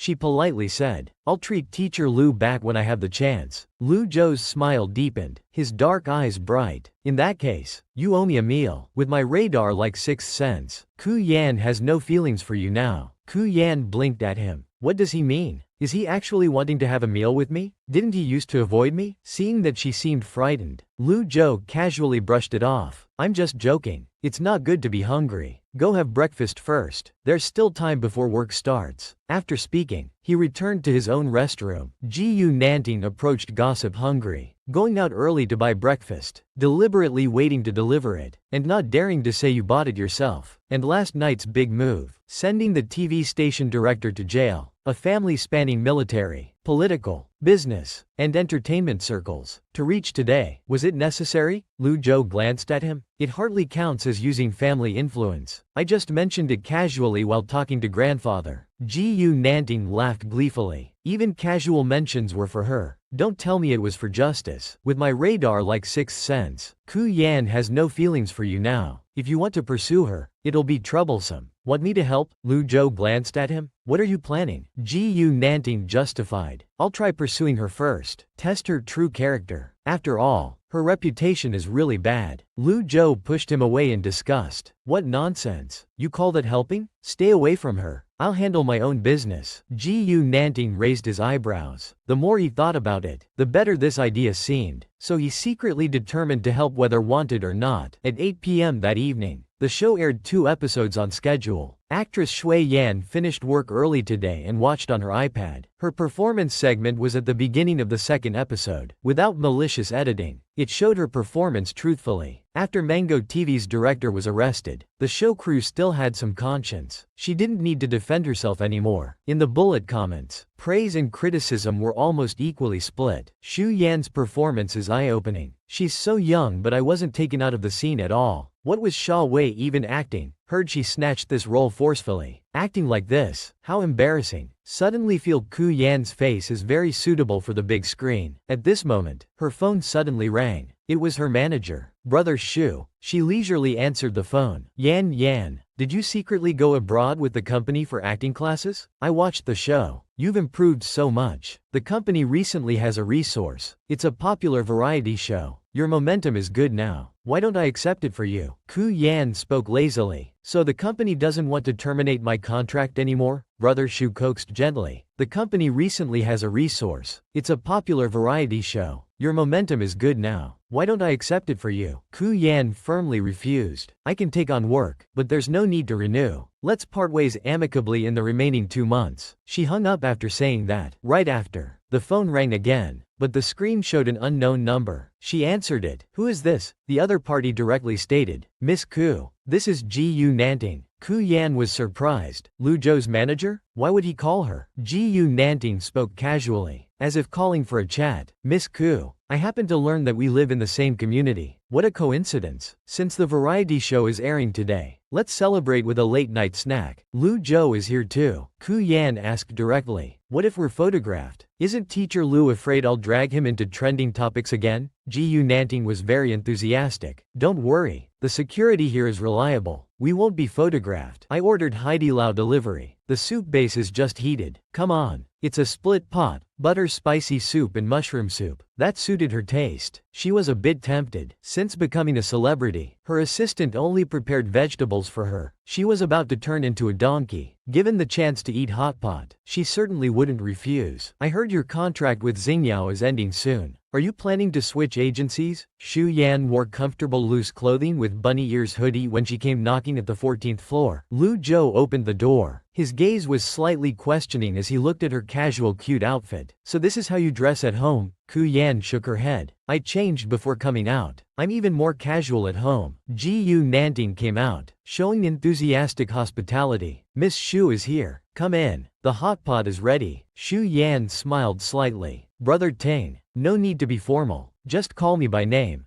Gu Nanting wasn't formal at all. Okay, Yan Yan. Hearing such an intimate nickname, Lu Zhou glanced at Gu Nanting, his eyes carrying certain meaning. Gu Nanting knew him too well and completely understood his meaning. He just didn't like how intimate the nickname was. He insisted on calling her that way. Yan Yan, sit here. What do you like in hot pot? Let me mix the sauce for you. I can do it myself. Thank you, Brother Tang. Smelling the fragrant spicy butter and mala soup, her stomach was already growling. Gu Nanting glanced at Lu Zhou's expression. Useless fellow. Already caught up in a woman's scheme. Let me test this woman's character. Yan Yan, your acting is getting better and better. I know a film director named Chen Jia. His new movie is auditioning for the female lead. How about I introduce you? Suddenly, System 7 reminded the host, though Chen Jia's films are hits, he has a bad reputation in the industry. Rumor has it he has a habit of sleeping with female leads. Ku Yan frowned. Is he trying to help me or harm me? Then she politely declined. Thank you, Brother Ting, for your kindness, but I'm not planning to film movies right now. I might take a web drama first.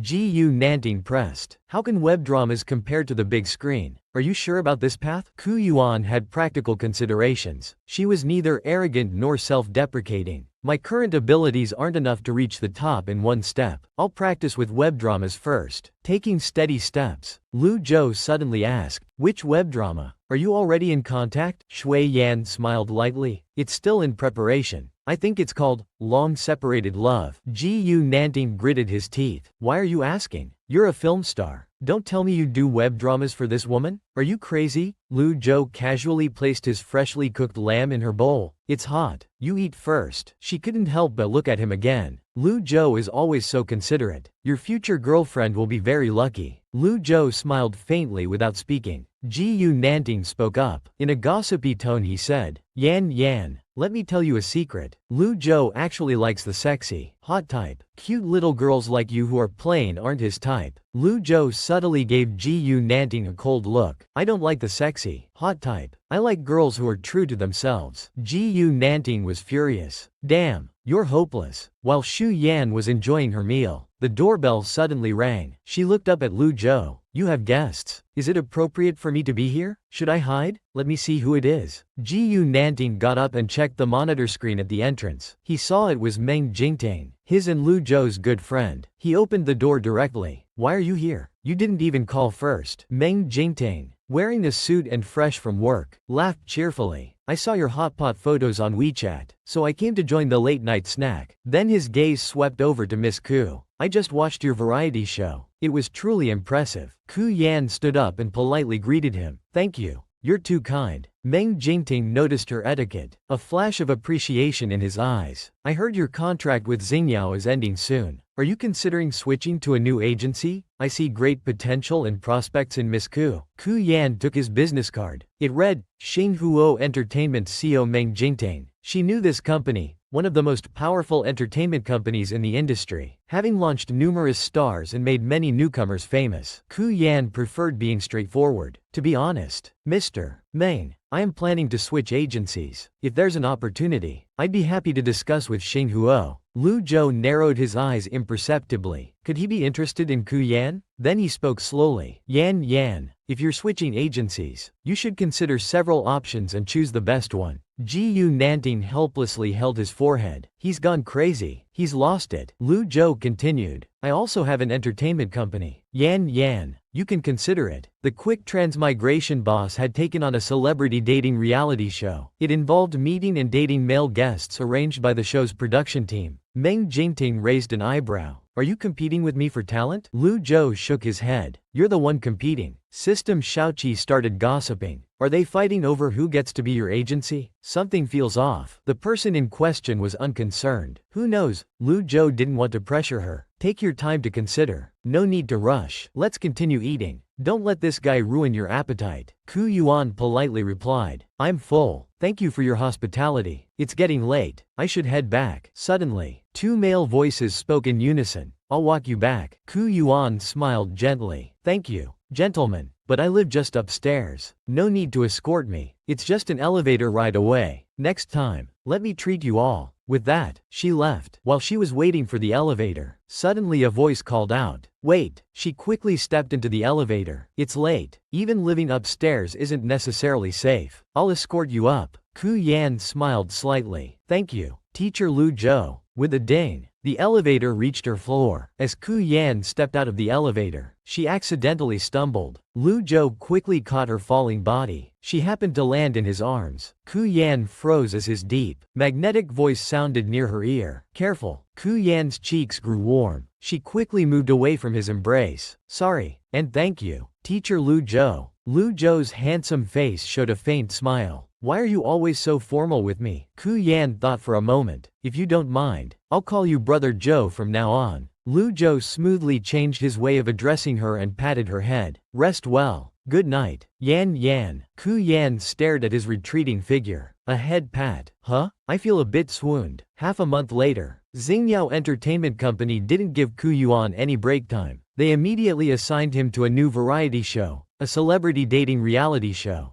The show was called, "I've Fallen for You." It was actually quite a relaxed job. It involved meeting and dating male guests arranged by the show's production team. There were 8 guests in total, 4 men and 4 women. The pairing was entirely decided by the production team. On recording day, Ku Yan arrived early as usual. The location was at a cafe. The equipment was already set up inside, and the production crew filled the space. People in the livestream were asking why the male guest hadn't arrived yet. "Doesn't Shu Yan like our brother Zhou? Why is she joining a dating show?" Then, a tall figure backlit by light strode in with long legs. Shu Yan was surprised. Why was Lu Zhou here? Lu Zhou smiled at her. "Sorry I'm late." Fans were shocked. "Oh my god, it's Lu Zhou. Never thought we'd see him on a dating show in our lifetime." Shu Yan hasn't given up on brother Zhou. She must be here for him. So calculating. "I want to make a public statement. I've thought it through carefully. I don't want him to get hurt because of me anymore." Lu Zhou handed her a box of chocolates. "Didn't have time to prepare a proper meeting gift. Please accept these chocolates as my apology." Shu Yan looked at the chocolate box. It was her favorite brand. Could it be a coincidence? Lu Zhou spoke unhurriedly. "Miss Shu Yan, what are your standards for choosing a boyfriend?" Shu Yan smiled gently. "Standards are just standards. Maybe when I meet that person, all standards will disappear." Lu Zhou chuckled deeply. "Me too. We think alike." The cameras were recording and broadcasting them live on a certain video platform. The number of online viewers increased like a storm. Lu Zhou's fans rushed in, and it spread quickly on Weibo. The comment section was quickly dominated by Lu Zhou's fans. "Why would our brother Zhou join this kind of celebrity dating show? I'm falling apart. I can't accept brother Zhou dating Ku Yan. Brother Zhou, blink if you're being held hostage. Hasn't Ku Yan had enough blood-sucking? She's trying to create another CP with our brother Zhou, isn't she? Get lost, Ku Yan." After the recording ended, Ku Yan asked Lu Zhou a question. "Why did you come to this show?" Lu Zhou replied solemnly. "The original male guest had an accident and couldn't come. I happened to be nearby, so I came to help out." Ku Yan raised her eyebrows. "What a coincidence." Lu Zhou slowly lowered his eyelashes. If he hadn't known Ku Yan was the female guest, he wouldn't have agreed. Ku Yan's company car was waiting outside. After saying goodbye to Lu Zhou, she walked directly toward the car. Unexpectedly, chaos erupted at that moment. A dark figure suddenly rushed out from a corner, lunging at Ku Yan. The person was screaming frantically, "Ku Yan, die." Everything happened so suddenly. Without warning, the person's knife thrust directly at Ku Yan. Ku Yan reacted extremely quickly. In 1/1000th of a second, she dodged sideways. The blade barely grazed his shoulder, missing his body. He immediately kicked the crazed person away. At the same time, Lu Zhou rushed over. He forcefully subdued the attacker. The assailant was a young girl who cried out to Lu Zhou, "Brother Zhou, let me go. Ku Yan is sucking your blood. I need to help you eliminate this pest." Then the show's staff from the cafe all ran out. "Are you alright?" Lu Zhou's face darkened. Restraining his anger, he handed the attacker over to the staff, then went to check on Ku Yan. "Yan Yan, how are you? Let me take you to the hospital." After some time, Lu Zhou took Ku Yan to the emergency room to treat her wound and waited outside. Suddenly, Gu Nanting rushed over. "I've been to the scene. The attacker was your fan. She recognized the cafe from the livestream and came specifically to ambush you." Lu Zhou's expression was cold, his handsome face tinged with icy tears. "Nanting, I want to make a public statement. I've thought it through carefully. I don't want her to get hurt because of me anymore. Shui Yan slowly walked out. Suddenly she paused, just happening to hear their conversation.